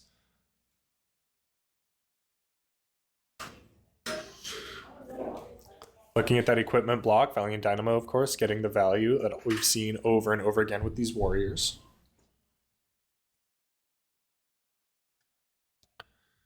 Really questioning it. How does he stop this? Is it worth keeping the arsenal or is it worth just letting it go? It's very hard to say in these fatigue matchups because sometimes as the aggro, you're okay letting it go and throwing more damage, but he's not only thinking about damage, he's thinking that's a card out of my deck that I didn't get anything from. Trying to keep the momentum moving is always difficult as well. Yeah, he's up against this match where Jarl is over here just slowing everything down. He hasn't really given him frostbites, but that coronet peak, some of these dominate attacks, he's just doing things that keep the tempo from getting ramped up the way that Fang really, really wants. Is that a Midas touch? That is the second Midas touch that we've seen blocking, the first one on one of the early turns. Raheel also having a laugh seeing that card. Really just showing he fat stacks into everything. He said, put all the cards in there. We're running them out. If it blocks for 3, it's good enough for me. But it's a yellow.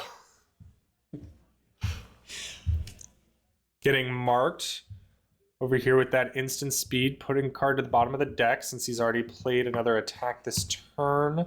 Coming in And with another dagger. 5 fealty right here. Raheel is feeling pretty comfortable with the number of fealty that he has, but just still not sure how to get any damage through. Rob is sitting at 41, and we already see a significant amount of cards in the graveyard on both sides. Pitching to Grains of Blood Spill to get that last D-React out of hand. I wonder if Raheel brought in these D-Reacts thinking that he would use them against Jarl, against Titan's Fist, against Dominate, and is now seeing that his opponent might not plan to attack him much at all. Difficult to prepare for a matchup that you're not sure which way it's going to go when you get some of these heroes that play very widely varied strategies in how they want to approach a matchup. Yeah, when you go into one of these games, you think, okay, I've played a Jarl before. I know what they're going to do. They're going to Oaken Old Fuse. They're going to come in with some Dominate. And maybe they'll give me a Frostbite or two. But then you start to have all these weird holes where it's, well, is this a Jarl that plays Felling of the Crown? Is this a Jarl that plays a lot of D-Reacts? Is this a Jarl that runs Coronet Peak? You know, that's not a headpiece you see in every single Jarl matchup. Usually you see it brought in when they have the hammer, the sledgehammer, so that they have a way to pitch into something with 1 blue out of hand. But since he has a Titan's Fist here, he's got options. And each turn that he's had the option, he's just gone for the Coronet Peak instead of the hammer. Saying, I'm happier to have you lose a card than actually threaten any damage. Especially when, with a deck that fat stacked, your numbers are going to be consistently above rate on D-Reacts and other blocking cards. It makes sense why he's using the Rampart of the Ram's Head here, able to just pitch repeatedly into this, get 1 block value out of it. You know, I've been looking at that card thinking we might see it gain popularity in the next set with Lyath. Since he's having all of these base values, maybe he's happy to have a shield that he can just pitch into and get 1 block out of. Fantastic tool for Guardian, especially if you're working with 5 cards like Goliath, and it's very easy to pay the 2 for his hero ability and still have a resource left over. That's a really good point. I hadn't even thought that far. This is why we have Justin, ladies and gentlemen. Sink below, covering up that Oath of Loyalty. Raheel here Having to pop a field seed, it looks like, to make the next card Draconic, Savor Bloodshed. Coming in with this dagger, pumped up by Savor Bloodshed up to 5 currently. Rob committing 2 blocks, giving it a total of 6. What kind of pump are we expecting here? Glint the Quicksilver. Oof. Just getting go again. He draws a card here, but he didn't necessarily have the damage he needed, and he has to decide, do I swing? He does it. He swings the second dagger and says, all right, you got to block this one too. And he might be able to just pump it over the top and get the card draw off Savor Bloodshed. Looks like they're correcting a life discrepancy, making sure everybody's in agreement. That's good. And we see the Arsenal card arsenaled instead. Makes me wonder what it is. Do you think he was feigning an attack reaction? Do you think it was actually one? Or maybe it was just a ploy to say, ooh, ooh, ooh, all right. I think if you draw it, you have to play it as if it is one and make them think a little. That's But true. It is the end of your combat chain either way. You might as well hold value. Rob just saying, here's a hat once again. You know, I don't want to say this too early. I'd be very wrong. It almost looks like the Jarl's about to fatigue. He's burning through cards so fast. Raheel is very cleverly using this arsenal. And sure, he keeps bottoming to Coronet Peak, but that still retains a card in his deck. Meaning that what Rob is effectively doing is taking his last card, cycling it. Raheel is then cycling it. And he's getting a lot of value off these daggers, which are on the board. He's not losing anything as he swings with them, just on the pumps. Definitely turning that engine on and keeping it moving is going to be an important part of Raheel's game plan this time around. Absolutely. I'm looking at those Valiant Dynamos down there, and I think he's just left the counter on many, many times at this point, thinking that, oh, well, Jarl hasn't attacked him once. I'm not sure, though, if maybe down the road he's going to wish he had that one block. Fade for Scene, peeking a nice Nicely little Sigil covering of up. Solace.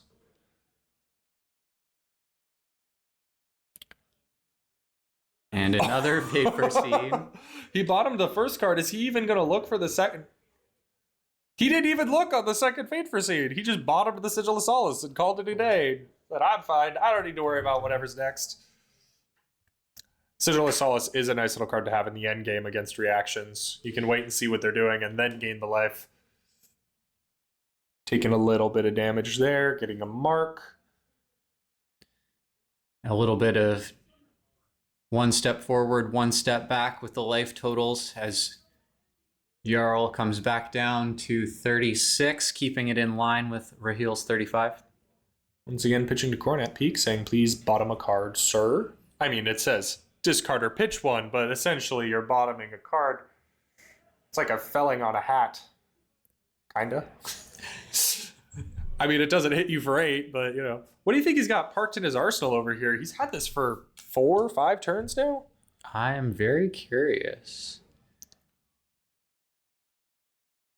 Making this Draconic, is that a 20? I'm not I sure. think what that's a Blade Flurry. that would make sense. Meaning this dagger is currently coming in for 3, potentially getting another buff. Blocking with a Righteous Cleansing. Looks like he's came in just a couple value, got that marked off, got an extra fealty. Raheel having no problems, just chipping away his life total ever so slightly turn after turn. The question is, can he chip it away fast enough before Jarl freezes this deck? Once again, having to wake up the life counter. Important that we have not seen any equipment lost from the Fang side of this matchup, not opening up those equipment slots to put tokens into on the ice attacks. We might have the judge have to come in here and check the camera for life totals before that turned itself off. It seems that both players...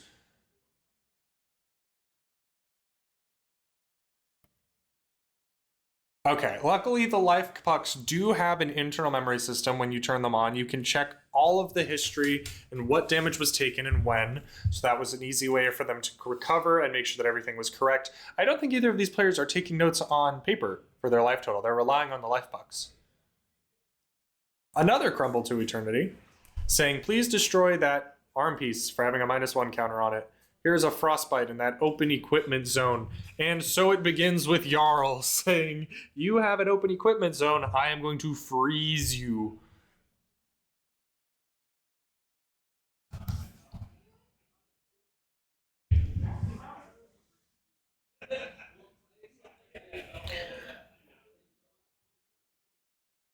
Coming out with that dagger.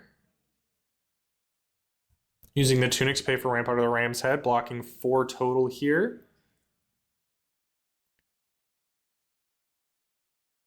Comfortable just pumping the dagger, giving it go again. Giving another 3 block.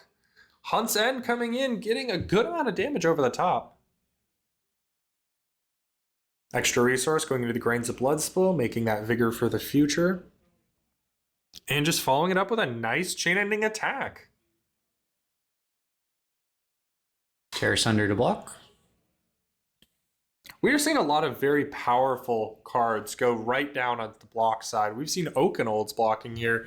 Jarl and Rob seem perfectly content just playing for a full fatigue endgame, but it's hard to tell if he's gonna make it there. Her heal really is chipping through a good amount of damage. At 23 and 7 fealty tokens.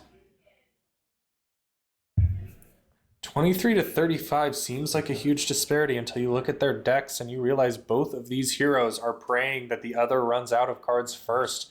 I wonder if Raheel came into this matchup with extra cards. When you're in top 4, you know what everyone else's deck is doing because you've talked to the other players. Covering it up with a shelter. A nice way to stop that little on hit there. And for the Drakai covered up with a Fate Foreseen again. This is defense reaction dot deck right here. Radio's had that card in Arsenal for a long time too, just sitting on it, waiting.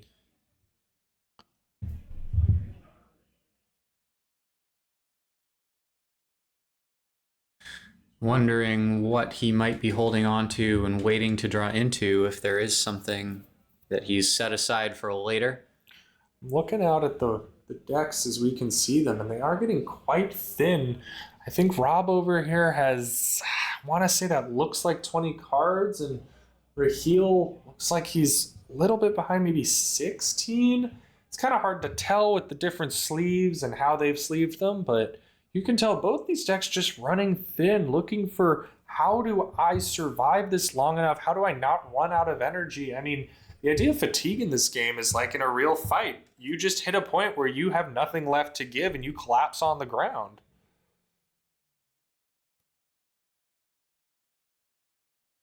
Fang doing a very surprising move, opening with a dagger.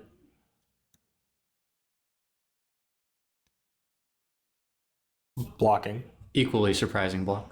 Of course. Breaking a fealty token, making this draconic.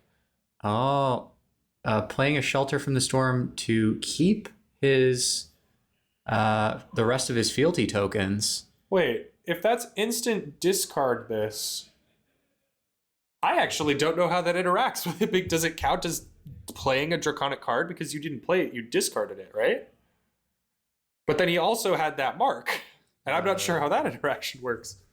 I'm not sure. It looks like our judge is looking over, so we will assume that that is a A-OK interaction. I will trust that he knew what he was doing and did it correctly. I'm absolutely, after this game, going to ask so I can understand better what's happening. Because that is an interesting interaction I haven't seen before, and I feel like I missed a bit of context there as to what exactly he played. Everbloom Life here coming in, saying, let me gain a life and recur another Everbloom Life. This being the infinite loop that Jarl is trying to set up. We saw this from Rob earlier today as well, trying to loop these to make sure he never runs out of cards in deck.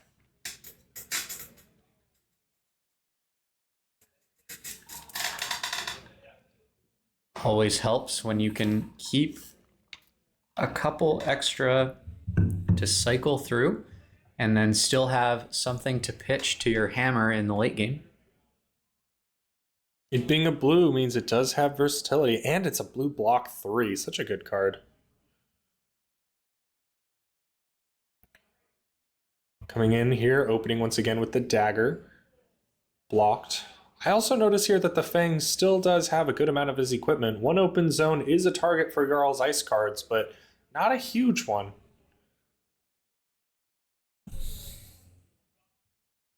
We know from Valda's lore that came out just recently. That's a tip-off coming in. Looks like just a way to utilize another attack index. Sometimes you have that blue and you're like, well, I don't need to pitch it. Here it goes for 2. Got to do something with it, and it attacks for more than it blocks for. For Valda, I was saying, we know from her nice little lore story posted recently, Jarl freezes everything that he touches. He brings a blizzard with him where he goes. He's a force to be reckoned with, and the ground he stands on gets covered in this layer of frost. So it makes sense here how when you have that open equipment zone, if he has any way to reach out and even touch you with his weapons, with his attacks, with these ice cards he plays, he freezes you in place. One of the few ice heroes that we have seen, and I believe the only one in our meta currently, but maybe we will see the return of some previous ice heroes soon, or maybe some new ones. James White, if you're listening to this, we don't need another ice set yet. It's okay. We could do something else first. Here we are. A couple more dagger swings, couple more blocks for heal. Once again in the same position as many turns before, having to ask, do I spend these last cards now? Do I save them when I know I've already taken most of the cards out of their hand? That marked coming back on. Just a little bit more chip value. Pitching into the grains, making sure that they get that vigor, saving it for later. You can tell Raheel is very, very comfortable playing a warrior with his Valiant Dynamo triggers, his Grains of Blood spell triggers, knowing exactly when to say, yep, I will use this resource next time. You can see our players counting cards there, both of them knowing that it's going to be very tight. I believe our Fang player was sitting on 17 cards, but I did not get a count for Jarl. Jarl over here playing Channel Lake Frigid, making everything his opponent does cost an extra resource. That is a very difficult thing to overcome when you're an aggressive deck who does not want to be pitching one resource off of your Grains of Blood spell. Doesn't get you very far when you're trying to play 4 reacts from hand. And also paying for that Frostbite token. Blocking out, saying, hey, you can keep spending those resources, just play those attacks. At least Raheel had a blue in hand. That's nice timing. Probably felt a little bit more comfortable seeing these come out, knowing they had that blue and prepared for it. Pointing out that popping a fealty is technically activating an ability, and thus requires a resource to do. One of the most annoying things about Channel Lake Frigid. Same is true of things like Snapdragon Scalers, any activation of anything. Always frustrating to have to pay 1 to claim your tunic resource. Yeah, paying 1 to remove 3 counters to gain a resource is a rough spot to be in. Everbloom Life, recurring another Everbloom Life. Everbloom, of course, being a very beautiful rainbow that we saw that nice foiling on. Our judge just checking in, making sure he understands the interaction. Like I said earlier, a lot of times as a judge, you're like, I know how this works, but I want to make sure I read everything, explain it correctly, that we're all on the same page. It's just a good way to make sure that everybody is playing correctly, because sometimes you can play the right thing for the wrong reason, and it might not get noticed until one day you're in a tournament and you do the wrong thing because you misunderstood the interaction. So it's always good to just have that extra check and make sure we all know why it's happening.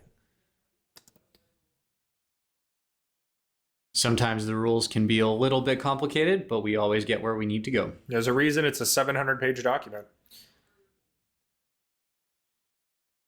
And it looks like we see a blue pitch. Pitching to Coronet Peak yet again, saying, here you go, pay a resource, please. Ooh, Loyalty Beyond the Grave getting pitched. An unfortunate D-React that has incredible utility when your opponent actually attacks you. And I think Raheel is still sitting on that arsenal that he's been sitting on all game. He has. Do you think he's saving that for a 5-card blowout? Do you think he has enough gas? I mean, if he's got 17 cards in deck and hand total, I don't know if he has enough damage here. I don't know if he can do 24 damage against a Guardian who's just going to block 12 every turn. Tough. Maybe sitting on a D-React that he hasn't been able to get out yet. Oh, that's a very good point. Something that he just couldn't quite match up to pitch away. Something that just got stuck there. Here he is pitching another D-React away. His deck, similar to some of the fatigue matchups we've seen before, might be stuck with just defensive cards. Looks like he, drew up another sink below, and I think that's another sink below in hand. All the ones that he'd been sinking earlier game are just showing up now. At a very inopportune time when he really needs the damage. Some way to get those daggers moving. You know, when I talked to Rob earlier about this game, not this one, obviously he didn't know the future, but when I talked to him about what his plan was, he said that he, going into everything today, is trying to fatigue, and it seems like he made a good call. He knows how to stop these decks in their tracks and keep them from getting value. Blade Flurry into another dagger. It's a very good card, but just doesn't get over that 4 block. Rob, using that Rampart of the Ram set on the first dagger every time is saying, I know you have a 3 pump, but I'm just going to get ahead of that and just stop all of the extra damage coming through. Maybe taking 1 when you get that total of 5, but in this case, hitting a total of 4 and spending a card that pumps your future stuff, but still doesn't get over the current block. And we see the Remembrance. Remembrance is a very totally fair and fine and okay card that is yellow instant that lets you go get 3 attack actions from your graveyard and shuffle them into your deck. And this card is so normal and fine. Earlier, we saw Rob use it to tutor up 3 Command and Conquers as a way to push through past some D-Reacts and just start wailing on his opponent who only had a few cards left. But here we see him getting 3 Oakenolds, saying, hey, when I finally do decide to attack you, it's going to be with 9 Dominate on hit bottom 2 cards from your hand. And it looks like we still have those Ice Earth cards in the deck as well.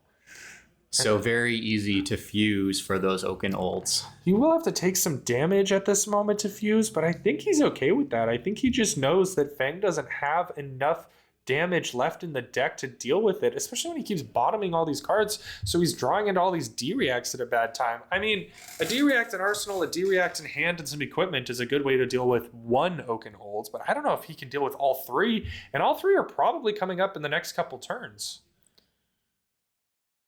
The Valiant Dynamos might cover that last point if Brahil can use 2 D-Reacts on an Oakenold.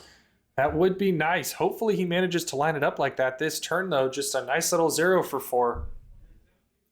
Getting his extra field seed, but it looks like he just didn't have enough else to go with. He couldn't give a dagger go again here. He's got more D-Reacts in hand. There it is, the fused Oakenolds, and he's going to say, cool, equipment, D-React, D-React.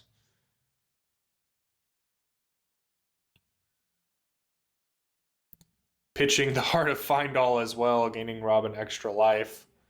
That's just kind of insult to injury at this point. It looks like that card in Arsenal may not be a D-React. Thinking about the equipment block. Math would be a lot easier to line up if it was. If it was, yeah, because that'd be 4-4, 4 from hand. Because Dominate, only being able to block with 1 card from hand makes this kind of tricky. He's currently got 3 block out there. He's got 6 damage still to deal with. The fact that he's looking at this Arsenal makes me think it is a D-React. It's the small D-React. Loyalty Beyond the Grave, as amazing utility as it is, only covers 3 damage. Raheel now at least freeing up the Arsenal to pop another D-React down there. That might be enough to stop the Oakenolds. I don't know if it wins him the whole game, but if he can stop the Oakenolds and actually fatigue out the Jarl, then he has free daggers, and he just keeps stabbing him. Assuming he can play Draconic cards. Draconic cards, yes. Or pop cards to play for, turn those non-Draconic cards into Draconic cards. Assuming he has cards. I mean, how many is in his deck? We are getting very thin here. Raheel was demonstrating how patient he was sitting on that D-React as long as he did in the Arsenal. Loyalty Beyond the Grave. At the beginning of your turn, you may banish 2 of these from your graveyard. If you do, draw a card. A nice little way to kind of pad up your hand, get some defensive value, and recover it later.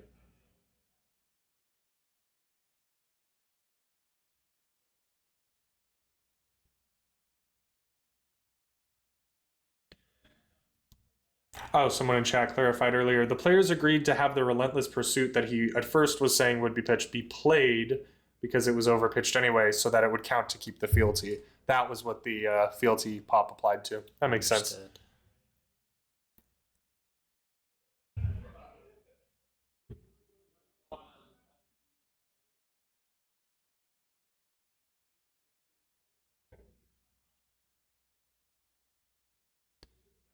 Sounds like they're all doing some math here to determine how much exact damage is coming through.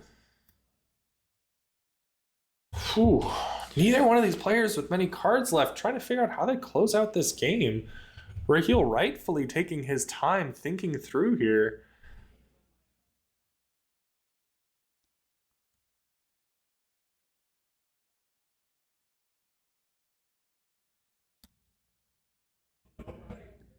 Sometimes when games are going fast and you're aggroing out and you're just throwing damage, it's a challenge in its own right, and it has those moments you have to not make mistakes. But these kinds of games really set people apart. These show who can sit here for this long time, really thinking through every minor decision and make it into this end game ahead of the opponent. Taking just a couple damage, making another fealty. And I think that is the Hunt's End that we saw got pitched earlier. Having to pass over the life puck again, saying, hey, can you double check the history on this to make sure we remember where I came from so I get set to the right amount of life. Rob actually taking enough damage here that Raheel might just get through. Fang might just do the Fang thing, put out good numbers, and close out the game.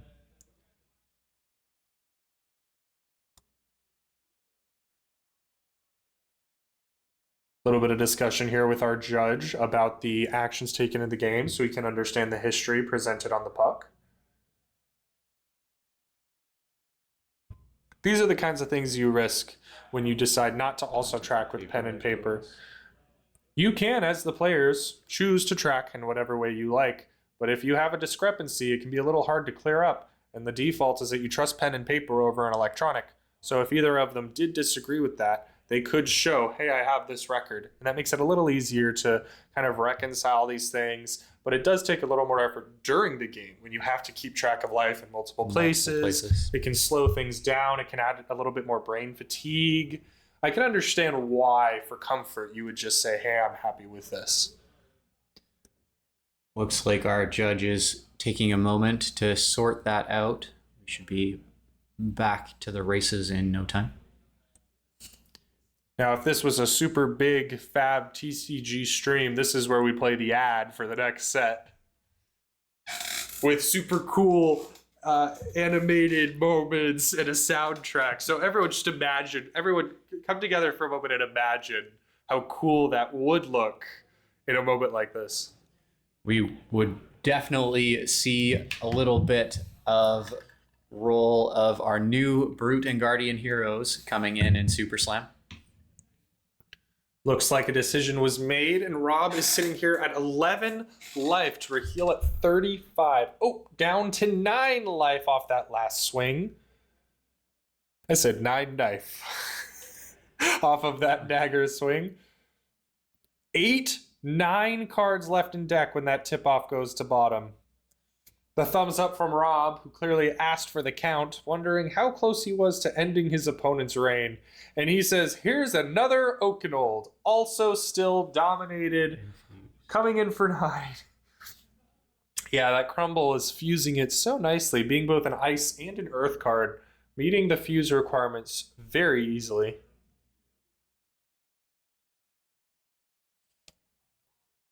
Once again, saying yes. Get a little bit of equipment block in here. I wonder if Raheel will even bother to put a card in front of this, knowing that there is only one other Oakenold left in the deck. Yeah, he's looking at blocking with that headpiece, probably to filter away and try to get a little bit more offensive value here.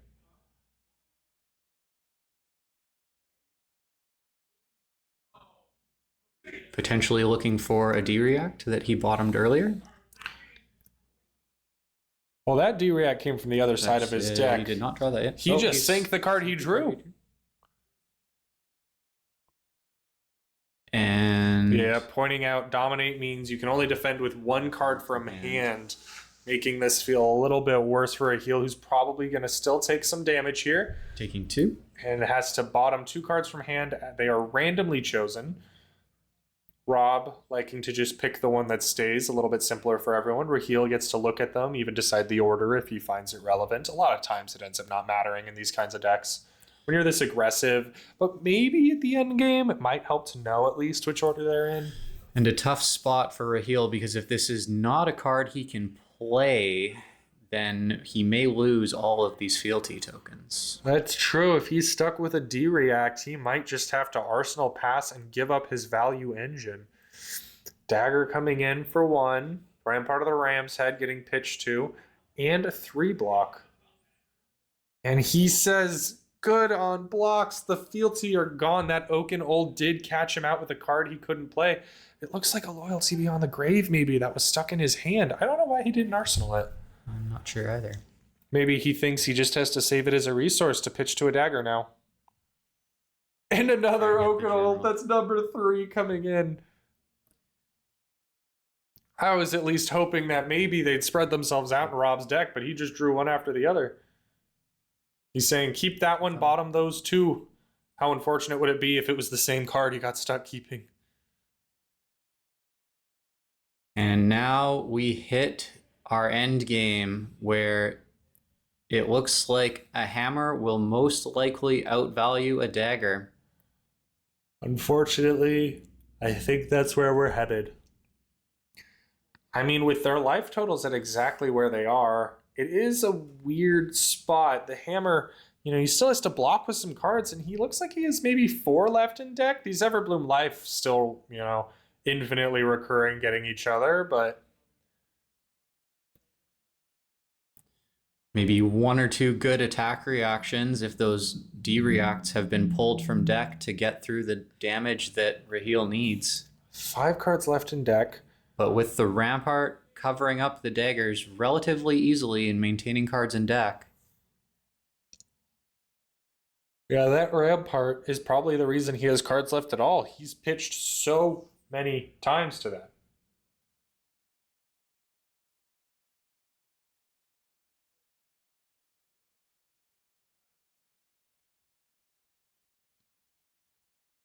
And we see that Sink Below being cycled again to pay for the dagger. When you're stuck with these D-Reacts, you just have such a hard time getting the offensive value out. And once again, he's going to say, that's nice. Here's Rampart of the Ram's Head.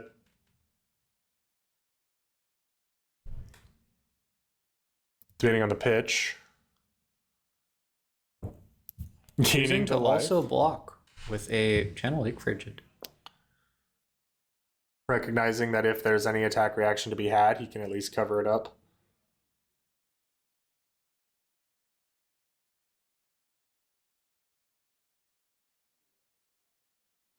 One card left in deck for our Fang player. Everbloom Life, once again recurring Everbloom Life. The same little loop he's going to continue doing here. And finally swinging out with the hammer.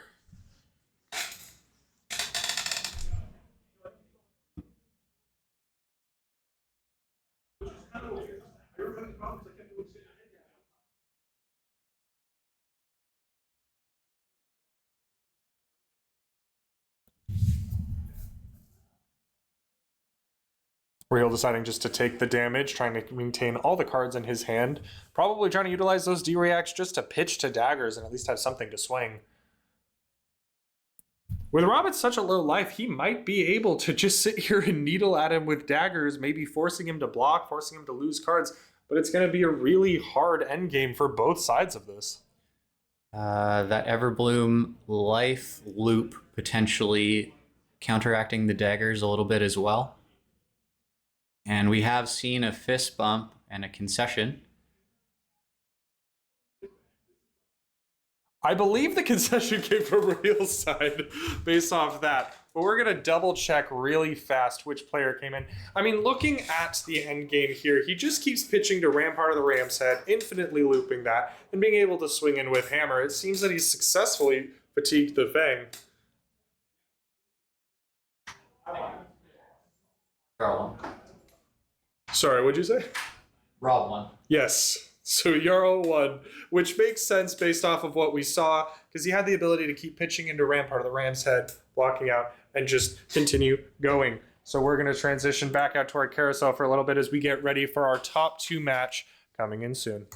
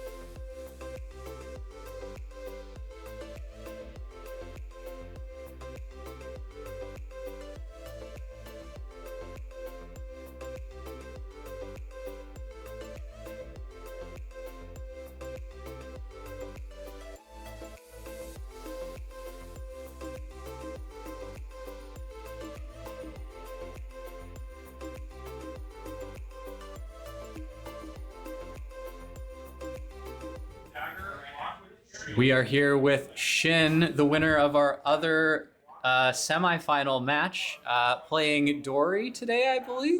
Yep, only hero I know how to play. Awesome. I hear you're a fantastic Dory player, and we did have you on stream earlier in the day where you fatigued Fang, I believe? Yep. That was a great game and a perfect display of how Dory is capable of grinding out a win to the end game. Yeah, for sure. I think a lot of people don't expect Downblade Dory to especially like fatigue because, Dory's just always trying to get counters, but if you could always pivot towards like blocking out and then playing a value game, I think she's a very strong mid-range, even in sometime a control deck, so. That makes a lot of sense. I was super impressed with the way you were using your tunic counters to swing Dawnblade even after blocking with a full hand. Right. It seemed like you were really focused on converting your value and grinding cards out of the deck. Right, like a 0 card 3 is pretty strong, so. That's awesome. Your next matchup is going to be a Jarl. How do you feel about that matchup? Usually not too bad, because they also try to go to a mid-range control game. So since I'm kind of tech for that, I feel pretty good. However, I know Rob is especially leaning heavily towards fatigue, so that makes it kind of unfavored. So I don't even know if I want to play because it's gonna be super grindy. And then today, the whole games I played was all grindy games. So not looking forward to it. Both of you very fatigue oriented, looking to get over that finish line in the last game. I'm sure it's going to be a great game no matter who wins. Really looking forward to seeing you both play on stream. All right, thank you very much. Thanks so much for taking the time to talk with us, Shid. Now I'm forced to. What if I don't play?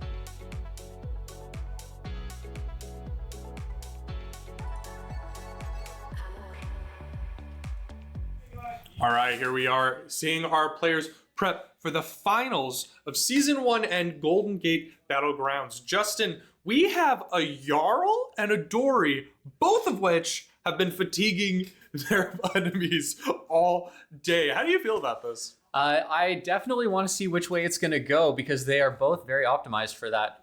Shin was saying that he thinks it's going to be a grind when we had him on for his interview. So I imagine both players are expecting this game to be a little bit long, maybe a little drawn out, and probably come down to the last couple cards. I think I agree with Shin. This is going to be a grind. I just had a chat with Rob very briefly outside, and his sentiment was, yeah, Everbloom Life shouldn't be a card because he's sitting there going into these grindy games and getting this point where he can just loop that and keep this card in deck. And since Jarl's technically an Earth hero, he can run it. What do you think about that?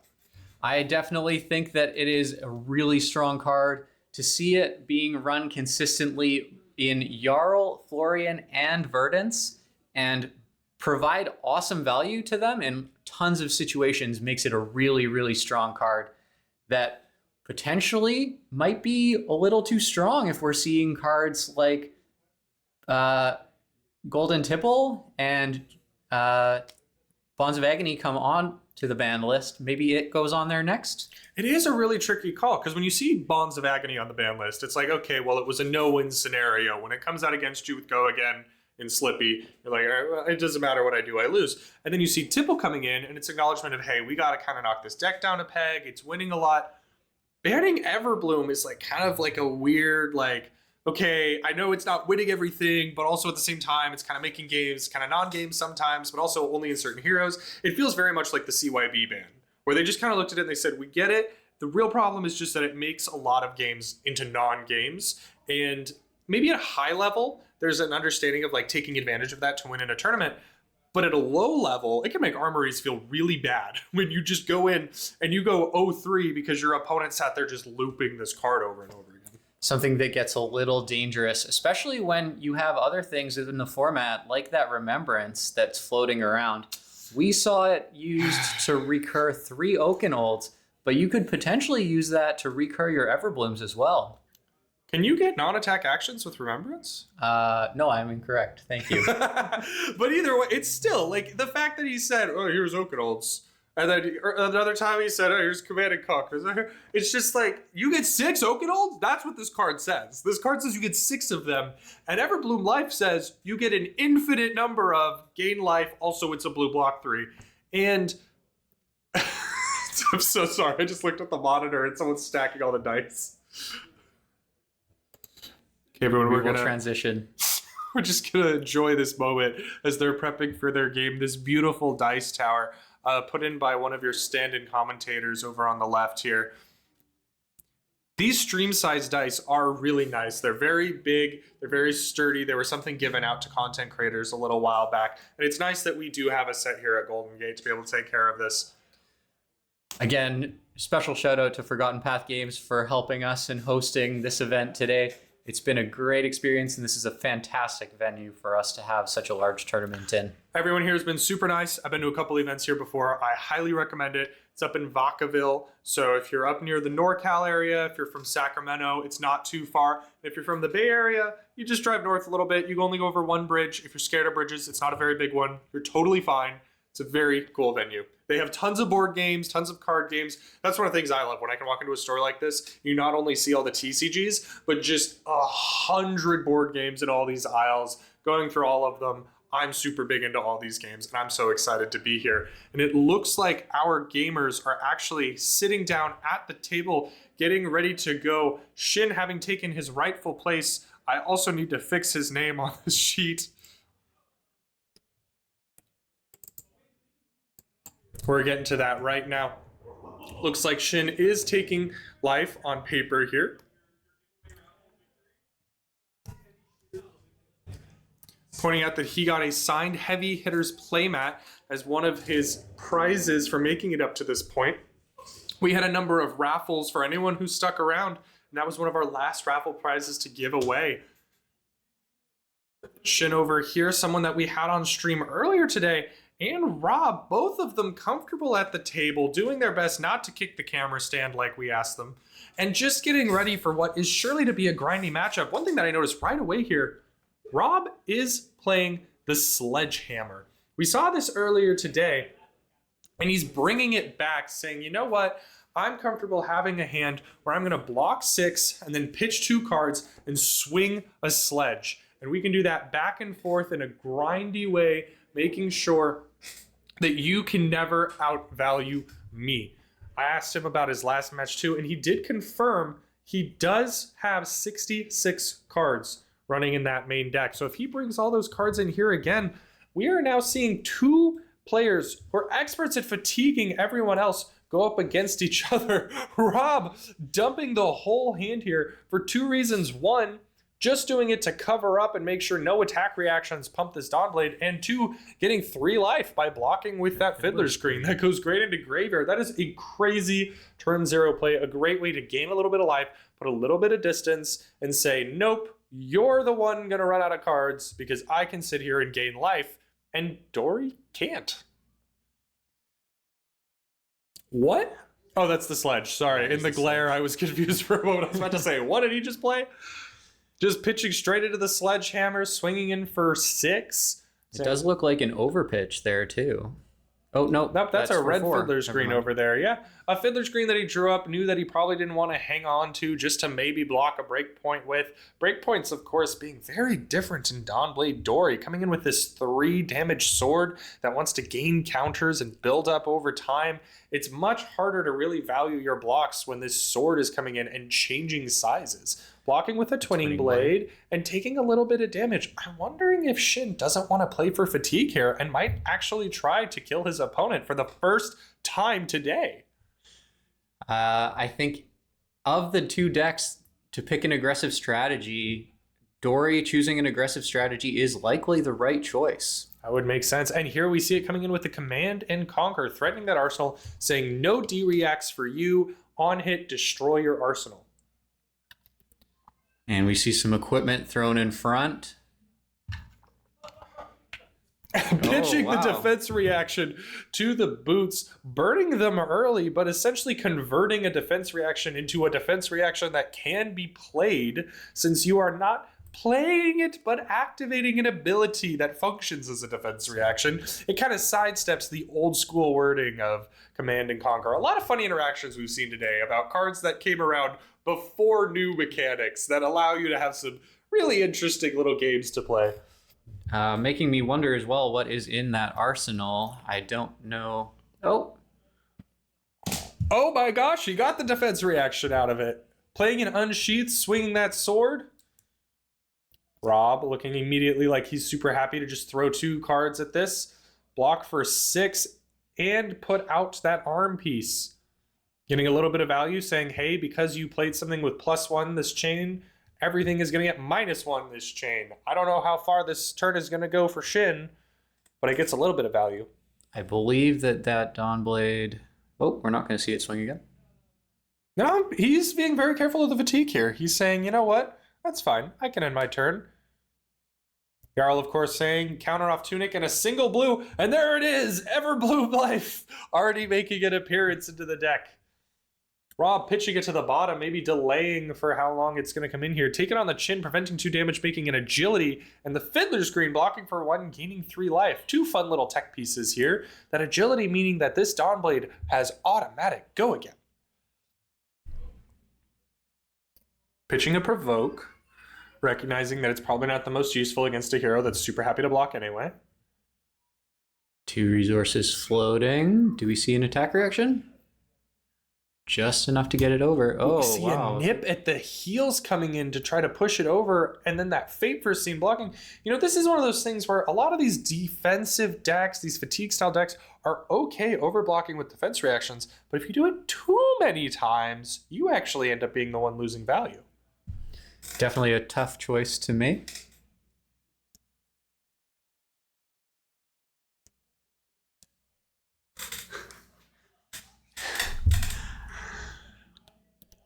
Shelter being played here to cover some of that damage.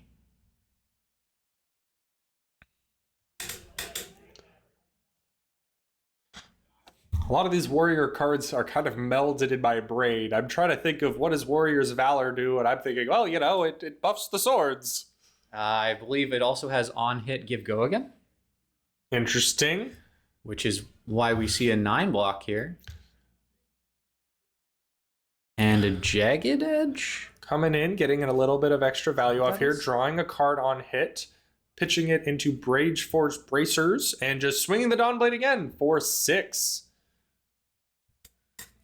Jarl just taking the 6, recognizing he can't stop this anyway. This puts a counter on the Dawnblade, ladies and gentlemen, folks, children of all ages, farm animals who may be watching. This is the first counter I've seen on Dawnblade today in this fatigue style deck. And this makes it even that much harder for Jarl to block out those Dawnblade swings. Now coming in for 4, and if he even gets the sword to connect once, he keeps the counters, and when he gets it to hit a second time, he gets another counter. An agility and a vigor with that Goblet of Blood Run Wine. Such a fun card. Pitching a Ripple Away, coming in with that Dawnblade. Ripple Away being, of course, one of many blue block 3s that may or may not be useful into random matchups. The kind of blues that Shin is comfortable running, because he knows most of the time they're pitching and blocking, but then he gets those little tech pieces every once in a while. Also useful in this matchup to discard and potentially prevent a Frostbite that might slow you down at an inopportune moment. The tricky part there is that the Frostbite must be one made from an action card's effect. Jarl's effect can't be stopped with a Ripple Away. I mean, with a little bit of a buff over the top, looks like Glint the Quicksilver saying, draw a card, give me go again here. I believe he's already got the value. He's just thinking, how do I use these 3 cards to do a little bit more? What is that? Oh, that's a defense reaction that he pitched for. The camera wipes out the color on that thing. My goodness. I promise all you folks at home, the equipment will improve. Tune in next time for when we have 4K HD TV IMAX cameras. Is that Blocking a with a Command and Conquer. poison the well that he has pitched? Yes, it is. And you know, when he said that he's playing this fatigue game, he's just putting all these extra cards in, it's probably just a blue. Oh, and here we go. He's playing the Everblue The Life. loop begins. Wait, did he go to loop and realize that he already had the other one in deck? That's fine, just putting something else on the bottom, a nice little Ice Tech piece, and drawing up here an Agility and a Vigor, meaning he's got a resource and a go again here.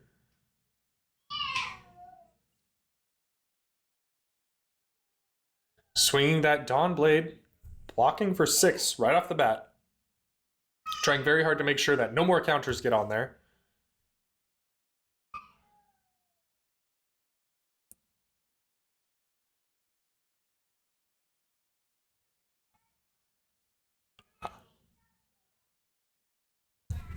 Shin looking at this sledgehammer, thinking, how do I devote enough value to this? Checking the graveyard, thinking, what does he still have? With life totals at 36 and 38, these heroes are still going nowhere. This is two very defensive fighters, punching each other and mostly blocking, protecting their life totals, hoping that the other person wears down before they do. Definitely a match that will be measured in cards, not in life points. Having a lot of cards that aim towards making that Dawnblade valuable can be useful, but having a sledgehammer that you can constantly pitch 2 cards into means that you can retain a lot of that value. Now, he doesn't have the shield in this matchup since Sledge is a 2-handed weapon here. Losing a little life, gaining a little life because Fiddler's Green gaining off of the card that he pitched. Both of them with a Heart of Findall and a very empty pocketbook. But oh so shiny. For those of you Gen Z and Gen Alpha, a pocketbook is what old people carry money in.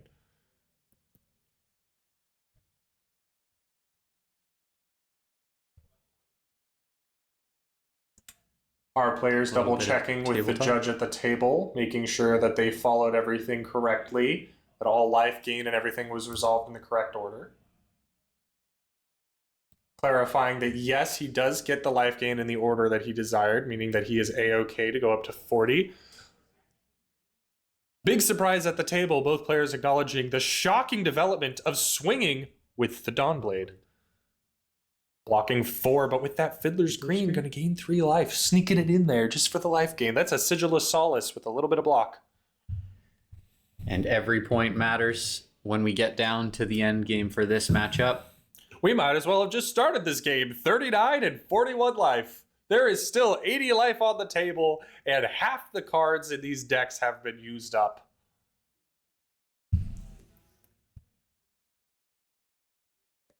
Shelter, just covering a little bit of 4, taking 2 damage.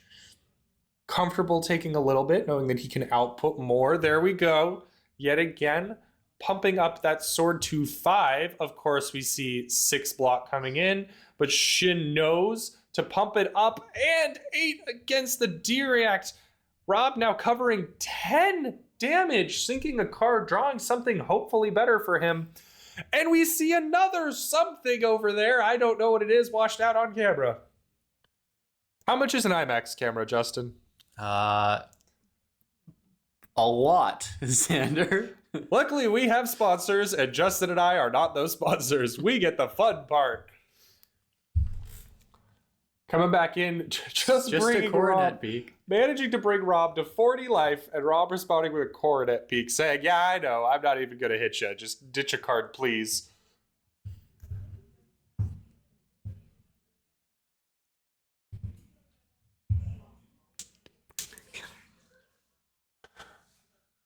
Swinging with the Dawnblade. Not blocking with that card. Blocking with 2 cards, saying, here's 6. You want to pump it up? One of those will be useless. Shin not taking the bait, saying, Arsenal pass. Not giving up any cards that turn when Rob gave up 2. I mean, that's the kind of math that you're doing here to try to fatigue somebody. The math you are looking for to win a long, grindy game. Do you put cards in front of this 6 damage? Do you let it through? We can see our judges doing the same mental math as all of us, wondering if Shin spends 1 card, but Rob spends 2, so that next turn Rob can spend 2, so that Shin can spend 3. Who runs out of cards first? This is the worst 4th grade math problem you could ever find. We should let the teachers in our play group know so they can bring it to their students for those days when they just keep misbehaving in math class. Once again, front pumping the Dawn Blade. I believe this is coming in for 5, if that's the same one from earlier.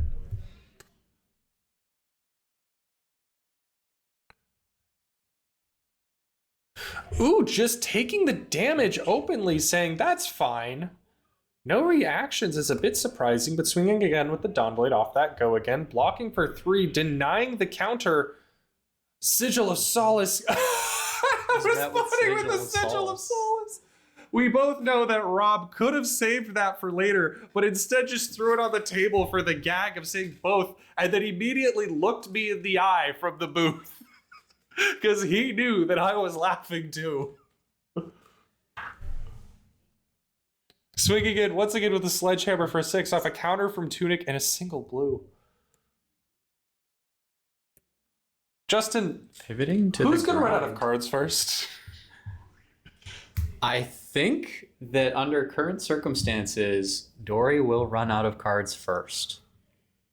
It almost looks like Jarl is deeper into his deck, but it's so hard to say. With the Everbloom Life and the Remembrance, there's probably a couple extra in there that we don't accurately see in the pitch stack. I keep willfully purging the Remembrance from my mind just to be reminded it exists. I understand that Everbloom Life is probably more problematic in a general sense, but Remembrance just makes me hate seeing cardboard and being able to read. A 3-block popped in with a Command and Conquer as the follow, saying here's a 6-block. See, once again, this is an example, though, of Shin spending a total of 1 card out of his deck when Rob had to spend 3 just to defend that. I'm not sure if looping these Everbloom Life is actually going to save him from this. It's possible. 1 life, also maybe not enough to keep the engine going if Shin can get some energy moving. 33 to 40 life, both of these heroes basically still at their starting point, just burning through their deck. So here's an example. If Shin is spending 2 cards to swing 8, the other pitch is coming back in the deck, Rob will have to spend 3 cards to stop this, and in doing so also has to give up his ability to swing a sledge, meaning he's probably going to give 2, swing 2, but his swing back is only for 6. I don't know. I really feel like Shin might be able to outvalue this frozen to death version of Jarl.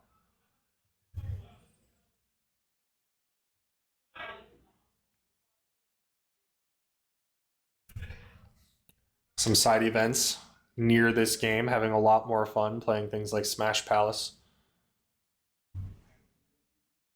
But none of Looks them like a are great having as reason. much fun as we are right now, because we get to say whatever we want and you all have to listen. Yeah, see, look at this. Look at how many cards he just counted through his graveyard. I don't think he's really burned nearly as many as the count that he's looking through with Jarl's graveyard. That's so many cards. I might be getting fooled by double sleeves here, but I really think that Jarl's burning out faster. It is possible. I'm not convinced that it's clear either way. Maybe once we get through a couple more hands, some of the value that these players are generating with their fatigue plays will start to show up in one direction or the other. It's true, and here I was talking about spending cards. Jarl able to just pitch 2 cards, defend with 1 single card from Arsenal. That is how he gets some of that value back, and here he goes once again saying Coronet Peak. Ouch, pitching 2 cards just to afford it. Potentially enough to slow Dory down.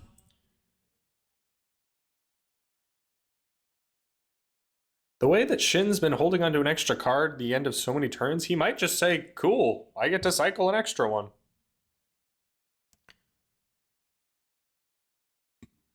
Looks like a jagged edge. deciding that that's probably worth more later in the game than right now. Coming out with a Dawnblade, pitching that Steelblade Shunt, blocking with a Midas Touch, 3-on-3.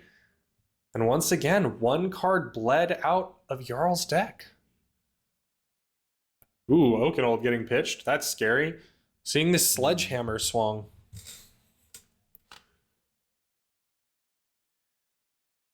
Wondering if he didn't have the Ice Earth cards fused to really capitalize on that Oakenold. I want to say that's a Remembrance next to Oakenold, but that would only be 3 resource. Oh, he removed from Tunic. So it is. It's a Remembrance next to an Oakenold. Only 1 damage taken. I would guess that's a Steelblade Shunt then if it was able to stop 5 damage. Agreed. And we see a Steelblade Shunt pitched as well for a Command and Conquer. And a snag. Using the Steelblade to over pitch, just saying, hey, let's clear out my hand a little bit. What's he going to snag here? It looks like that Steelblade Shunt was probably intentionally counterstacked into the Oakenold. Oh, that's really clever. I mean, can you counterstack if you have different amount of cards in your deck, though? Maybe they're a lot closer than I thought. These 2 players are probably keeping track of the pitch stack much better than I am. He said E-Strike for 7, I guess. Unless you drew that card. Somebody tell Rob to use dice. There we go. He heard me. Wow. That was crazy. E-Strike coming in for 7.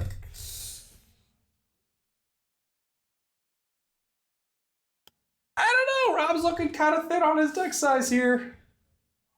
You may be right. It might be wearing down a little faster than we had initially thought. That Warrior's Valor giving go again with the on hit. It looks like just a 4 block here. Ah, there we go. Tear asunder to the bottom of the deck. Dory thinking, how do I get this to hit so that I can swing with it a second time this turn? One of the funnier interactions about this Dawnblade, it's not just trying to give it go again, it's that it has to hit so you can swing a second time.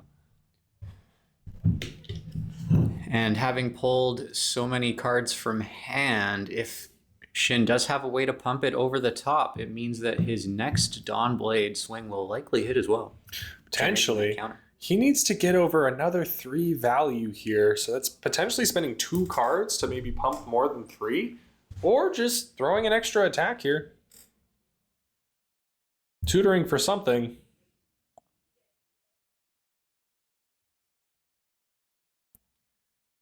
Is this a Spark of Genius that he just played? Searching for an item? I believe if he looks for a 3 pump here, he should be able to get over the top.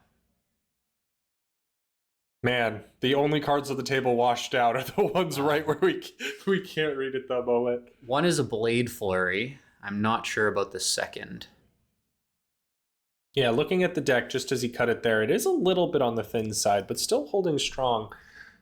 Jarl, of course, gaining life off of the Fiddler's Green, going right back up to 40 life. We just heard Rob say it is inefficient.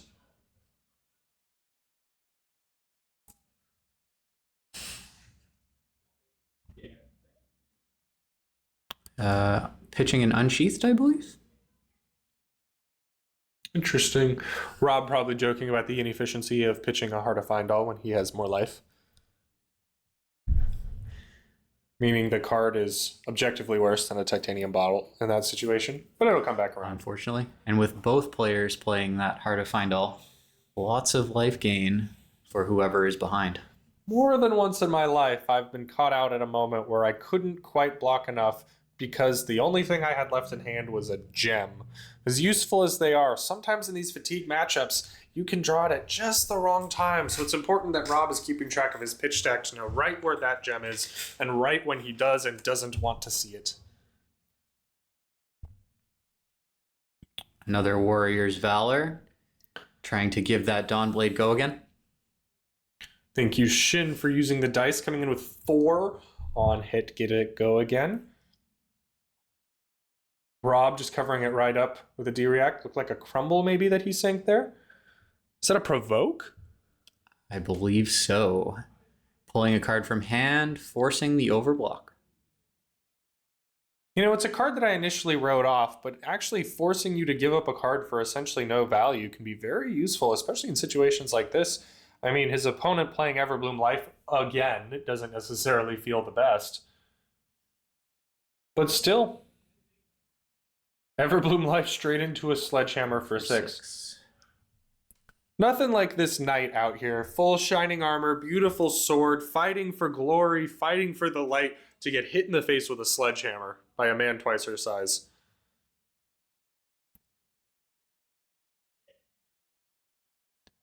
Really thinking about this block here. Shin wondering, do I hold on to these cards and attack? But with the life total so much lower, wondering...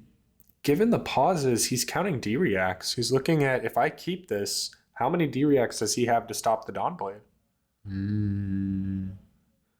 And by my count, I think he still has 2, 4, 5, 6, 7, 8, 9, 10, 11, 12, 13, 14, 15, 16, 17, 18, 19, 20, 21, 22 cards left in deck for Jarl. And we're going to count the Shin. 1, 2, 3, 4, 5, 6, 7, 8, 9, 10, 11, 12, 13, 14, 15, 16, 17, 18, 19, 20, 21, 22, 23, 24, 25, 26, 27, 28, 29. 22 to 29. It looks like our fatigue deck may be getting fatigued. I know this is what you all tuned in for, to hear me count. But that's what you get when we have a fatigue mirror finals. It was this or an aggro game that ended in 6 minutes. Really thinking through, if I keep these cards, can my opponent stop with the D-reacts? Can my opponent prevent me from getting over and getting that value I need to kill him at 41 life? Jarl has more life than when the game started. That Coronet Peak really slowing down the tempo that Dory could put out this game. We do see a small block here, taking a little bit of damage. Throw it in the chat. Do you think CYB ban did anything? This deck seems to be functioning just fine without it. Trot along saying, all right, my next attack here is going to have go again. Rob just taking 3, finally just saying, okay, sure, I'll take a little bit of damage. And the Dawnblade again. Now this one having already hit, potentially setting up for a Dawnblade counter. It looks like he activated the bracers, which I believe buff it by 1. Rob basically slow playing him with that D-react. Taking just a couple damage over the top here. Choosing to play a Blade Flurry late in order to hide a little bit of information. Probably a smart play in this case. It ended up getting that D-react out. And that's what he was playing around that whole time. He was looking at how many D-reacts does he have left. If he's running 3 Sync Pillows, 3 Fate Foreseens, and 3 Shelter from the Storms, that's a lot of defensive value. The cards in this game are always heavily weighted towards offensive value, so having those 0 for 4 D-reacts is incredibly powerful because it allows you to block at a rate much higher than anything else in the game can give you defensively. Once again, we're looking through graveyards here, saying, what do we have left?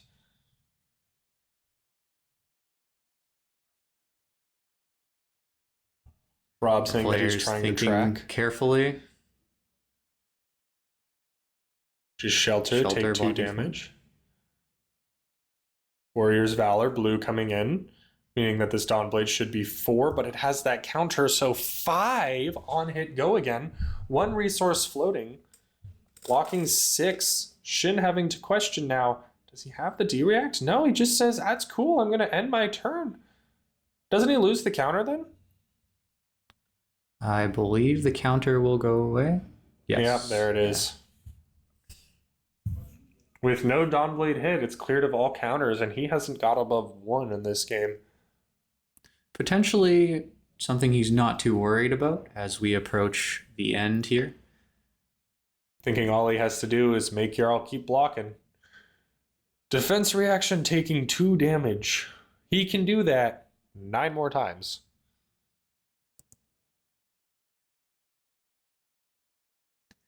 Trot along and pitching the Nip at the Heels, one of my favorite cards. These fun little blue block 3s that give a go again to small attacks and give a +1 to small attacks. The kinds of things we'll probably continue to see in future decks on and off. Everbloom Life. Gain a life, recurrent Everbloom Life.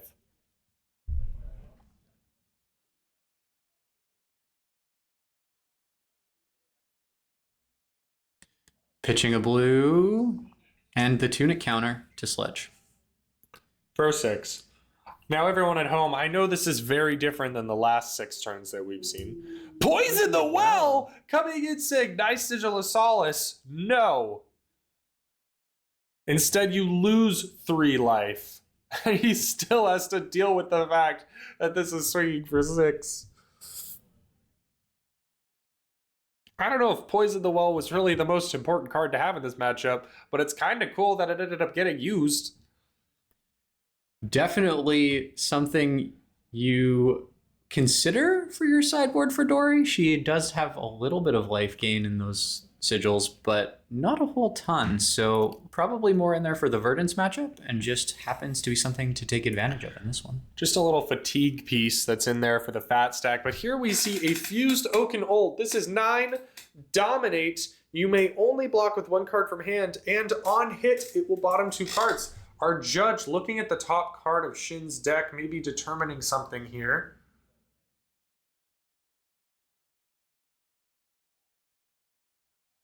Ooh, it seems that there was a mistake in drawing the hand. He has to reveal the hand to Rob and allow Rob to choose what card to bottom. Unfortunate, but it is the legal way that a judge corrects it. When you accidentally look at an additional card drawing your hand, you have information they don't. You can't just put one back and promise it was correct. Question here is, what's in Arsenal? Hopefully a defense reaction. Assuming you're rooting for him to not get Oaken Olded. And no matter whose side you are on in this kind of a matchup, I feel like everyone should root for let's not get Oaken Olded. Blocking a little bit from hand. 3. Is that a Steel Blade Shunt again? It is, Covering yes. the other 6. Losing that card from hand ultimately didn't even end up mattering. He was able to just cover it up. Is that the Steel Blade Shunt that we saw counter-stacked into the Oaken Old earlier? Oh my gosh, yes! I'd forgotten completely, Justin. It has come back around, which means we are well into the next cycle. Someone somewhere at home is thinking, you absolute idiots, it's actually a completely different one, and you don't know how to count pitch deck. And that person is correct. And another fused Oaken Old. He hasn't even used his Remembrance yet. He pitched that for later so he could get these Oaken Olds back. Maybe that's the card in hand that would that be we're going nasty. to see. Unfortunately, Shin here actually doing pretty good fatigue-wise, but now is just fallen behind so much in life. I don't think he has another Steel Blade here to try to pull the same trick as last time. Choosing to block with a Fiddler's Green, only blocking 1 damage and gaining 3. Our players here shortcutting the life gain, acknowledging that it's essentially 5 damage taken on hit relevant. Bottoming 2 cards, Shin taking a quick peek, making sure that he knows what's gone and where they are in his pitch stack. Left with 1 card, he says, here you go. It's a sword. Man, having to pitch a Twinning Blade, that's gotta hurt. That definitely does hurt. The question now is, more Oaken Old? Well, first, it's Everbloom Life. Gain a life and go recur an Everbloom Life. At this point, every card in his deck is there because he's done this enough times to keep that stack going. If he hadn't been able to do that, he would be out of cards. You can see Rob holding up that Everbloom Life, likely as a reference to Xander about their previous conversation. Acknowledging, this is the card. It shouldn't be here. Rob, of course, the type of player to demonstrate why a card shouldn't be legal, rather than simply avoid it in the meta. We can hear them calling out, gaming, gaming, acknowledging that there was no poison in the well this time to stop the life gain. Coming in with a sledgehammer, 4-6 though.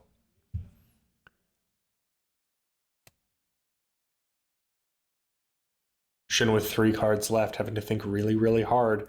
How much life can he spare? Can he really keep this going long enough to stop the Jarl? He has to attack to get the Jarl to block to fatigue him. Taking 6, going down to 5. He's getting in a really risky spot with some of these dominate attacks, being able to crawl over the top. Still having equipment might be his saving grace in those moments. Blocking for 3. I have a sneaking suspicion that... And a Blade Flurry. Ooh, coming in for 5. I was just sheltered. about to say I had a sneaking suspicion that he had a D-React in hand by the way he so cavalierly blocked. Provoke? Saying, give me an extra card, sir. And Sink Below, sinking the card to Do you think he sunk away in Oakenold so that it wasn't forced to block? potentially.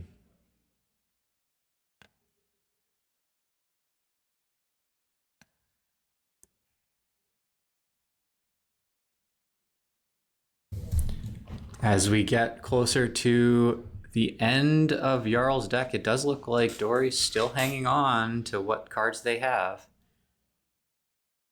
Unsheathed into Dawnblade for Is that 8? 8, which I believe means it will have go again. Well, hey, if it's greater than twice its base, I believe. Jarl only with 4 cards here left in his deck, saying, oh, I guess I have to take it. That's my best imitation of Rob.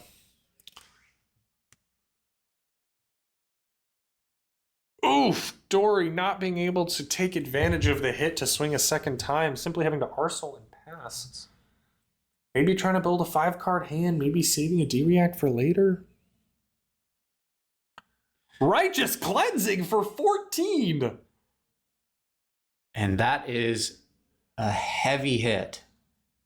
11? I thought this card came in for 14. Let me look up Righteous Cleansing. I would put it on the overlay, but our I believe overlay the broke. base damage is 10. What is pumping it? Maybe I don't remember what Righteous Cleansing does. You're right, it is 10. If it deals 4 or more damage on Crush, look at the top 5 cards of their deck. Banish 1 or more with the same name. Must be a 10, and the blur is making it look like an 11 to us.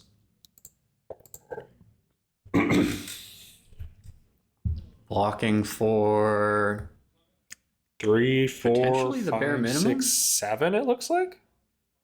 taking 3 Taking 3, saying I don't want to Crush. and crowning a card from hand.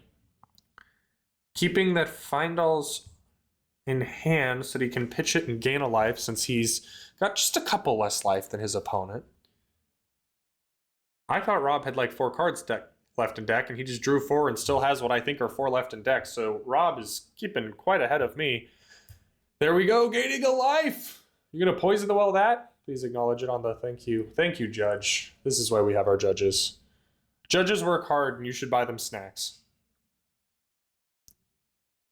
I'm also a judge. Anyway, so this is coming in as a Dawnblade attack for 3. 2 cards in hand, 1 card in arsenal. Rob is really having to think hard to make sure he doesn't just run out of cards here. Does he have another D-React to stop what is about to happen? Blocking with a Terrace Under, which probably he would prefer to keep if he could, given the add Dominate to your next Guardian attack. Well, he just gave up his Ice Earth defense reaction. Acknowledging that maybe he can no longer get a good Oakenold swing in here.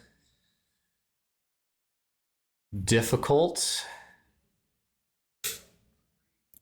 Sledgehammer coming in when your life is this low, you have to block something. Those boots, the Valiant Dynamos, still have a battle worn point on them, not yet applied. 1 block isn't going to save you, but it's something. I believe those are Refraction Bolters. Oh! But that is a Steelblade Shunt to full cover the 6 damage. Steelblade Shunt putting in work. A card that I read when I started the game, thought this is absolutely broken. Played more of the game and thought this is absolutely useless. And now Shin convincing me it might actually be pretty awesome. Hit and run. Saying, wait, hold on. Rethinking. No actions have been taken, no information gained. He can say, please hold. I did nothing but reveal a card from my hand. Having to think, how do I get all of these cards out of Rob's hand? He is about to get 3 counters on his Tunic, meaning if I don't take this from him, he swings Sledgehammer anyway. Taking the first Dawnblade. Arsenal passing. I have to wonder, what's Shin's plan here? Oh, Terra Sunder saying this has +2 dominate on hit. They discard 2 cards. Does he have a D-React? Righteous Cleansing is a nasty, nasty card here.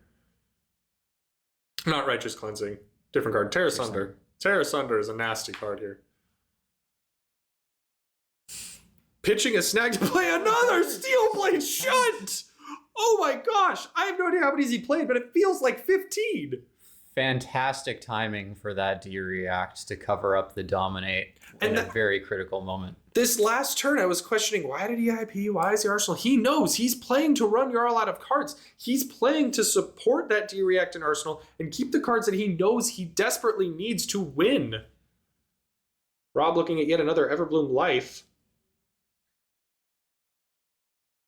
The satisfying snap of the cards on the table as we hear each of these players thinking, is this their moment? And we see a Dawnblade for 5. Rob now having to choose between his life total and cards, And choosing to preserve the cards in his deck. Saying simply no blocks.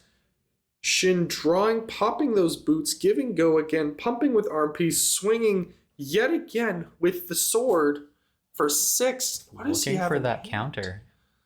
He's saying, please let it hit. Or please block. I think he's happy either way here. You either give me 2 cards or you give me a counter on my Dawnblade. Rob really thinking about this block. Considering giving up his Coronet peak. Ooh, debating how much he can really spare. Oh, he said maybe, but maybe not. He's got that gem in hand too, which does not block. He's got that Everbloom Life, which does block, but he probably doesn't want to spend it. No more blocks, taking 4. Allowing that counter to land on the Dawnblade. This game getting closer and closer to its We end. see the remembrance. You all know how I feel about this. Some dominate. 2 Oakenolds and a Terra Sunder. Reasonable. Normal. Totally fine. I love a card that says you can run 6 copies of your favorite card. But it's totally fine, because remember, it banishes itself, so at least it's on 9 copies. With 4 cards left in deck, which means we will likely see some of those cards in the next turn. Yeah, we're going to see all of those cards in the next turn. With him looping these Everbloom Lives still. They should have the same life total if it wasn't for those. Is that a Poison the Well on the combat chain? Yes. When did that get there? I think in response to the last Everbloom Life. I see. That would make sense why he's at 12, because he went to 11 and back to 12. Sledgehammer for 6, though. Dory really has to think. I have to give him something. It'd be very difficult to keep that counter on Dawnblade after this. A -1 counter on Findel Spring Tunic, meaning that you can't cash in that 1 block value on the back end. Jarl, taking away some of your defensive value by putting counters on is just such a frustrating experience when you're used to being able to defend yourself so well like these warriors.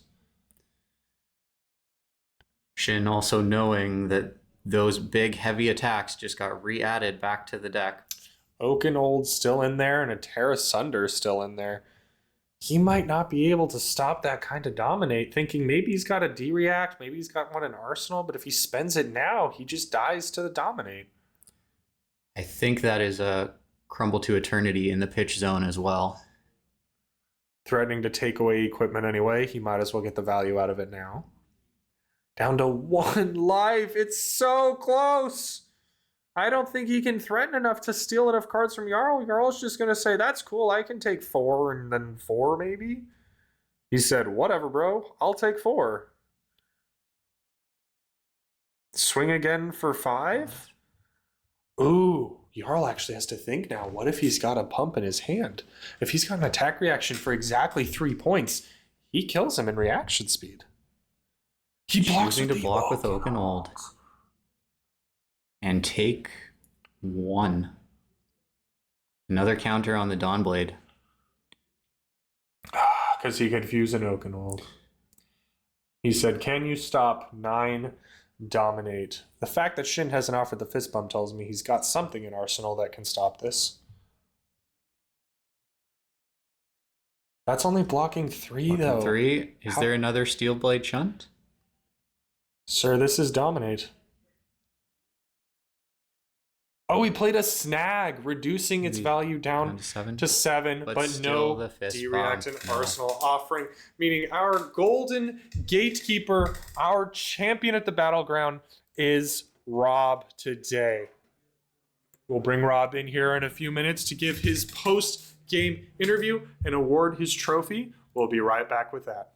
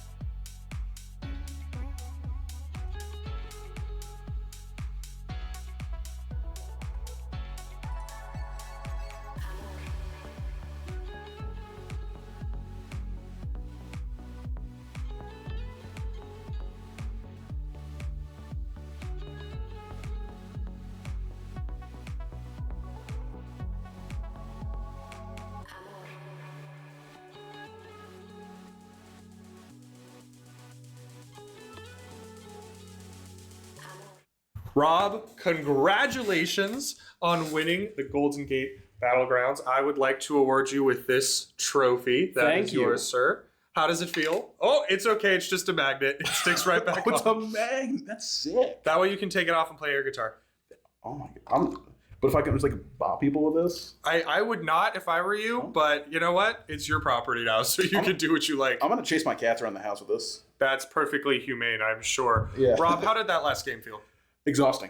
Yeah, I'm sure. Yes. I think they've all felt exhausting, to be honest. How did you feel seeing that your deck was thinning faster than your opponents? It was a little scary, but I looked at the life totals and realized he was down like 20-30 life, and I was like, you know what? We got Remembrance, we got Dominate, and I think we can get there. Yeah, absolutely. I mean, those Oakenolds put in so much value. Yeah. What a card. You know, we were talking about earlier, you and I, you were saying that you feel like Everbloom Life is the danger card in that matchup. What is that card actually doing for you over the course of the game? Sure, gaining me a ridiculous amount of life. It's the closest thing we have to CYB right now. It's effectively CYB. For people that haven't seen the loop a ton, what you do is you cast Everbloom Life, targeting Everbloom Life, and then you just loop them through your deck, and you're just gaining life throughout just the entirety. So at the end of the ideal end state is you play with Rampart, you play with Heart of Findel, you have 2 Everblooms and a 3-cost blue, and you're swinging for 4 and you're blocking for 4 effectively without taking any cards out of the deck. And and basically when your opponent's out of gas, you just win the game. That is that pure fatigue end state that you've been Yes. playing for, and you've been doing that all day to every opponent. Every single person. Yeah, and with all the aggro decks out there, I mean, you ate them alive. It's the end of a long day. It's 9 p.m. How did it feel coming into the day, and how does it feel coming out? I was feeling good. This is a list I ran through in practice. I didn't practice a ton with this list. I want to shout out Michael Metallo for putting this deck together. He was a big inspiration for us when working with this. I worked with a coach of mine, Pablo Pintor, on putting this together. We took his list. Pablo played a similar list back in Copenhagen a couple weeks ago, and we modified it a little bit for the new meta. I think Poison the Well was a new addition for us. So we felt pretty good. I only played like maybe 10 games, but every game was just like, this is brutal. People don't know how to play into this. People aren't ready for this. I'm doing just degenerately unfair things. And when people start to realize, wait a second, I'm still at 30 and they're like over halfway through their deck, people start to panic. I want to ask you then, Rob, what do you think the counterplay is into a deck like this? The counterplay into the deck like this is probably playing Florian. Okay. I think Florian is probably close to a 0% in this deck. It's really tough for us to get through Florian defenses, and as well, Germinate can be really hard for us, especially if they stack up and they go Everbloom themselves, and getting back Germinates. That's really tough. It really puts us behind. We're playing in a pretty unfair situation. So I think Florian's tough. I think this deck can actually tech pretty well for Kano, which is the other thing I would think this is tough for, but I think Kano is actually an okay matchup if you bring the right cards for it, but I think Jarl is a hero that as long as you bring the right 80, you can be favored into just about anything. That's cool. So where can people hear more from you? You have a YouTube channel, right? I do. I have a YouTube channel all in together. I just put out a deck tech on the Valda video we did for Calling Kansas City, and I am working on some content for Pleiades. We just did a first review of all the spoilers, and then I will be headed off to Montreal later this week, or I guess next week, and doing some reviews on the new cards there. Awesome. So check him out on YouTube. You said All In Together, OLLIN? Yes, together, one word. Yep. Awesome. All right. Well, congratulations, Rob. Thank you so much for coming on. I hope you have a great rest of your day, man. Hey, I appreciate it. Yeah, and to all of you at home, thank you so much. We're going to wrap it up. So all of you have a good night. We'll see you at Armory.